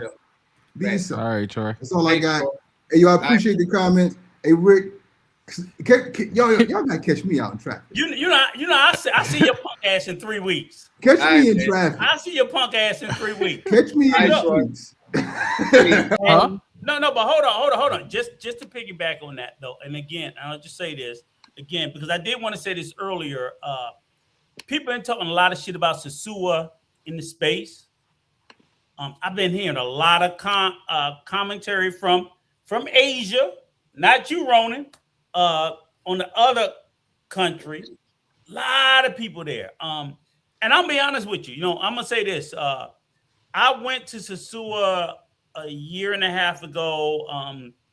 What was it? April 2025. Me, Troy, Junior, and Razor Rays. Oh, we did a trip up there, and I'm gonna tell you, we went up there pre-Atlantico, where they did the big change. Between what it was then and what it is now, I love it 1,000 times more. I agree with you on that. And I'm going to tell everybody, I am pumping to Sua, Puerto Plata, all of that to my contacts 1,000%.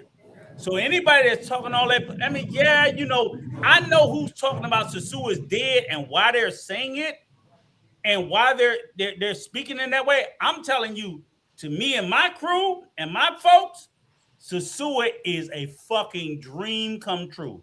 That beach, that town, even flip-flops, all of that.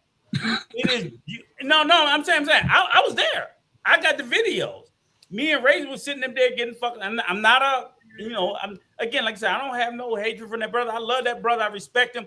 I'll say this. I tell everybody this point blank. Out of every restaurant I've ever been in the entirety of the Dominican Republic, the best service I've ever received in my entire life in the DR, believe it or not, has been at Flip Flops. I'm not saying the best place. I'm not saying the best. I'm saying service, his staff. The way that those people treated me was better than when I went into 5-star restaurants. And I've been to Cap Cana. I've been to Casa de Campo. I've been to fucking Piantini, Naco. I've been to all these places all over the DR. But the treatment of the staff, I'm not saying the owner, because he wasn't there. And maybe he would have treated me that way. So I'm not going to say that. But I'm saying, I tell everybody, go to Flip Flops. Go to that bar, not for any reason other than I'm always, everywhere I go, it's about how I'm treated. When I, as a black man, go into places, whether it's Africa, Asia, Europe, wherever, it's like, how are they going to treat me? How are they going to treat me? Rico, I support you on that. I've been to Flip Flops twice, and and I'm spending my money. They treat you well with respect. And that's not lost on me. And I've been to places, I go to places in Punta Cana. I've had to joke up and talk to a couple of managers in Punta Cana repeatedly. Like, the fuck, you look at me and I'm dark skinned, I look like I'm broke. And I'm not. So I don't like that. I wanted Ronan to not hypersensitive, but I'm sensitive about it. I wanted Ronan to keep on speaking on you know, how many times have you been to the DR, brother? Who, myself? Yes. Zero. Never been here. No. So I just wanted you. I know you speaking on the brother. So what do you see? What do you see that stands out that you were speaking out on, like, as far as? He asked me a question. Yeah, I'm waiting on his response, and I would appreciate that. What has he done to change, maybe, or mimic better, you know, the societies that he's been in, and that's why he's getting the results he's getting. So I've been waiting. Recognizing that I realize that my personality is not going to mesh very well with everybody. So the best thing that I started doing was this, not trying to interact with everybody around me, trying to basically localize my presence with like-minded individuals of the country. For example, when I had a girlfriend in the Philippines, we click like this. Why? Based on my background, based on her background. So I never had anything negative to say about the Philippines because of my relationship with her. When I went to Thailand now, new environment, I don't know anyone there. And I realized, okay, so Sasua, when I first get there, this isn't my bag of apples. Let me move over to Bangkok. Why? Because I've already asked enough questions from locals about the mentality of women in Bangkok compared to Pattaya. So I made a lot of efforts to, number one, my first year there, to try to learn the language, and then try to interact with people in bookstores, try to interact with people in the banks, try to conversate with women who are having 9-to-5s. And these people would look at me weird. These individuals would look at me like, why are you talking to me? First of all, I'm trying to practice. I'm trying to basically gain, I live here. I don't have a tourist mentality. So I'm just trying to basically build some camaraderie. And I started to see after maybe the first year, like, I don't know if these people even though I was living in a tourist area, I was wondering if these people really wanted that. So I moved out of this tourist area. I moved away from, like, I was living in a souk, which is basically not too far from like Nana Plaza. Maybe it was about 3 or 4 stops away. I moved further down Sukhumvit towards an area like called Anut, where it's not so touristy. And I did meet people over there that I actually made a friend with a locksmith over there. But the locals over there weren't really into, like, basically being cool with foreigners. White foreigners, yes, but black foreigners, it was like, hi, okay, you want to buy something? Okay, no problem. So again, let me hold on. I haven't finished. I saw that, I had to stop basically trying to interact with so many people because my personality doesn't fit very well. And the moment I stopped trying to interact with people of who weren't of my caliber, I realized, I'm not stressed out anymore. I'm not unsatisfied. I'm no longer upset. I basically just took myself out of the equation, and I realized I'm not meeting the people that I want to meet. I'm not meeting the people that I would like to be introduced to. So stop trying to force friendships, stop trying to force associations, and just simply enjoy myself in the country. And that's it. Okay, Rico, you got a question? Yeah, I do got a question. And my question is to you, Ronan, right? Yeah. You with me, brother? Ronan, you with me, brother? I got a question I want to ask. Yeah, I just say yeah. Go ahead. So it's a quick question. Right? And this is 1,000% with all due respect. You've been in the Philippines now how long? About maybe, there. A year, officially over a year, May the 6th. Okay, over a year. All right. So let me ask you a question. Like, and this is my question, and it applies to the Philippines, Colombia, every country. You're there now. So my 21-year-old son is interested in coming to the Philippines, and he's talking to you. Okay. So what do you feel like is your responsibility now that you've been there a year? You've been there, irregardless of what your situation is, you should have. I would experience both sides of it, no matter which way you. I would hope you have vetted the country, experienced it enough to be able to give sound, solid advice. You tell us now, what is the advice? Because I have a problem with the advice that's being given. You tell me how you would caveat it, how you would clean it up, how you would give that advice. No, I'm not going to clean it up. Yeah. What I'm going to tell you is what I know. The Philippines, because of its, and see, this is what I know about their history. Okay. And I'm talking from when the Spanish-American War happened over here and the Buffalo Soldiers came over here, David Fagan and all that, to now. Okay. So we've been here a while. Americans have been here a while. We owned this country until the 1940s when we gave it back to them. There is no way you're going to come to the Philippines and finesse a Filipina. She's going to play into your game and she's going to use you. Okay. And I've known that since the military, and that was back in the late 80s, early 90s. So that's how long I've experienced back and forth with Filipinas. And what advice are you going to give to a young black man? So what I'm telling you, why I'm building this up is there's a long history of dealing with foreigners. So if you think you're going to come over here and be deceptive in the way you approach a woman, she's going to be able to read you first off. And she's going to know how to deal with you, whether she's going to deal with you on a legitimate or whether she's going to bleed you dry for every freaking peso you got or American dollar and send you packing because she got 10 other dudes because you're not paying attention to what she's doing on the back end. So what are you going to tell them about you come over there? You need to settle in. Young lady. You need to settle in, meet your family. Right. That the beautiful young lady, when you step off the plane, she's all of this, that, whatever. Oh, you're going to come out. What are you going to tell them about how to be receptive to that? They need to take their damn time. Listen, Young men have a whole thing with their hormones raging and wanting to sow their wild oats and all these other things. Slow the fuck down. Okay, first of all, if you want to do that, then go hang out in those places and do that. But once you're ready to settle down, those are not the places where you want to meet a good Filipino. So you're going to tell them that's not a wife. No, it's not.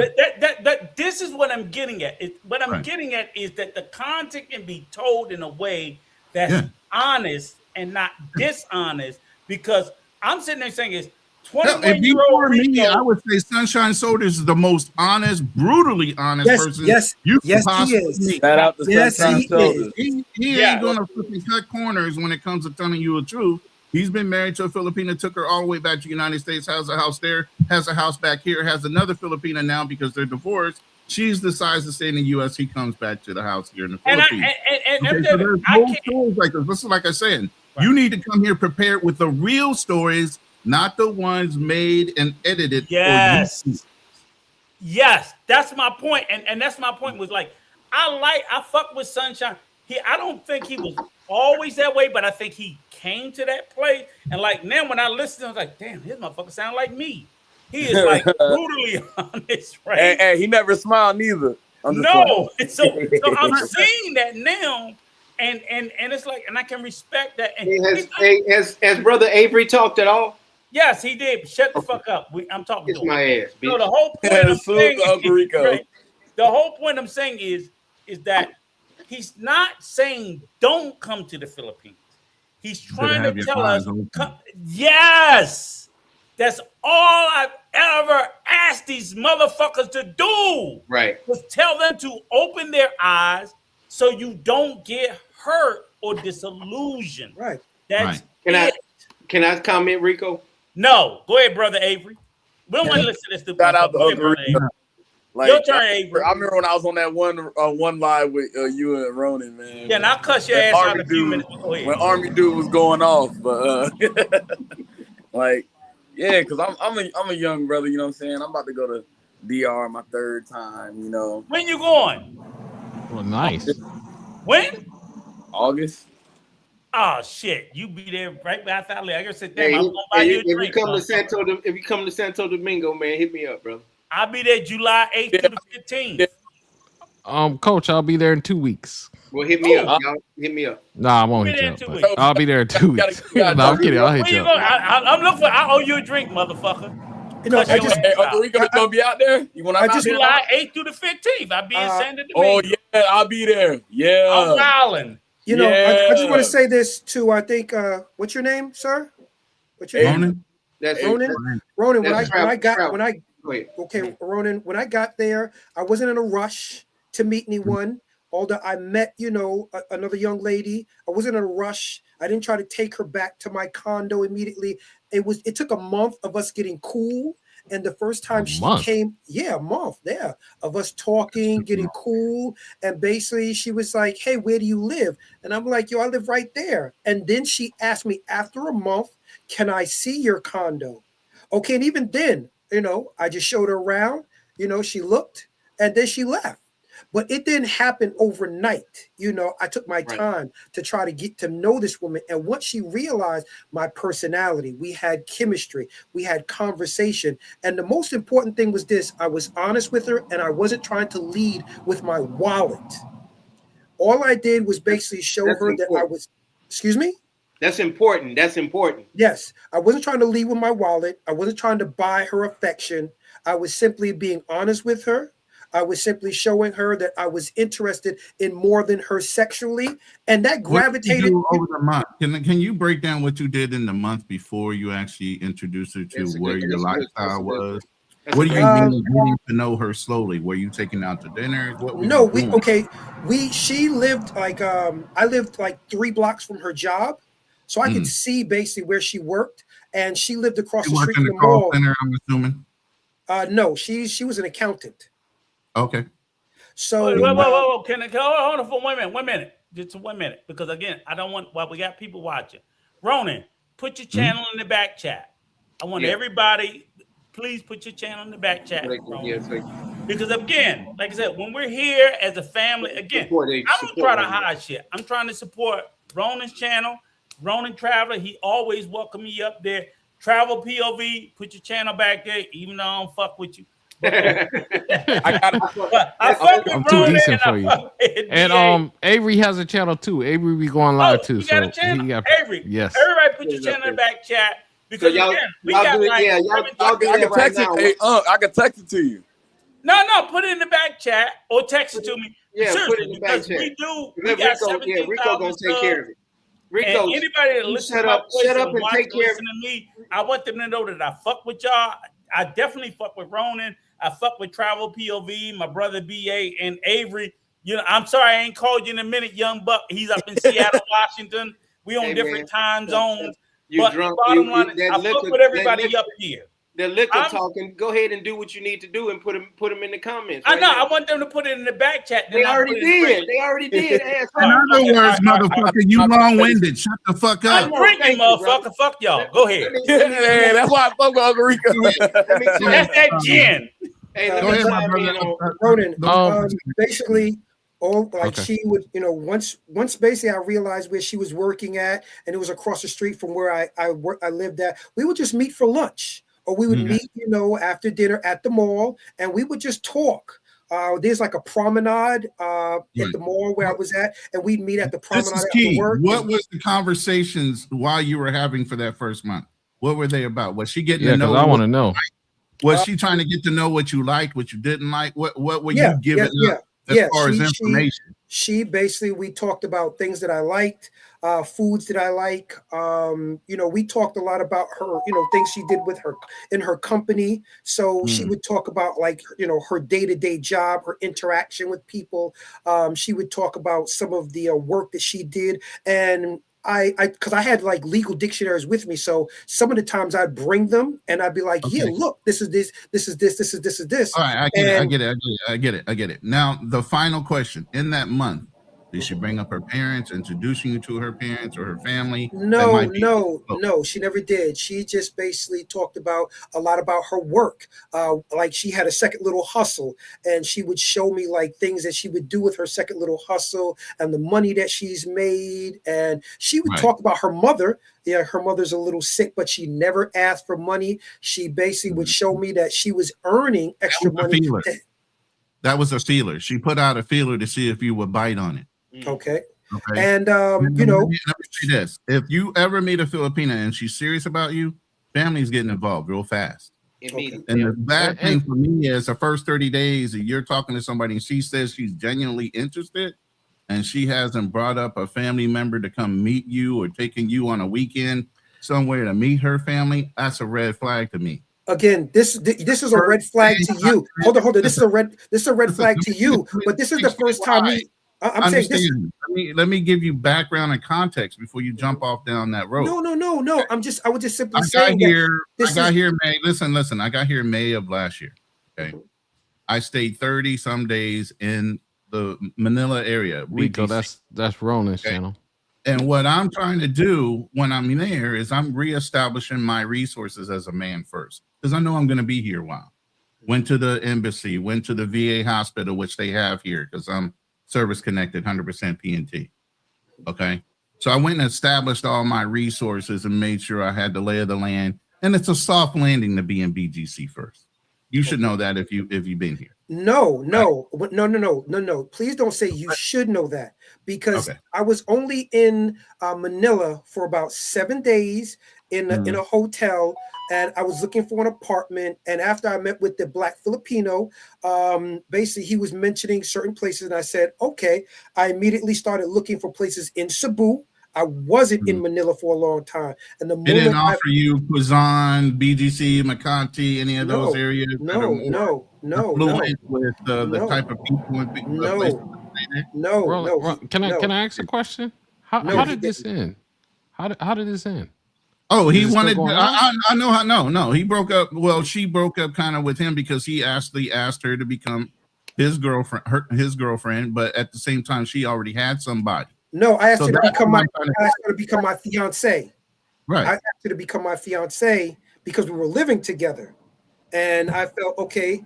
If we're living together, why not basically put a ring on it? So basically, she doesn't look like she is being a woman. You were living with her. She was not living with you. That's the problem. Okay, you're saying that, but she was living in my condo. I wasn't living. You were a convenience because she probably was a province girl, and when she went home, she literally got on a bus or something to go back to her province. So it was cheaper instead of staying in one of those big ass dorm rooms with multiple people in it, which is usually where they stay when they're working like that, away from their families. Yeah. They're not living with a family member. Right. They're living in these dorm areas with a whole bunch of people stacked on top of each other. You were a convenience once you saw that. Okay. First of all, you're speaking as if though I knew these things going into the situation. Mm-hmm. Please don't mistake that. I went there simply because the Black Filipino gave the impression that Filipinas like black guys. That's number one. Number two. I know the story and why I'm speaking this way, and I don't want you to take it the wrong way. But you're interrupting me, and you won't let me finish, and you're making it seem like but you're making it seem like but you're making it appear like I knew, but you're making it appear like I knew. I did not know. I did not know. I did not know. I learned while I was there. Right, brothers, and this is what I'm saying. You're learning, and I'm trying to teach. But I'm not there no more. I understand that, but I'm using your lessons and the things you lived through as a lesson to everybody listening. Don't get offended. You already experienced it. No. You get what I'm saying? So I'm trying to flip it so that other people are learning as we're talking. Okay, no problem. Okay, I'm not trying to embarrass you. You've already experienced whatever it was. You get what I'm saying? Mm-hmm. And you've been open enough to admit to it. So that's great. That's a learning lesson for other people. So while you're talking, I'm going to stack on top of it and try to teach others that are listening how to identify what they're seeing and hearing that they should be able to identify for their experience. Right. Mm-hmm. You get what I'm saying? And so, as I was saying, when I got there, no one was showing me around. No one was saying, "Hey, let me introduce you to this and to that." It was basically I was there by myself. Right. And this is you are there by yourself. So no one was giving me guidance. No one was introducing me. No one was saying, "Hey, can I introduce you to XYZ?" None of these things transpired. So any mistakes that I made, I'm saying, you know what? I'm solely responsible. But please keep in mind, I did not know. The same thing. This is the problem I have when we were talking about earlier, black and all this other stuff. Nobody did this for me. Nobody do this for you. Do it for yourself. Don't wait on anybody to do anything. Take the opportunity to do it for yourself. But I was living there, so I did do it for myself. So do your research. Go out there and find people that you wanted to meet and stuff like that. Do your research on the place that you did. Now we have so much opportunity. But I did do that. I did go there. I didn't do a lot of research. Hear me out. I did not do a lot of research. I did some research. I took a lot of the information that I was given from another YouTuber. And I said, okay, based on what he's saying and based on the information I'm finding, it's like, okay, no problem. I see this is lining up. I'm seeing what he's saying. I'm seeing the people he's interviewing. I'm going to basically pull the trigger. Rico about to get him. No, let me finish. And basically, since this information feels right, I'm going to basically board the plane. I'm going to go over there basically, and I'm going to see with boots on the ground what happens when I go over there compared to just me hearing other people talk about going over there. Nothing more. Can I time you both out? Okay. Sure. Because I think in actuality you're both correct. Travel POV, you're right. Fuck crying, go over there and figure it out by yourself. You're also right, BA. Like, hey, I tried to go over there and figure it out by myself. And this is what I'm sitting there saying is this is the argument that I have against the travel influencers because they sell it as if, oh, we went and we figured it out for you and we gave you motherfuckers the easy way. They did no such thing. The reality is it's difficult. UBA and you travel POV, y'all agree on the same shit. It's hard to pack up and move to another country and live. It's not fucking easy. And they can't sell you the secret to success because it's not sellable. It's just not fucking easy. Right. Coach Goofy ass found out. Kiss my There's ass. nothing that stupid motherfucker bought. Let me tell you, see that bald-headed motherfucker? There's nothing that bald-headed goofy mother, because everything he bought, they fucked him on. Every bitch he fucked with over there fucked him over. Don't be putting my business out. You can't buy that shit. You have to live it and experience it. And what I'm saying is, influencers don't tell you that. Right. They won't tell you that. Look. So again, earlier in the day, Dr. HP, I love you, brother, and everybody else, they whooped my ass about this nationalism. Rico, when you're done, I have some pushback. No, but at the end of the day, the reality is, if this is how a group of people feel, like this large group of people that you decide to insert yourself into, and this group of people feel this way, that's just how they fucking feel. Yeah. You don't have to agree with it. Right. That's how they feel. Well, let me tell. Shut up, Coach. Let me finish my story because you about to fuck it up. Go ahead. Shut up, Coach. Can we set it to 5 minutes? Yeah. You on a 15-minute dissertation? I'm gonna try. You got one more Uncle Rico, Uncle Rico dropping. I got the Uncle Rico dropping them gems. He dropping them gems like them Seahawks What I'm saying championships, baby. is, that's just how they feel. And if that's how they feel, that's how they feel. I'm telling you that may be problematic how they feel, but that's how they feel. Mm-hmm. And Coach found that out. The only reason I say this, my brother here, I love him. I love it. He used to do all that. Oh, the nigga, I'm like, okay, so Coach, you know how many relationships is a coach to find his lovely wife? That motherfucker went through 4 or 5. The first, yeah, you're right, 4 or 5. Right, no, let me tell you this. He celebrates. We all celebrate Domingo. Right. We're all there. I was there at his engagement party. Oh, you finally got it right. But he don't tell you about the first 4 bitches before. Yeah. They drugged that motherfucking nigga for filth. They drugged that nigga from one end of Santo Domingo to the other. San They Cristobal. dogged his ass. So all I'm saying is Domingo didn't do it. He finally found an angel. Hear me out. He found an angel, a beautiful woman that not only does he love, but I love, my wife loves, Troy loves, we all love. I'm like, nigga, you finally got it right. But the first 4 bitches drugged that nigga for filth. Hey, one of them don't call no bitch, not one of them.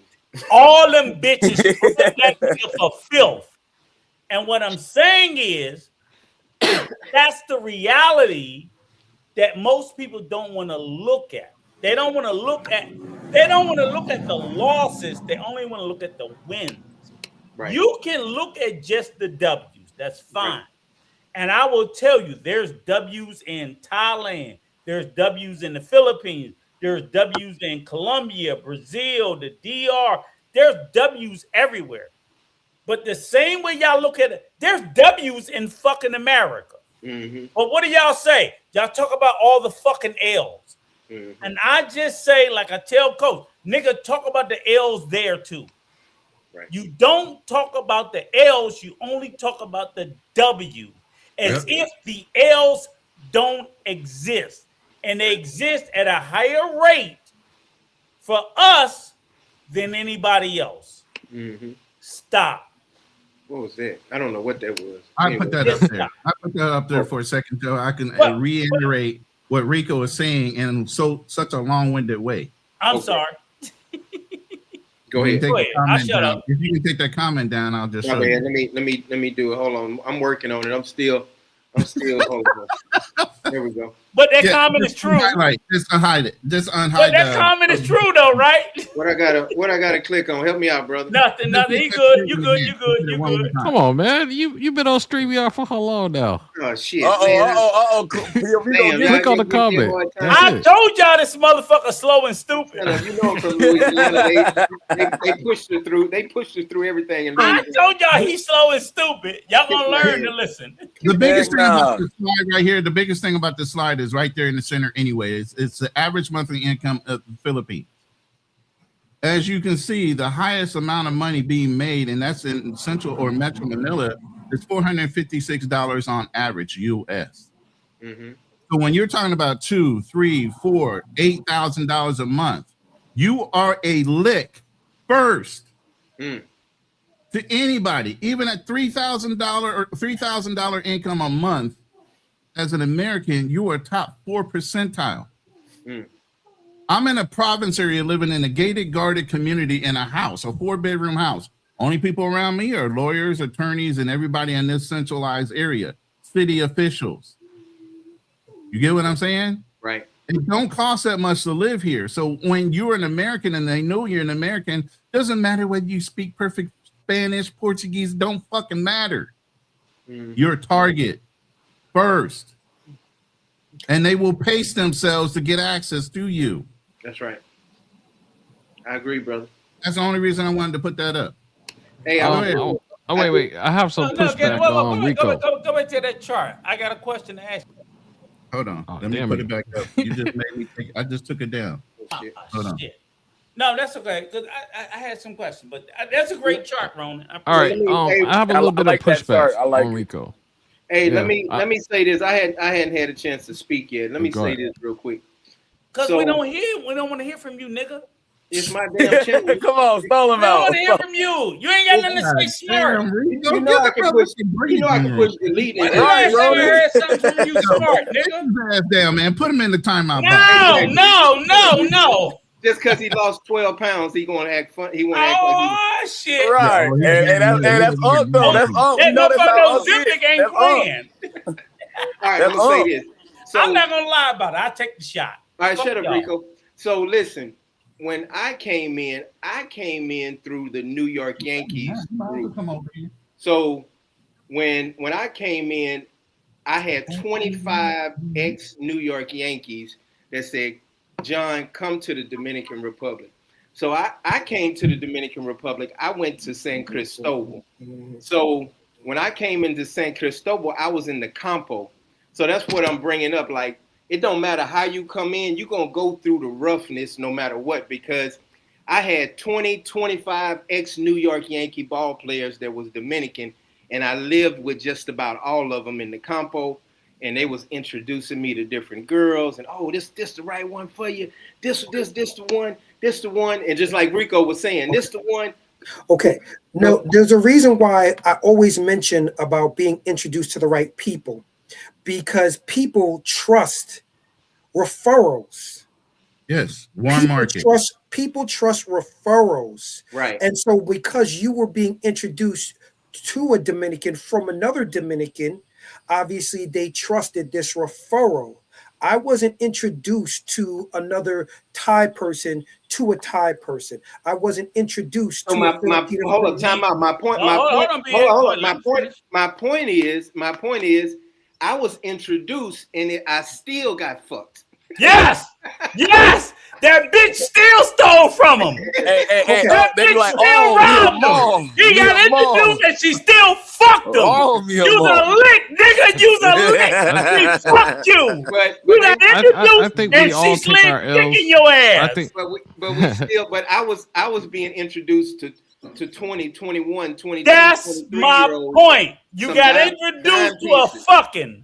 Right. So she fucked you anyway. She stole your George Foreman grill. She stole all your shit. She left your ass high and dry. You was looking like a fucking Dominican homeless motherfucker because you're stupid. I told you, motherfucker. I'm gonna whip you can't trust them. I'm gonna whip your ass when I see you. Hey, I put that the infographic is in the back if Rico wanted to ask me a question based on it. To answer this question real quick, you own land in the Philippines without a Filipina. No. It wasn't about the land. It was no. It's the question on the chat right now. You can, but it's a little bit tricky. You have to trust somebody and sign an agreement. You can lease land up to, I think, 50 to 90 years, but you can't, as a non-Philippine person of blood, own land in this country. Gotcha. Only in Thailand. The only reason I would tell you, if you were going to own land, you better have legacy, which means there better be a kid attached to it. So even with that, and that probably is a more important question for me that I wanted to ask you is like, because I hear the same thing with Philippines, Thailand, and stuff, whatever. So does it require? Is that a 49-51 thing? Like not in Thailand. No, Thailand, not in Thailand. No, 51 a no, Thai. no, not for Americans. Americans can own their property as well as their business 100%. It's called the Amnesty Treaty or Amnesty Treaty, something like that. I know it's amnesty or amnesty. Okay, BA, but here's my question, right? Okay, and I want you and Ronan to listen, right? So what I've heard, and y'all can tell me, correct me if I'm wrong, because I've never lived in Thailand, I've never been in Philippines, I don't have any experience. What I've been told is the Philippine government and the Thai government is like, they're very protective about nationals owning their land in both countries. So in other words, like, people have told me, like, if in Thailand and the Philippines, you can own a condo, but you can't own the land. You can own the building or parts of the building, but you can't own the land that it sits on. I've also been told, and I've heard the same shit in certain countries in Africa. So when I try to tell people, when you travel, like, investigate this shit about land ownership. Don't let people tell you have land ownership like you have in the United States. Hell, you don't have land ownership in the United States either. They can get you on fucking tax. But we understand it a certain way. Here's the thing: is this like okay, but a Russian can still buy land in America. Yep, he got to pay his taxes. If he don't pay his taxes, he loses. But they don't tell a Russian, a Chinese, a fucking Dominican, anybody, a Filipino, a Thai, they can't own land or ownership. In these countries, they tell you just based off your nationality, right? You're limited. I want to not even nationality. You have to be born in the country. Wait. If you're a Filipino born outside the country and you're never, I don't know. That's why I asked. You can't own land either.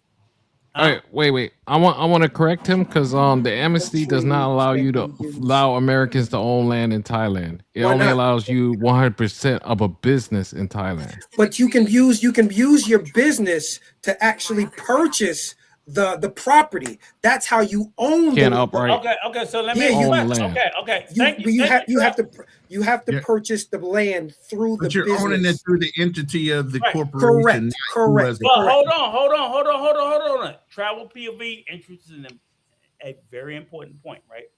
You own it through the business. Yeah. Right. And that's the distinction. That's different than owning it as an individual. Yeah. So my question is, if I own it as Rico LLC, that's not the same as me owning it as Rico. Yeah. Right. So my question is this: if like travel, and I hate to fucking admit that I agree with your ass. And I always said, hey, I'm gonna call you on your facts. Yeah, I know. I'm gonna call you on your facts. I'm always gonna call you.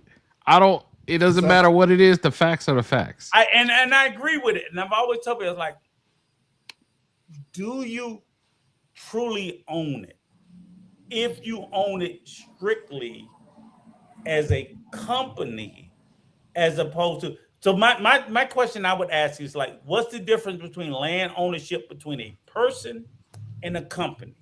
Does a company have equal rights as a person? If you're telling me that like UBA as a person, a Thai person or a Philippine person has stronger land ownership rights than me as Rico, the company from the USA, then it's not the same. Yeah. I would just say that's probably more on the lines of if you own a corporation and you're buying land through the corporation. And you can tell me, the taxation levels are the thing that are going to affect you more as in the corporation outside of owning it as an individual. Those are the only variances. Besides that, plus as a business, you have to invest so much into the country first in order to even establish yourself as a business. But my question is it just because you want and again, I'm not saying that my question is, Yes, Exactly. you want me to invest this amount of money into it, and I'm not saying I wouldn't do it. I'm not gonna tell anybody not to do it. Rico, let me cut to the chase. Let me cut to the chase for you, Rico. Yes. The please. best way to own land in any one of these countries, if you do have a Filipina or Thai woman that you're going to marry and that you trust, have a fucking child. Yep. Now it's tied to your legacy, and Definitely. you don't give a fuck how much money you put into it. Because guess who it's going to go to in the long run? Your kid, your legacy. So who still owns it at the end of the day? You don't really own anything. You might pay 50 years into a loan onto a mortgage, but then you die.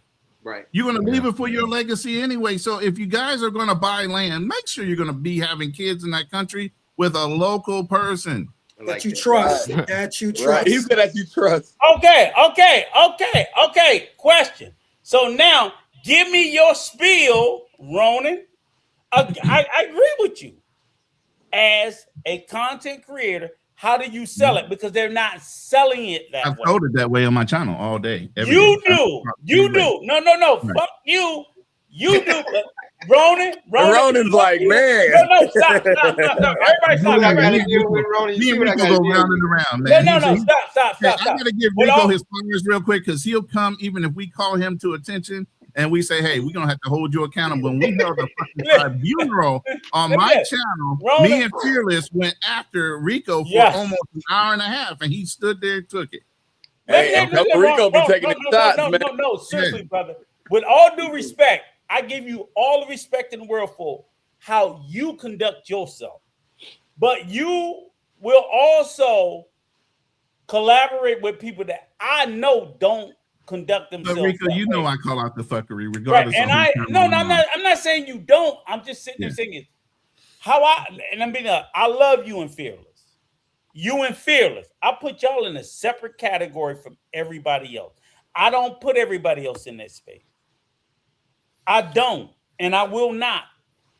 I can sit there and I can ask you these questions. You will come up here and you will sit there and you be challenged and you will answer these questions. These other motherfuckers won't.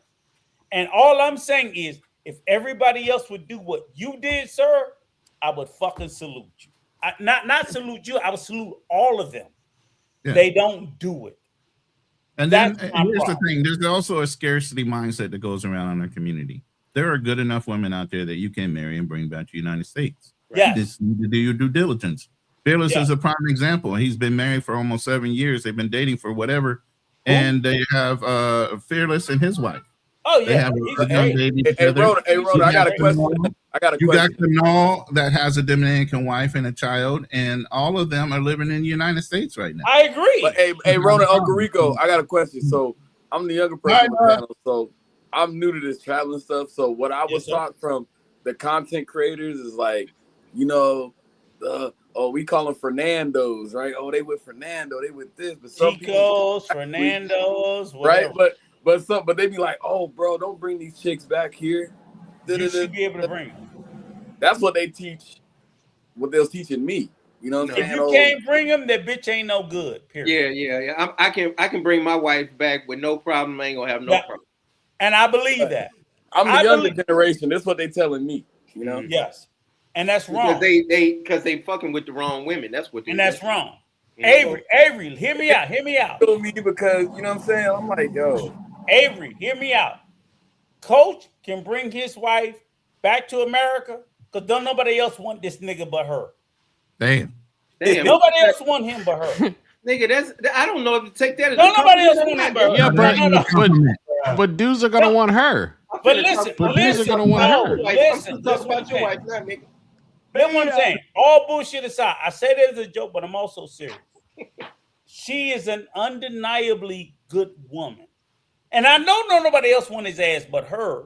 But what I'm sitting there saying is, when she saw him, be careful. Hear what I'm saying is, when she saw him, she saw the beauty in him. In my check, I make a lot of money too. I make a lot of money. Fuck up. You ain't got no fucking money. You broke. Gentlemen. You just tell them stop leaving with your wallet. Don't tell them that. But Avery, listen what I'm saying is what I'm saying is what everybody on this panel sees in Coach. Right. Coach is a simpleton. He's a whatever, but he's a good person. Shut up. Shut up. I'm not Shut gonna up. talk to you like that, coach. What I'm saying is his heart, his golden heart. He got a heart that I wish I could have. I pray I could have. He has that. His wife sees that. He has the heart that I'm trying to tell everybody else to look towards. Right. He has it. But his wife sees it. I don't have it. Don't fuck with me because I'm gonna burn you, motherfuckers. Don't fuck with me. He has it. He has he has a heart to the point that he's got fucking crippled fucking with you niggas. I would never let that happen to me. I kill all you motherfuckers for you do to me. What like but I would never let you niggas do to me what he let happen to him. Bro, to the point that he's fucking crippled. It will never. I would kill every motherfucker on this panel. You will never do that shit to me. Listen, gentlemen, it's been a long time. We've been on here for about 3 hours. I just want to say this. This is really for, not just Rico, but everyone on this panel. I know myself. I know that I have expectations and I shouldn't have. You hear me? I shouldn't have them. I have high standards. I'm not going to lower them that low. I know everyone is not the same. And I know these could be, I want to say, faults that I have these high standards. But please know this. My mother retired at 66 years old. I told myself I didn't want to be that age and retire. I wanted to be 39 years old and to be able to say, you know what? My investments and what I've done is now allowing me to basically not have to go back to a 9 to 5. So because I did that and I walked away and was able to say, you know what? I don't need to do the 9 to 5. I have a high expectation of people who basically come into my circle. I don't believe in the words I can't, which, you know what? That's wrong. I acknowledge that. It's wrong to basically have this mentality, but it's the mentality I had to be able to say, you know what? I don't want to be working from 9 to 5 until I'm 60 something years old and basically say, I'm ready to retire now. I said to myself, I need to basically do this and retire at 39. So having this New York frame of mind, my New York mentality was like, the word I can't isn't in there's no excuses. It's either you make an effort, but you don't make an excuse. You either try or you don't try. And this is, again, these are my flaws. I'm looking at them as flaws because the standard is very high in other countries, and maybe a lot of them, they can't adjust. Just the same way I don't want to lower myself down and accept everything that I'm encountering. There are a lot of things that I'm encountering are slightly unacceptable. And maybe I should be willing to accept certain things, but because I retired at a young age, and I shouldn't put this expectation on other people, but please don't expect me to look at the world and say, I can't do this or make excuses. Or, when I saw that there was no excuses, you make an effort, you try, you don't try at all. These are my flaws. And if anyone has anything to say about it, go ahead. I'm about to get off the channel, but I'm open to criticism because I like it. The only way I can grow and become a better person is accept the criticism. So go ahead. The only thing I saw was like the food thing. When you brought up the food thing, I think you got to understand when you go to a different country, they not used to waffles and pancakes and stuff like that. I just disagree with that part because you just have to understand that, hey, we're part of their culture. And then, yeah, my wife, she cut up some damn, certain food. Of course, I'll ask for some different food when I go to a restaurant. But what I'm saying is, for the most part, you nigga, Rico, you in the United States eating Doritos or whatever. But well, just so happens, the Filipina I was dating, I introduced to the chili cheese fries. And make no mistake, that was a staple that she kept saying, oh, can you make that for lunch? Oh, can you make that? Oh, can you make, I want to eat that for dinner. There was a lot of things that I introduced her to in other countries. Come on, Ronan. Why you... How crazy. Hey, I'm gonna get off, guys. Listen. I introduced my lady to spices because they don't have a lot of spices. What? They don't have a lot of spices in the Philippines. So you introduce them to your style of cooking, especially your Creole. You're from down south. You got a lot of flavors and stuff you're trying to introduce them to. Right. So she never really had salmon. We found a place that was really economical on salmon, and she loaded up 20, 30 pieces, right? She brought out the store, and the store owner's like looking at her like, what? Within 2 months, there's no salmon in that place no more because they figured out what it was. Right. So once they figure it out, they're going to buy it for themselves, okay? But once I taught her how to spice the salmon the way I spiced it, guess what? I never was allowed back in that kitchen again. Yeah. She took over. And this is what I'm saying. You got to be able to read who you're dealing with. Right. If, even if you love to cook, and I love to cook, I have my own dry rub recipes, lived in Kansas and Texas for a lot of years. I have my own barbecue sauces. I love to cook and entertain. Okay. Travel. You got somebody that's so persistent about I know Roland won't let me. This is my environment and everything. You gotta let them cook, and if they're not offering, that's another flag. I gotta tell you. Okay. Go ahead.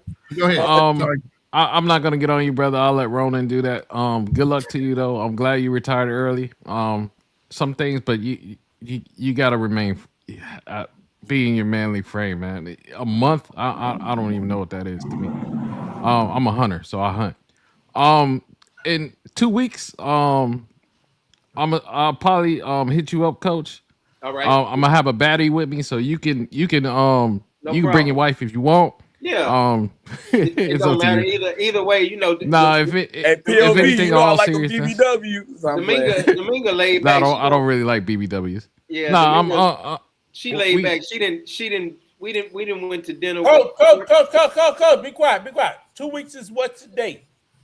Let's say the 2nd or 3rd, around there. Okay, I'll be in country. I want to see your bitch. I'll be there. You want to see my what? I want to see your bitch. I'll be there. Your woman, man. Whoa, hold on, man. That might be his girl. Hey. Okay. I'm sorry. I apologize. Your beloved. I want to see your beloved. I'll be there. I want to see your wife. Do you want me to call your wife a bitch? Yeah. Matter of fact. Hold on. Coach, see, my wife in a minute. Huh? No. Coach gonna show you my wife in a minute. I want to see. I don't want to see her. Right, but let me tell you. Let me tell you something. No. Shut up, Coach. We've shown my wife. We're gonna show her again in this live stream. But I want to see your beloved with me. I don't have a beloved. Beloved. You said nigga. You just said. Thank you. You got 2 weeks to get ready. Get her ready. I said I'm gonna have a baddie with me. I didn't say. So she might be a hoe. She might be. Hey, but Rico. She might be. But one thing. Listen. I gotta put my wife up against a hoe. Rico, don't disrespect any girl I'm with. That's what I'm telling you right now. Because I would never disrespect any girl you with. So you got to remember that. Respect is respect. Travel POV. I will not disrespect her. Hold on. Travel POV. All right. I will not disrespect her, but I don't have to respect a hoe. Oh, then you don't have to be in my presence. Absolutely. That's it. Absolutely. Rico, what sense does that You make? gonna respect whoever I'm with. What sense does that make? Between me and you. Travel hit me up, man. But Rico, So I'm gonna tell you, I'm a grown man. But why would you disrespect the lady We have you with? respect for each other. We have respect for the people around us. You would why would you disrespect anybody around me, we have a problem. Why would you do that? Excuse me. You didn't hear what I said. I heard what you said. Not disrespect her. I don't have to. Troy had made a perfect example. He said when James Gandolfini came into the room with a hoe, right? With a hoe. I don't know what any of that is. No. The hoe wanted to be treated with respect that was unbecoming a hoe. I'm going to sit there and say, I don't have to treat you like what you're not. But now, if she shows you respect, you show her respect. No, that's not the way it works. That's how it works for me. If you in my presence, that's how it works for me. I respect your wife because I have respect for you. Wait, come on. I understand you. I understand you to a degree not a hoe, but go Crazy ahead. man. Crazy man. If I bring my thing anybody is this, around let me you, just ask the you're not question. gonna call her a bitch. You're not gonna call anybody. She But represents me like that's your wife what I'm about to get represents you. to. Easy, But that's go what I'm ahead, about to Easy. get Go to. ahead, Easy. Go ahead. So if you brought a young lady out there, and let's say it's not your house, because I do respect the fact that some men like I don't want no whores in my house. We on the I beach. respect that. We on the Now let's beach. say let's say you on the beach and he brings her up there, and you go, "What's up?" You go, "What's up? Hello, how you doing? Come stop." But I don't think I what can part hear are him. you?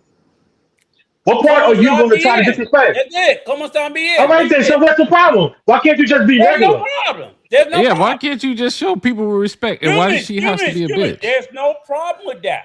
However, Now, can I? Okay. here's the question. You bring a hoe to my house, am I going to invite that fucking bitch into my house? First of all, I'm not going to your house. Not to your Stop house. saying house. I said that already.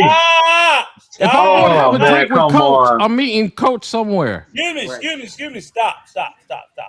Y'all, Okay. see, y'all conflating multiple things, right? No, we're not. Okay. You the one who went out of pocket. You went out of pocket.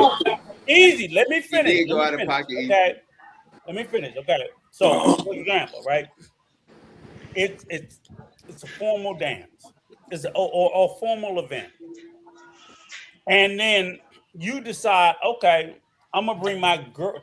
So it's a formal event. Rico, You how got do a you even know choice. she a hoe? Shut up. Go ahead. It's a formal event. I say, look, here's a formal dance, a formal event, and we're gonna have dignitaries at this event. Bring you and a +1. That's all they tell you is a +1. Right. They don't tell you who to bring. You can bring whoever you want. You can bring a regular girl or you can bring a hoe. Yes or no? Do they say you and a +1? Or do they say you plus a hoe? Where's Listen. the But how do you know she a hoe? Why would you How disrespect? do you know she a hoe? How do you know she a hoe? Hold I up. didn't say I knew she was a hoe. I didn't say I knew she was a hoe. Did you knock it down Rico, today? hold up. I like Kevin Samuels and myself. If you know the type of person you're dealing with as a man to man, you know the type of people I'm going to hang around. And Kevin Samuels said he brought a hoe. Even if I pull in a high-end type of woman or escort to represent me in a formal event, I'm going to make sure she's in good order. Yeah. One or two things. Okay. Hold on. She's not going to speak out of turn. Go ahead. She's going to be a placement of either something as a trophy on my arm, or she might even work the room for my benefit. Right. Oh, who you here with? I'm here with Ronan. You know what I'm saying? But she's not going to be out of pocket when she's in that environment. But Ronan, what is the difference? Here's the thing. If she acts as a woman, you treat her as one, and she starts. Yes. Thank you. That's all I'm saying. Well, you ain't say it like that, Rico. Ronan. You want to treat her like that? No, but Ronan, you're sitting there arguing these things. Point, and my whole point is this: like, I'm not arguing the point. Even when Kevin I'm arguing the man. No, if you listen know what I'm the saying. man, you should know what type of woman he's gonna bring. Okay. These niggas are saying, I don't care what kind of bitch I bring. I don't care. No, what that's kind what of you're bitch I hearing. bring?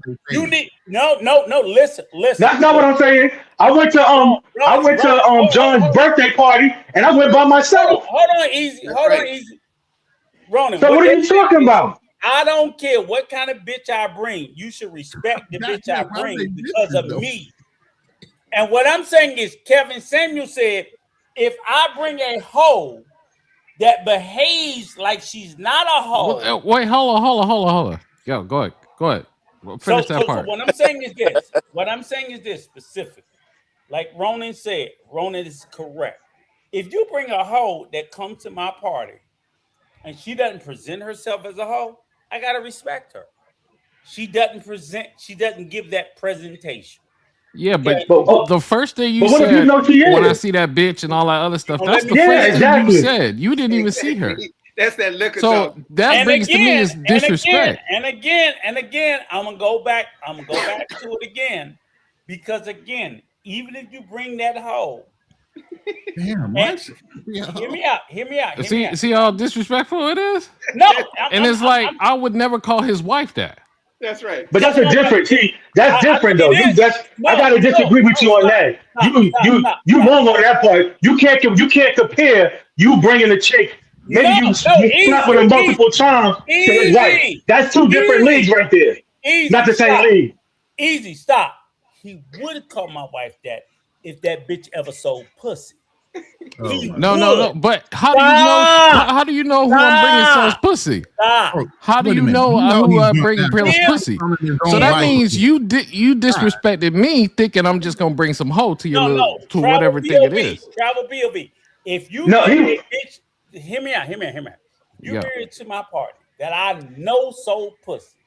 I know she's a hoe. If I brought my wife to a party of yours and you knew she sold pussy, you know she's a hoe. That's indisputable. Okay. If we both know that. Why would you disrespect her? Excuse me. I didn't say disrespect. I just said, do we both agree that I knew the bitch you brought sold pussy? You knew my wife I brought sold pussy. That they're both hoes. Do we disagree with that? I'll tell you what I know. Your wife don't watch these lives. Be quiet for a second. Do we both agree with that? I brought my wife that I married that used to sell pussy, and you know she's a hoe, and you brought your girlfriend. Well, she could be reformed. But yeah. It doesn't matter. Go back to what Ronan said. Just stop for a moment. We both knew each other. We both know. You look at my wife and be like, damn, I fucked that bitch. And I look at your girlfriend like, damn, I fucked that bitch. We both know they're hoes. We both know that. Right. Man, you ain't on base now. I don't know what you're talking about. I'm not on base. I don't even know where we're going with this. No, all I'm going to say is this. You won't leave it alone, easy. Just hold on. Okay. I'll leave it alone. Let's move on. I want to say this. Hold on for a second. I mean, all I'm saying is if that's the case, and I'm not saying that, okay, I got to drag the woman you with.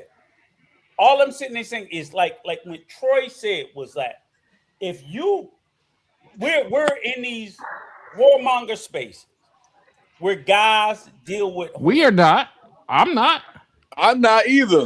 Travel POV. Yes, you are, and yes, you are easy. How you gonna tell I'm in the travel space. Both of you niggas are in whoremonger spaces. Stop it. I'm not. Well, I'm gonna tell you like this. I'm in New York. Out of here. Can I say this? You whoring, that's you. Get the fuck out of here. I don't have to travel. You the one in those spaces. You the one who know all these people. Oh, Avery. Are they in whoremonger spaces? Yes or no, Avery? Hey, man, I plead the fifth, man. There you go. Them motherfuckers buying pussy. All you niggas buy pussy. Stop with that bullshit. Stop fucking lying and playing. So, all right. So, even if we in here, even she a hoe, even she busting it down, even if you hit it yesterday, if I come with her to a thing with you, you respect her. So, you respect her. I ain't mad at her. Yo, listen, Avery, I don't know your name. What's your name, brother? Avery. My name is Travel POV. My name Travel is Rick. POV.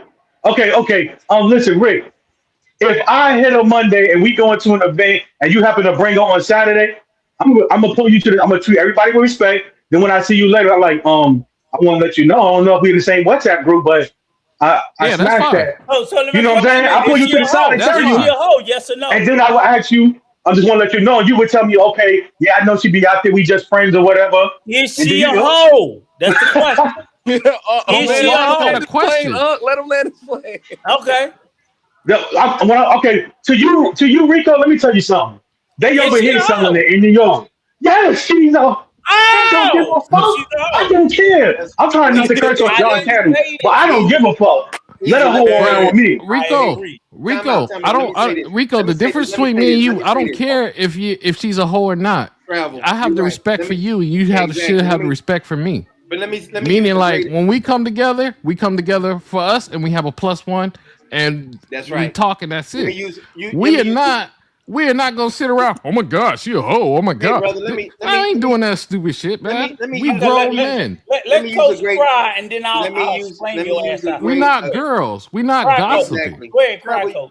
Listen, let's just say Donald Trump and Melania Trump. Oh, shut the fuck up! You bitch is a hoe. Your bitch is a hoe. Let me cook. We know that Melania was a hoe and she was a prostitute. No, she's not. She's a great first lady. She's a hoe. She was a hoe. She was a No, she was not. That's a fact. She was an artistic model. Oh my God! Nigga, she that bitch is a hoe. Hey, New York. I don't know your name, but I know TK Kirkland said I'll take her to dinner. TK Kirkland. Hey, get something popping. Let me finish. I know. That's why I agree with Travel, because I know she was a high dollar prostitute, but I'm still not gonna disrespect her if she comes with me and my wife to a restaurant. Why you ain't disrespect her? Because she the first fucking lady. No, I'm just. Come on, Rico, man. Come on. But Rico, that bitch is a hoe. Rico, everybody, you not the first. Your wife has been fucked by somebody else. Absolutely. So to that person, he's a hoe. Down before to that got person, her. she's a hoe. Yes. So I agree. All right. So, but why do we have to disrespect this? Like, what is this thing? You have a no. Why do we have? It's not a question. Don't fight it, man. Don't fight it. No. The question is not why do we have to disrespect them. The question is why are we respecting? Because they're with me. That's and right. then you have respect for me. You should respect the person I'm with. Rico, I disagree. Okay. Rico, I disagree with you. Wait, let me say something. Just because that means Rico, that means you have no respect for me. Okay. That's what that means. So but Rico, just because a woman is doing that, don't mean you got to disrespect her. Period. No. But hold on for a second. Travel POV, you said a great thing, and now that's the fucking question. That's the whole point. No. But hear my question. Now I'm with you. You got me, motherfucker. You got me in handcuffs. Respecting you. Yeah. So again, I said that 30 minutes ago. And again, that's true. We said this like 15 minutes ago. Okay, hang on, motherfucker. Okay, you goofy motherfucker. Boy, that look at you drinking his bed. I'm trying to catch up. I got vodka and apple juice over here. I'm trying to catch up with you. Hold on, I'm trying to figure where you are. Okay. Let me take a sip. It's not about the disrespect for the hoe. I accept that. It's about the respect for the guy. My question is, you say, why can't I respect you? Now it's about, okay. That's what I said. Okay. Fuck, whether he's with a good girl or not good girl, whatever, I ought to respect my brother Travel POV. Mm-hmm. My issue about respecting you motherfucker, I'm looking at you. Yep. Is your honesty. Yeah. Or your dishonesty. Nah, my honesty. Or your dishonesty. And my issue about respecting you, motherfucker, I'm talking to you, Rick. Hola. Yep. Hola. Is why do you fucking lie to me? Why did I lie to you about what? Why do you lie to me, motherfucker, about the bitch you with? No. I didn't lie to you about me anything. And you. No, it's just me and you. Fuck everybody else. Rick, I'm gonna respect you if you are fucking honest with me. But okay, if you're dishonest, no, Rick, if you're dishonest with me, I can't trust you. Words learned. Don't trust me then. The problem is this. The problem is this. So you gonna lie you respect about me, the you respect me. That's it. So you gonna lie about the bitch. I don't even know who I'm bringing. You even get that? No, you I don't even know who I'm nigga, bringing. But you gonna respect the person I bring. Stop, time out. Nigga, how you gonna tip you? Nigga, you know you brought a hoe. You brought a fucking hoe. You brought a hoe. You know who you was bringing. Travel, just hit me up, Travel. Well, first of all, you don't know if I'm bringing a hoe or not. You know you brought a hoe. First of all, I could be bringing my main one. Nigga, you brought a hoe. And you knew you brought a hoe. You act like you. I'm gonna shut Rico up right now. Did this happen already? Now, Rico, listen here. Listen, I want you to understand something, Rico. I haven't brought anybody yet. Oh. Now, Rico, you acting like a You got the energy. Do I have to check your green card? I told you. This, man. We're gonna respect Americans and America first. Let that man do what he do. He following my footsteps. Get the money and get the hoes. Fuck you in the hole you married to. Go ahead, Travel. Look, it's all about respect at the end of the day, man. If I see Coach, I'm gonna buy him a drink, tell him how he's doing, and that's it. I was making a joke saying I'm gonna bring a girl because we were talking about that earlier.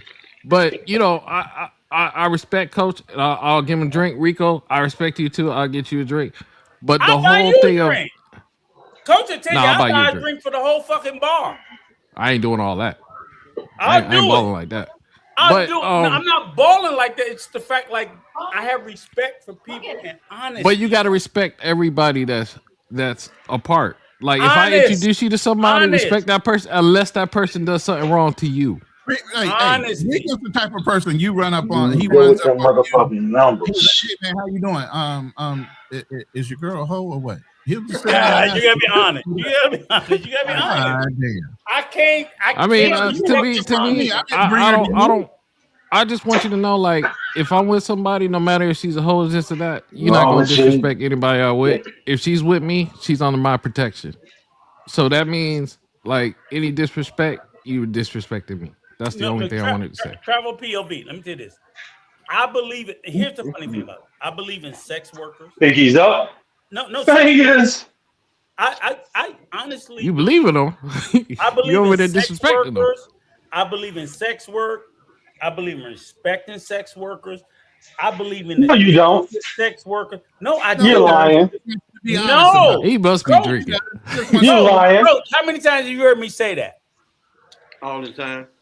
I do. I don't like niggas lying about it. All right, he's not lying about it. Who's lying? In the women who do it. I don't believe like in the niggas women that lie about it. All right. But why are we lying? But where's this lying part coming? Because y'all do. What does it matter? Rico? All right.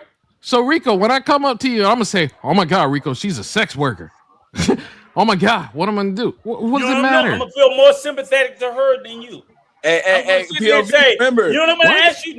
First of all, I'm not looking for sympathy. POV, we called them professional companions. Flat out. I'm like, nigga, are you Who said that? What she deserves? A fair wage. And this is Rico, another if you don't stop if you don't stop just your bullshit, acceptance. No, I'm not. What I don't like is I don't like the idea of somebody going to the DR and they fucking for 10 pesos a dollar. 10 pesos. Who do you give a fuck? It's not your dick and it's not your pussy. Because the fact that the wage is so low, it's disgusting. Who cares? No. Who cares? I don't care about the sex. I care about holy shit. Shut up, easy. I'm gonna tell you why. I don't care about the sex. I care about the disadvantage of the power structure. I'm like, who cares? Fuck the I don't give a damn. What are we talking about? You a Pope? Are you a missionary? Rico? Are you a missionary? What I'm literally saying is like, what I'm trying to tell you guys is like, I can't set the wage for Rico. Rico, well, you know what you need to do? Learn Spanish and go talk to the sex worker and tell them to raise their prices. Nigga, you don't speak Spanish. Like, what are we talking about here? I'm arguing with a bunch of niggas that don't speak Spanish. And she's doing it for 10 pesos. You need to go talk to her and tell her to raise it to 30 pesos. Like, what are we talking about? Yo, she does not care that she could do a harder job to make the money. She's a whole reason. She wants fast money, and she wants it from your ass. That's it. No. Yeah. You guys know what's clear to me that y'all guys would prefer to be able to fuck for 5 pesos. Oh Lord Jesus! And it's funny. It's funny. Rico. I just want a professional. I'm tired of teaching these young bucks. I'm tired of teaching these young hoes. Hold on. The only reason why I say that is because, and Coach will tell you, every time we had these conversations, right? And easy, I'm gonna get in your little dirty ass, right? Because you quick with it. You know, you in these spaces, right? What is the number one complaint motherfuckers say in those spaces? What are you talking about? Number one complaint in the fucking whoremonger spaces about fucking the whore. Avery, pay attention. What's the number one complaint? I don't know. Oh, these niggas raising the prices. They raising the prices. Listen. That's it. Honestly, that's not. Shut the fuck up, easy. Shut the fuck up. The number one complaint, it's not that people are paying for the hooker. Y'all cry because other motherfuckers come and pay more than what y'all used to, raising the prices. Exactly. That's a problem. Yeah. You messing up the natural environment. You see what I'm saying? Yeah. So I don't want no simp in the same park with me, raising prices. Avery, am I making it up? Yes or no? You bullshit. That's what you doing. Number one complaint is that they're raising the price of pussy. Not the price of well, guys, I'm gonna go. You can't afford. I have no idea where this went. You can't afford. I'll have respect for you and whoever you with. Yo, what's your channel, bro? Even my channel is the Travel POV. He can go on there, look on. He can go on there, look on any girls he wants on there. I have girls on there. You can to me, I don't have the BBL. I don't have those wild girls. I have normal girls. So you selling bitches? You can call them what you want. Huh? You selling bitches on your channel? Am I selling? Yeah. No, I'm hanging out.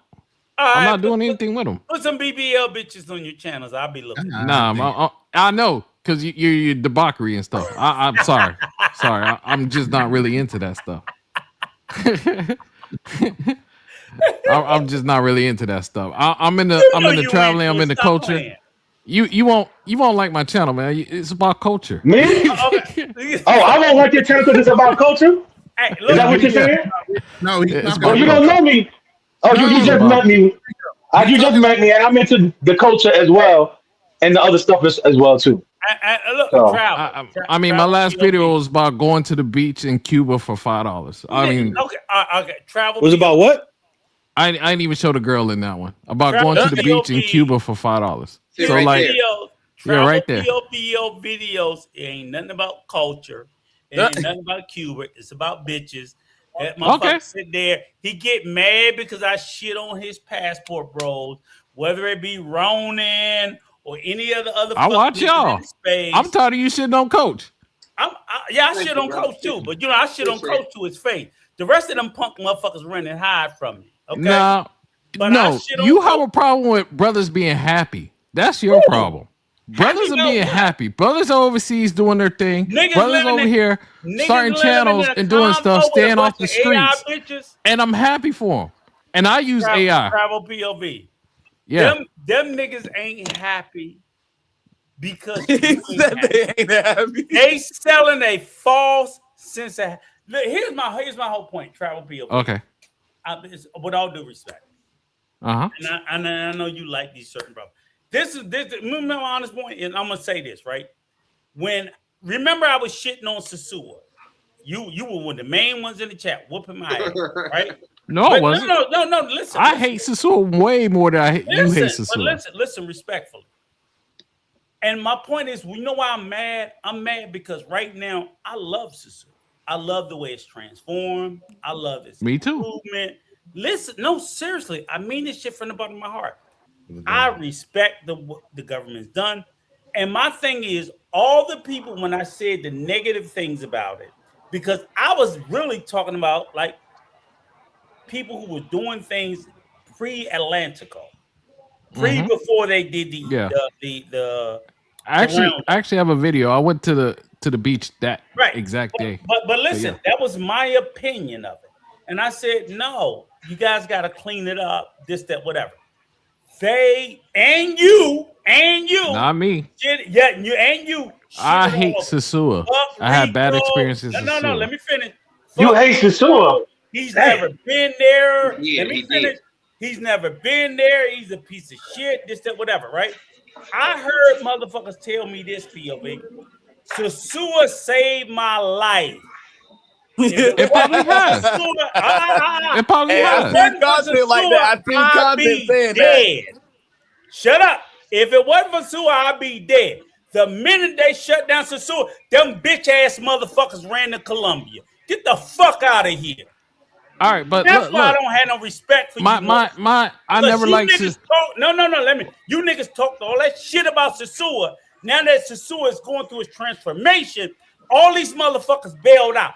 I'm promoting Sasua. I'm promoting Sasua like a motherfucker. Well, I ain't promoting all you bitch ass niggas that sat there and said Sasua. I'm with Flip. Sasua is the place to go. Fuck this bullshit. Them bitch ass niggas ran from Sasua. They ran from it and shitted on my fucking name. Fuck you niggas that said Sasua saved my life. Yo, Rico, you having a senior moment. You having a senior moment. Because hey, John. Look around. John. Yeah. Back in the day, I was always in Coach and Troy's and all their things, and I always talk about Santiago. One of the ones that said Santiago is my saved spot. your life. This is Santiago. I spent time in Santiago. I spent time in Santiago. It's a beautiful place. No, they have a lot of talent in Santiago too. No, POV. This Sasua save your life. POV. I don't go to Sasua. I hate Sasua. So you don't give a fuck about Sasua? No. So I'm fuck you, nigga. Fuck you. I love Sasua. You know what else I don't like? I don't like Santo Domingo. I don't like Santo Domingo. I hate Punta Cana. When I said what I said about Sasua, was you one of the first motherfuckers in the chat to criticize what I said? You live in Punta Cana. I hate Punta Cana. I've been to Sasua. Have you been to Sasua? Yes. I've been to Sasua. I've been to Punta Cana. I've been there too. I've never been to Punta Cana. Yes. I'm giving Santo Domingo one more try, and after that, I'm done with Santo Domingo. So why did you I didn't like Santo Domingo, but I was only there. I was only there for 4 days for John's birthday. POV. Why did you have a right to have an opinion about Sasua and I don't? We both been. Yeah. And my question was, the niggas that told me Sasua saved their life, they was going to die without Sasua. The minute Sasua shut down, they ran to Colombia. But Trevor, POV. But what's wrong with that? If Sasua saved your life in the way it saved is, your life, nigga, you need to be in Sasua. No, because if things change and everything changes, you're gonna go somewhere else. No. You're gonna ride Avery, if I told you Sasua saved my life, where the fuck am I supposed to be? Wherever you want to be, next. Hey, shut up, Avery.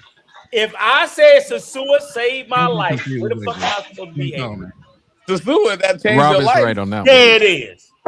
If everything that's else like me saying, that's like me saying, "Oh, Miami saved my life." I'm gonna say Miami.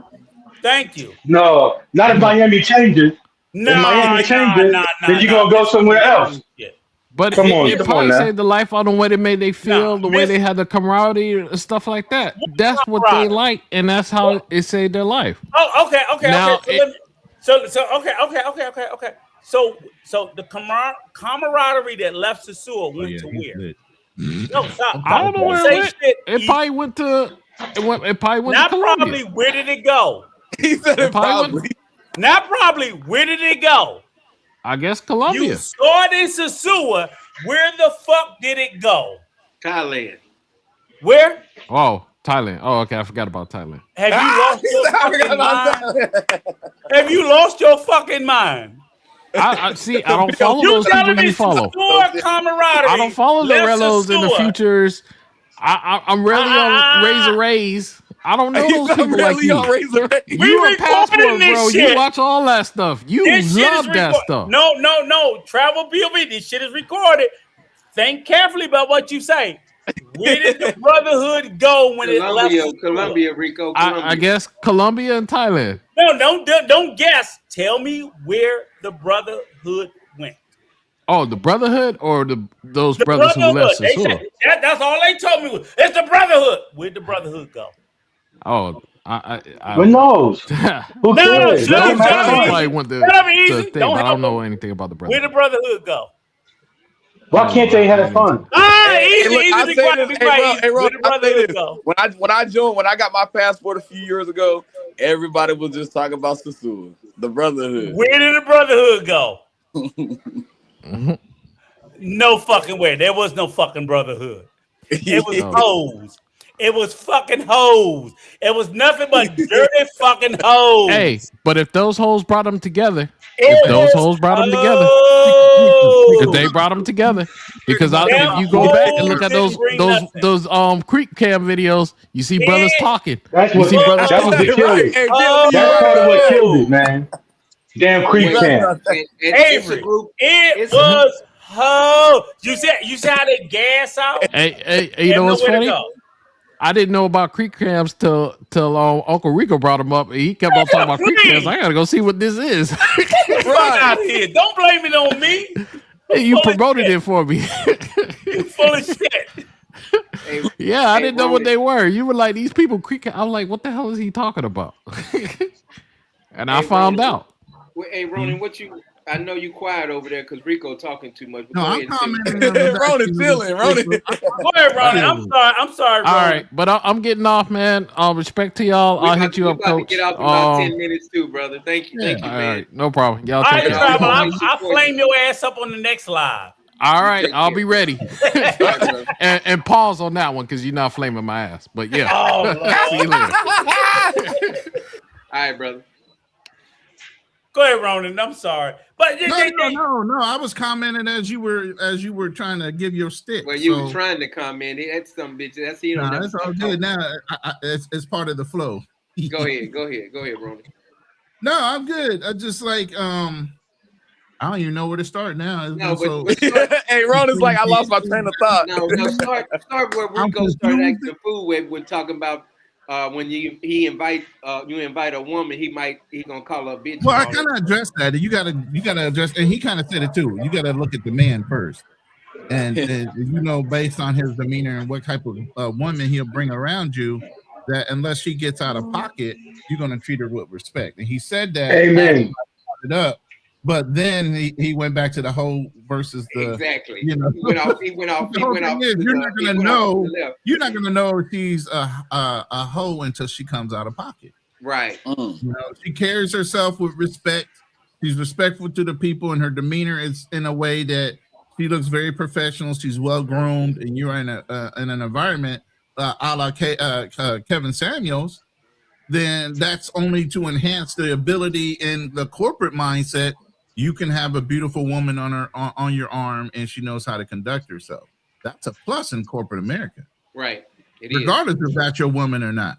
Yeah. Now, we think of it as in a travel perspective that, first of all, these niggas are going out there getting these bottom line fucking bitches is the problem of why he would even go there. Because you ain't even a good judge of character with the women you're laying down with because she's a quick F. True. You get what I'm saying? $2 hoe, whatever you want to call her. Okay, what's the problem with that? I'm missing the point. The point is, if she's acting The point I'm missing. The point is, if she's acting accordingly, then you should give her respect based on the fact that the dude brought her, and she should. I agree with that.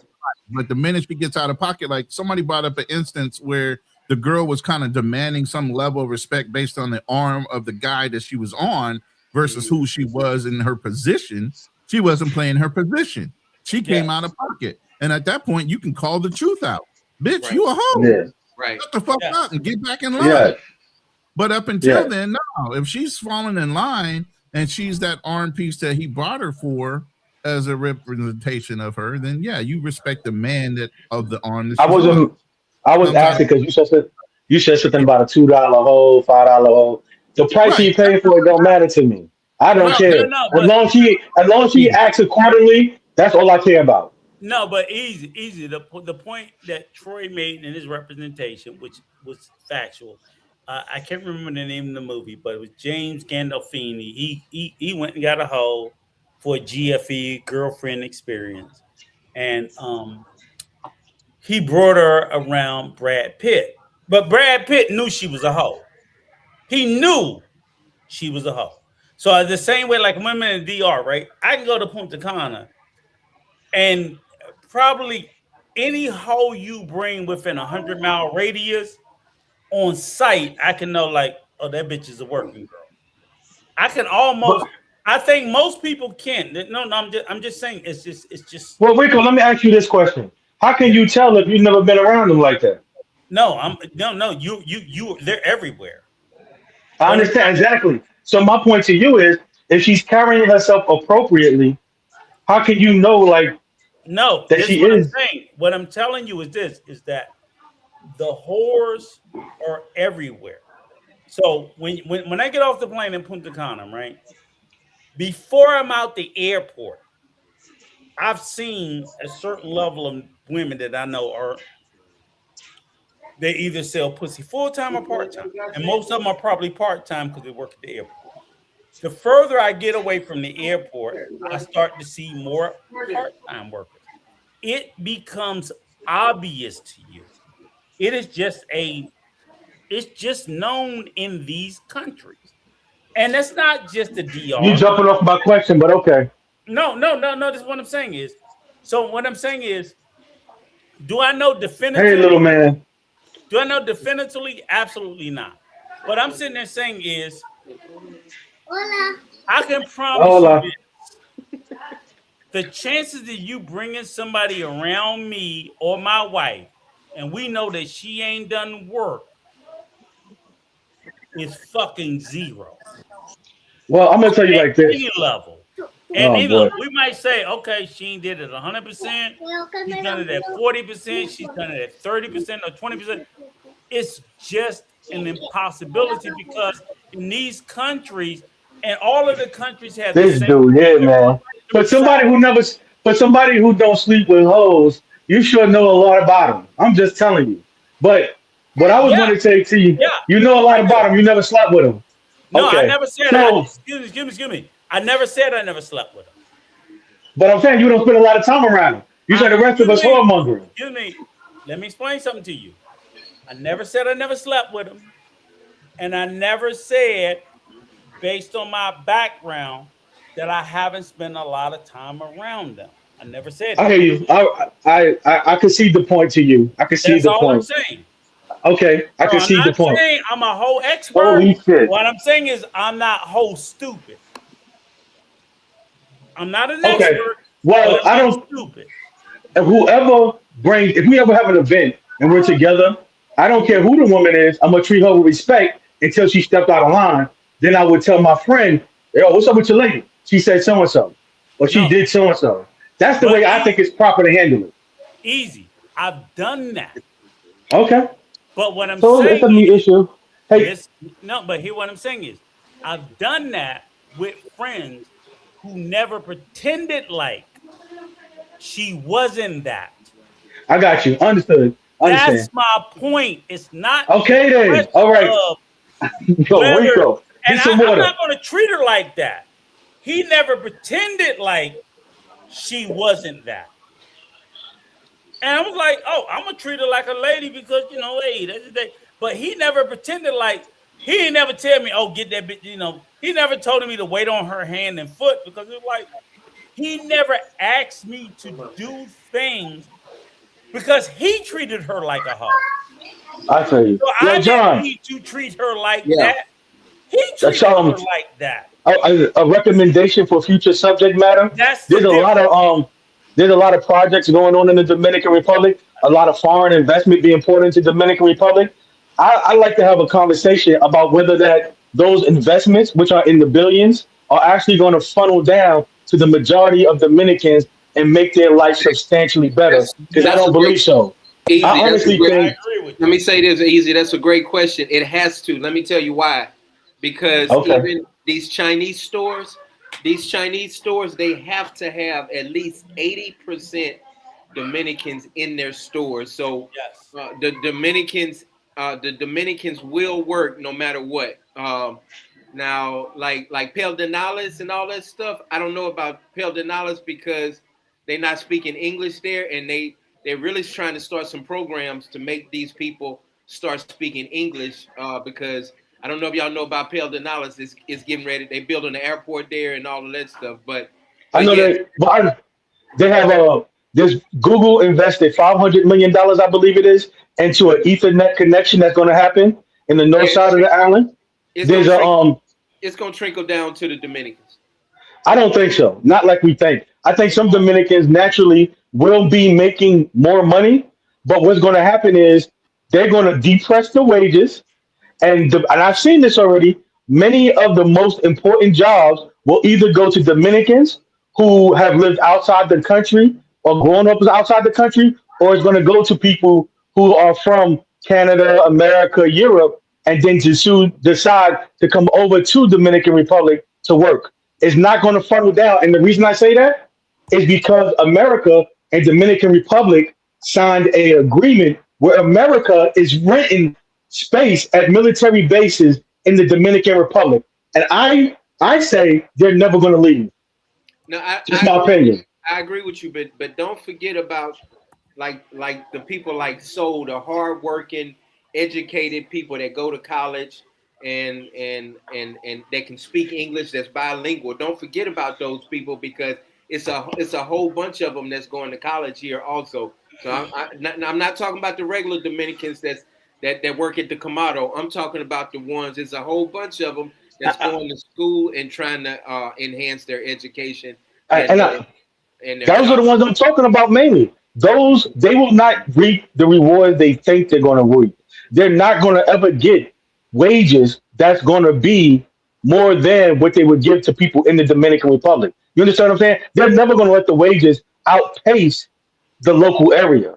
So you see what I'm saying? If somebody comes to work in the Dominican Republic for a company that's an American company, and they're coming from Canada, they're more likely to get a wage that is competitive in America than somebody in the Dominican Republic. Oh, I agree. Because so she makes $4 an hour. She works for Verizon. So like I don't. I No, mean, that's my point. so that's good money over here. She's 18, 19 years old, and making. I think she might have got a raise. She might be making $4.50 an hour. But the thing is like that's what they make. That's what they make over here, and that's Verizon. But Swisser Sweet is right up the street. They make $4 an hour. The people that work at Swisser Sweet. But that's my point. But that's my point How much about they work. I wonder how much they make working at the airport. I don't know. You go. Probably, What my point is, probably they will always take the position. People don't like this word, but it is the truth of colonization. The people who are investing in the island, and I'm telling you, Dominican Republic is being colonized.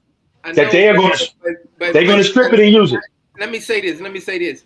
The Chinese people ain't worried about that because the Chinese people got their own business. They making $25 an hour. They making $1,000 an hour. So you can't.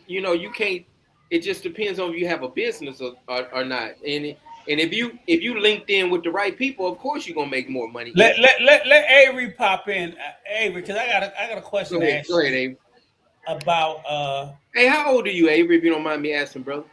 I just turned 31 in May. Okay, hold on. Don't ask no other dumbass questions. Shut up. Right. Avery, don't let me ask no more dumb shit. All right, nigga. All right, you little dumbass nigga. All right, Avery. So when you bring your black ass back to the DR? In August. Okay, so tell us where you been on the island with your slow ass. Huh? No, I want to know. I'm fucking with you, but at the same time, I'm trying to dig out some information. You know, I ain't asking you no shit without fucking with you and slamming your ass. So bring your slow ass on. Tell us. I know it's all love. And I'm not getting deep into your business. Tell what you want to tell and don't tell what you don't want to tell. All I'm saying is the first place I went to was the sewer. Oh, see? Okay, so let's get into it. Ronan, pay attention, right? Look at where the first place they go to. And I'm not beating up on I talk to Avery all the time. But again, we got to mind this shit out about being, and you too, easy, factual and truthful. Why all of a sudden? I'm always truthful. You know that. But why everybody, first thing, and okay, now why was Sasua your first choice? Oh, here we go. Don't ask that question, man. No. You gotta hear it. Let him tell it. I was with a little shorty I was talking to like a few months ago. You have to say it. So tell me. I linked up with her, and then I hit somebody up. You know what I mean? In the travel space, like, yo, man, like, woo, I'm here. Let's link up. I said, it's cool. I bring shorty. He's like, yeah, let's go meet that flip. But is that why was Sasua your first choice out of everywhere on the island? What everybody used to talk about at the time. Oh, so your first choice for Sasua Was it because of the YouTube content? It's just a little bit of the brotherhood, as they say, that they're promoting. And Okay. Let me ask you to do this way. Okay, you're living in Seattle, Washington, right? Yep, home of the Seahawks. You from Seattle, Washington. Your black ass ain't never left the United States, right? That was my first time leaving. Okay, your black ass don't even know what a fucking glossary or fucking encyclopedia look like. You don't even know what the world look like, right? What I want to know is, what in the fuck in your nigga mind made you say, Not in your I'm nigga going? mind. No, I know, Ronan, right? He's like, getting on How am I using colonization correctly? Will y'all shut the fuck up? I'm trying to understand the mind of the nigga. What in your nigga mind said, Sasua? What woke that the fuck up? Tell me honestly. Of all the places on the globe, one, because what in your nigga mind said, oh shit, Sasua? I'm trying to tell you, one, because the airport was cheaper than Santiago. You wasn't watching airport videos. What woke your mind up to Sasua? Like I said, it was just trendy. Everybody was talking about it, so I wanted to go check it out. So you were watching YouTube, right? Someone walk me through it. You were watching YouTube. He said, "Walk me through." And the content. I know, right? What content was you watching that? I'm trying to figure out how you got drawn to Sasua. Because this is how young men get drawn to these places, Ronan. Seriously. He got drawn to Sasua. So what drew somebody to Manila? What drew somebody to big booty fucking Filipina on the goddamn thumbnail? That's all it takes. Right. That's right. I want him to say it. Why you out there talking like you the Pope, man? Stop it. No, let me say. I want to say. I saw a big booty bitch from the DR in Sasua. Say it. What fucking drew your punk ass to Sasua? God, Give me the beach. The beach. I was in a Facebook. One, two. You know what I'm saying? I saw the women on Pluto TV. Oh, okay. Pluto TV. All right, I'm with you. Go ahead. And then three, when I met up with the man that bears Ronan's name, that's why I went out. Okay, so you saw on Pluto TV, he was showing them big booty bitches in Sasua. Yes. That was first. Okay, and he was showing it over and over on the loop in your brain. On the loop. Yo, this dude needs to stop. No, because you need a hobby. You need a hobby. Because the truth This is so. is his hobby. What you mean? No. Avery, tell him the truth. Because the truth is that shit is played on the loop. I'm saying I saw that content and then be watching it. Then y'all Ronan, his content popped up in the algorithm. Started watching Ronan in the story time. So I was like, that's cool. Talking so much of DR and yes, to the brotherhood. So I went. Yes. And you believe it was a brotherhood? You believe it was a bunch of big booty bitches? And you went to fucking. Hold up. I gotta defend the brother with my name, Ronan the Wandering Traveler. Go ahead, defend him. At least that he tells the truth. He tells you these bitches. What? Will fuck you up. What? Yeah, he does. He does say the truth. Ronan, my guy, he does. You niggas about to get lit up. Hey Ronan, you see how you doing? I'm telling the truth. You say you want to know what sold me. You say you want to know what sold me too. If your woman is there, you've been cut off, man. Stop defend him. Go ahead. Ronan told me this. Hey, you do nothing but positive conversations about what really goes on in the DR. Right. Look, when I met Ronan, when I met Ronan, I was with my little shorty, and I told Ronan, look, I've been talking to her for this and that, right? You know how you guys was talking about, if they hold it or that? Man, I was in La La Land. I remember Ronan told me when I was with him at Flip, he said, look, young brother, he told me, and I quote, never forgot, he says, just enjoy the ride. That's what he told me, just enjoy the ride. Okay. Avery, hold on. Go ahead, Ronan. What's your defense? No, that's the same thing. Like I said, every show that I've ever heard him, and I don't follow him like that until we bumped as far as our channel name. And then I thought that brother could be my cousin for all I know.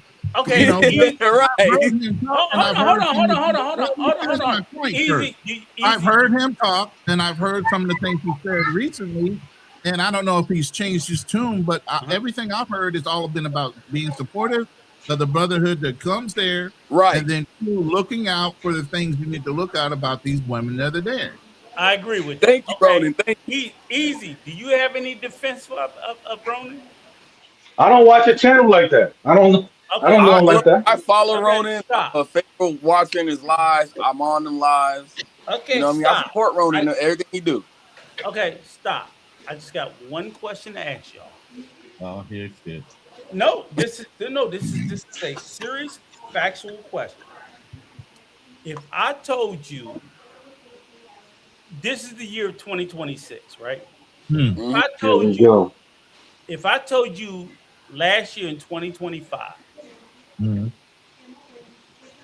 from March of 2025 through October of 2025, I spent $100,000, $100K USD, tricking in any country. Is that positive? So if you got the money to blow, what does it matter? Yeah, what does it matter? What is that guy? He should have used it. He should have gave the money to the United Negro College Fund. I knew y'all was gonna go with that. Look, listen. He should have gave the money to the NAACP. Stop. Well, hold on, guys. I went to the yard. It's so sad. Yo, it's so sad. It's so sad. Stop. He should have gave the money to Al Sharpton. Hold on. Y'all jumped the sand if you got it blow. FMWD school. Stop. I'm trying to tell you, bro. He could have fed hungry children in Europe with that money. Hold on for a second. How much money do I need to be earning to spend $100,000 in 9 months to trick? $100,000. But he had it to trick. No, stop. This is fucking math. If I'm going to waste $100,000 a year on tricking, how much money should I be earning for that to be accepted? I would say you 10 need to 1, right? Yeah, you need to be closer to a mill. Right. But if I'm not making $1 million, so if I'm not making $1 million, if I'm not earning $1 million, but yet shut up for a second. Just hear my math. This is math. I'm drinking liquor like you. I'm trying to get where you at. If I'm not making $1 million, but I'm spending $100,000 tricking. I'm gonna tell you where you're wrong on this one, Rico. Go ahead. Finish your math. Okay, so my math is, if you told me, Ronan, last year you spent $100,000 tricking, and you didn't earn $1 million, I had to look, meaning 10 to 1. I had to ask you, like, what the fuck are you doing? Even if you were making 10 to 1, and I'm gonna tell you what I was doing. Let me finish. He's not sleeping on your couch. Why are you worried? If you were making 10 to 1, I can tell you it's squandering. But if you're not making 10 to 1, I'm like, right. What? But I'm going to say this. You explain and I'm going to say it to you this way. Rico, you know I run a YouTube channel as a business, so I'm writing off some of my offset of what my YouTube channel is not producing on YouTube AdSense against the money that I spent. It's all good money. It's all content. I still need to offset my earnings. I might make $350,000 that year, even though I spent $100,000. Guess what? I get to keep all my money in my pocket, and Uncle Sam don't get to do shit. I don't have to pay. We ain't talking taxes. We talking earnings. I'm telling you, if I'm running it against my YouTube AdSense, and Ronan is running a business. You don't think he's running his AdSense dollars against his taxation? Continue on. Ronan always promotes about. Let him finish. No. So what I'm telling you is, if I spent $100,000 while I'm filming content, I'm writing that bitch off. Okay. Right. Against my earnings on YouTube. Again, I just justified why I spent $100K. Now tell me why I'm wrong for that. So in other words, you telling me you spent $100K and you earned $100K. No, I offset it against my overall earnings. Period. Again, okay. $100K. I got the enjoyment. Wait. I spent $100K. I got the enjoyment of travel, whether I own a second home over in DR or not. I got to write off my food. I got to write off the plane ticket. I got to write off all the excursions and everything I filmed on content. You know why? Because the IRS can't say I'm lying because I filmed the bitch and it's on YouTube. They can look at it all day long.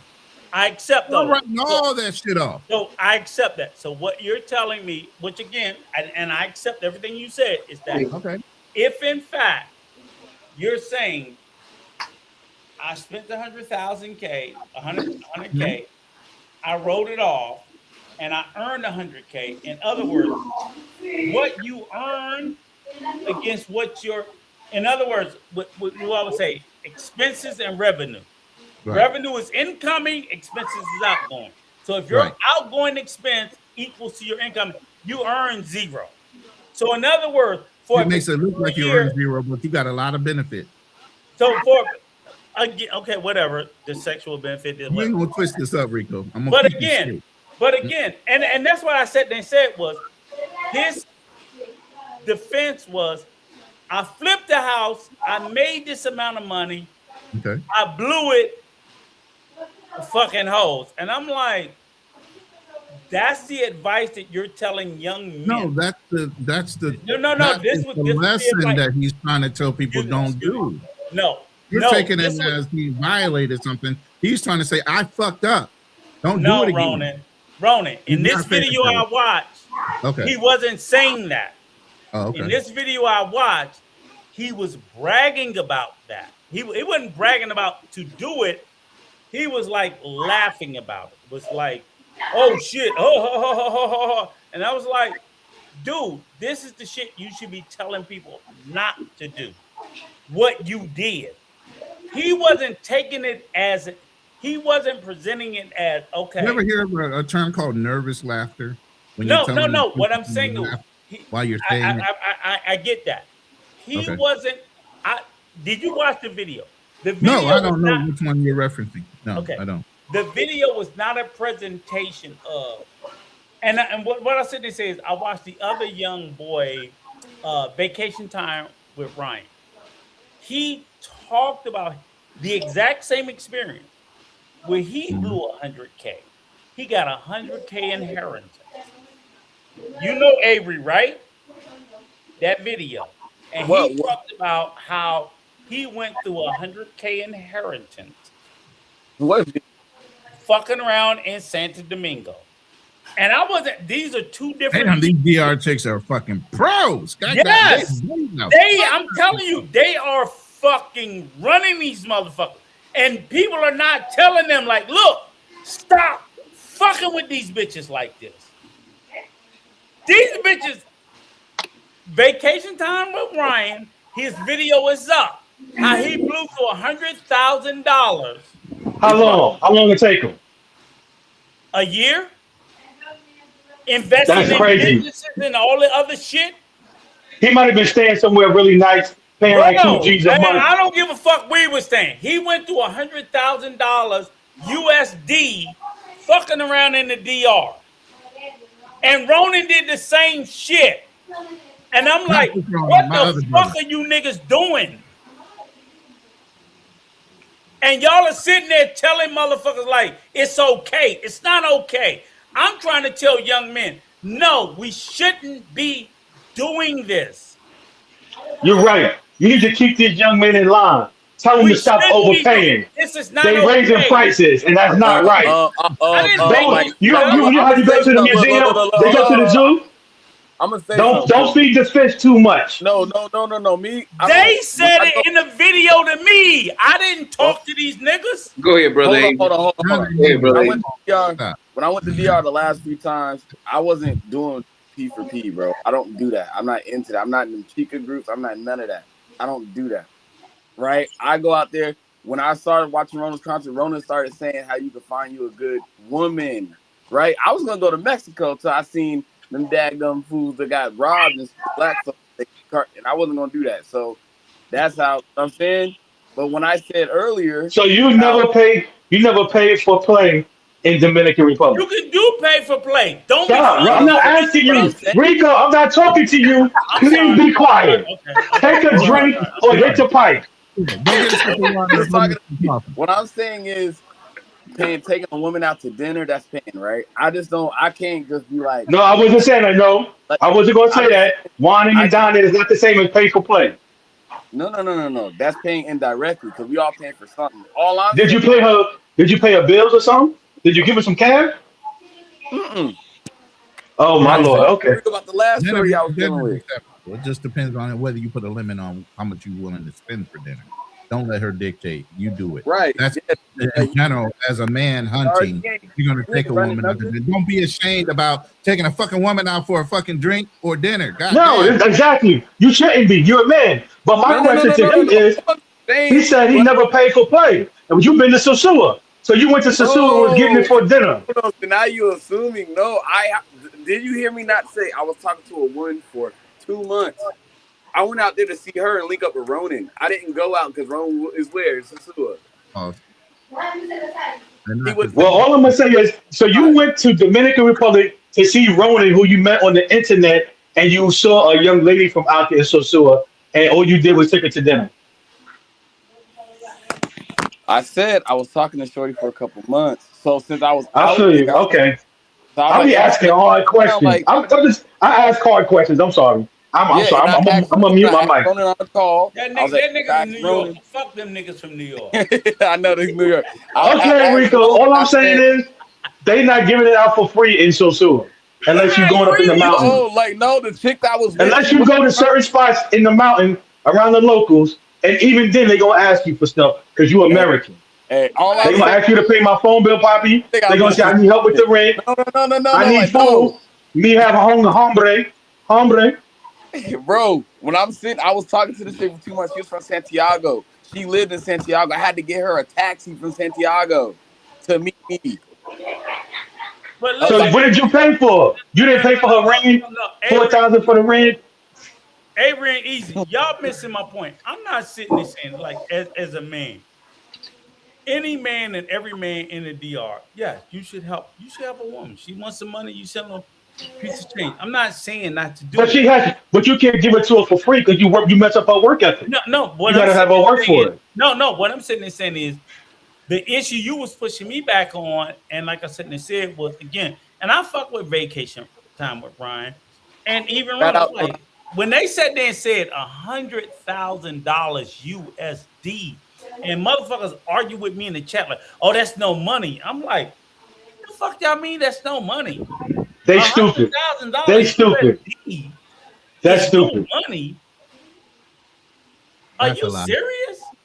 You're telling me, especially in Dominican Republic, where the average wage is like $500 a month. In any fucking country outside the U.S., $100,000. $100,000 USD is a lot. I just said 3K is 4th percentile in the Philippines. That's a lot of fucking money in the world. Yeah. And they're sitting there saying, "Oh, it ain't shit." I'm like, "What the fuck are y'all talking about?" And you're sitting there telling me, that simple.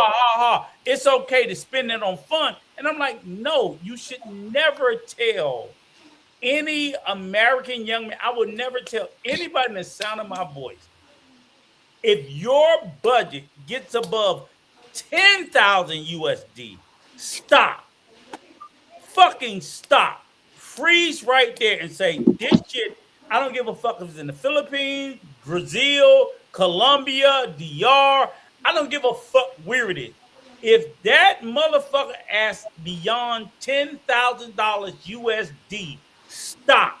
She's playing your ass and don't go any further. For people to sit there and proudly proclaim like spending $100,000 USD, where I'm like, that's 3 times, almost 2 to 3 times the average American U.S. salary. That's not a trivial amount to be playing with, and I'm upset that content creators would treat it so flippantly to tell these young men like that's okay for you to blow that kind of money. No, you shouldn't be blowing that kind of money on. You shouldn't be blowing that kind of money on a bitch in the U.S. If you told me you was spending that money on a bitch in the U.S., I would sit there and say, "What the fuck are you doing? Are you I crazy?" agree with you, Rico. Some the numbers don't add up. That's ridiculous. No,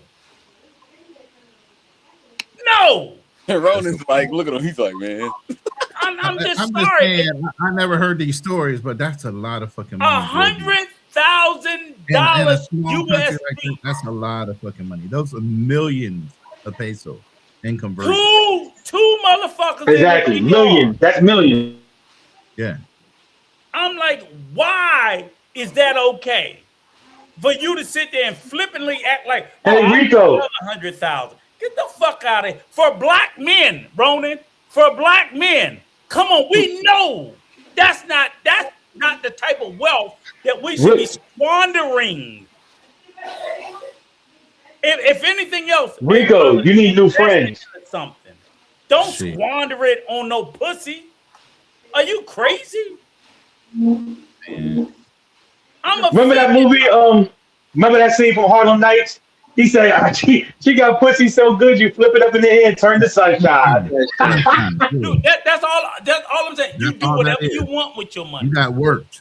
Hey, I think vacation time with Ryan, he on live right now, and I'm about to go in about 10 minutes, y'all. About to wrap it up. But that's all I'm saying is that we can't be, as black men, we got to do a better job in educating each other that we don't need to be doing that. We don't need to be doing. We don't need to be. I'm not encouraging other young black men, and again, with all due respect to vacation time with Ryan, I can respect him because he sat there and said, "Hey, he wasn't proud of what he did." I like what he said in his video. He wasn't proud of what he did. It wasn't smart what he did. He came into some money. This is what he did. I like his transparency. I like and respect that. But the fact of the matter is, I don't want other people to sit there and go around thinking like, I think when he told his story, it wasn't like, do what I did. It was like, don't do what I did. Do smarter than what I did.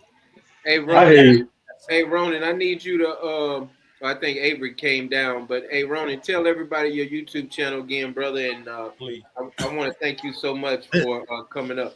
Oh, I appreciate it.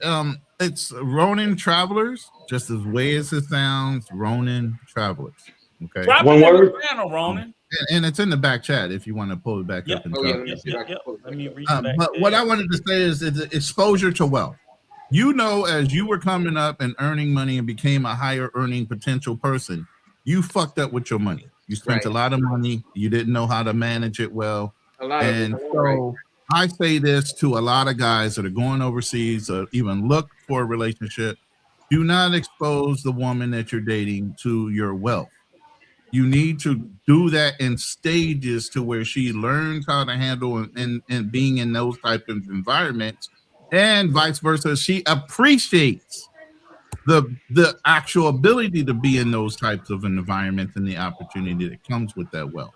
Mm-hmm. Okay, I got here in May. I didn't buy a truck until September. Mm-hmm. Okay, and I buy used vehicles. I don't ever buy brand new, so that's never going to be an issue with me. But I made her wait because I didn't want to expose her to the fact, I could drop this money and just buy a fucking truck. Right. You know what I'm saying? Because then that means that should be leading with your money, right? I'm setting a standard. Mm-hmm. I'm setting a standard that she should be able to expect certain things for me to do right off the bat, and not that it has to be earned. And there's value behind what I'm doing. So you always got to understand that you need to wean them into your lifestyle. The quicker you expose them to your lifestyle, the more they look at, this is something standard that he can do. And like they used to say in America, whatever you start with, you got to finish with. If you start leading with your wallet and you start dating with these extravagant luxury trips and dinners, and you can't slow down. Now you done outpaced yourself. Are they gonna go look for another man to do it for them? Right. Mm-hmm. So that's the point. Don't outpace yourself even in another country. Yeah, you might have that wealth, but don't expose them to it. So I don't give a fuck if you're not a blue collar worker. You're a blue collar worker when you go over fucking seas. Yeah. A lot of people don't have enough access to. I notice a lot of people I've noticed through the seven years I've been here, they don't have no game, so they just leave with their money, and then they they looking sad in the next couple years. Right. Mm-hmm. Because you're outpacing yourself. You can't keep up that pace. It's just like we talked about on another show, putting on airs. Everybody puts their best foot forward when you start to date. Okay, you're always dressing up well, and she's putting on her makeup and looking good. It's not until you get comfortable 6 months down the road, or even move in, that you really start learning the person you're fucking with. Exactly. Mm-hmm. People are always going to put on airs. That's right. Mm-hmm. You know, so you don't know who you're dealing with until you do, and that takes a while. And that's why even when you started learning how to deal with your wealth, exposing somebody from a third world or developing nation to your level of wealth is far beyond what they could ever imagine. And now, instead of being somebody of note that she's interested in, now you're just a come up, and her family is pushing her to make you that way. That's right. Mm-hmm. You hit it right on the head, brother. That's dropping some knowledge, man. I appreciate it. Hey, man. Hold on. Before everybody leave, I gotta take my medication, Rico. Shit. All right, shut the fuck up. Let me get about your shut up. Hey, you forgot to drop my channel too. Shut up, But listen, look, everybody, I dropped Brother Ronin Traveler's channel in the chat. Everybody hit the link up, subscribe, come over because we're gonna probably do a live, right, Ronin? What, right now? Yeah, in a few minutes. Y'all did that shit to me yesterday. I was on a live with, with Misha. Cause I know you already on the other time. Again, man. Yeah. So we gonna jump over to Ronin. I might jump up on later, maybe. Yeah, Ronin by tomorrow. By tomorrow, I'll be on something. Okay, well, if not later, tomorrow, Ronin gonna strike up. But definitely, look, everywhere, please strike up to Ronin Traveler. I'm be honest with you. Me and his brother, we've had some great back and forth, and I'm telling you, if you like anything I got to say with my bullshit talking at the side of my ass, you will love him.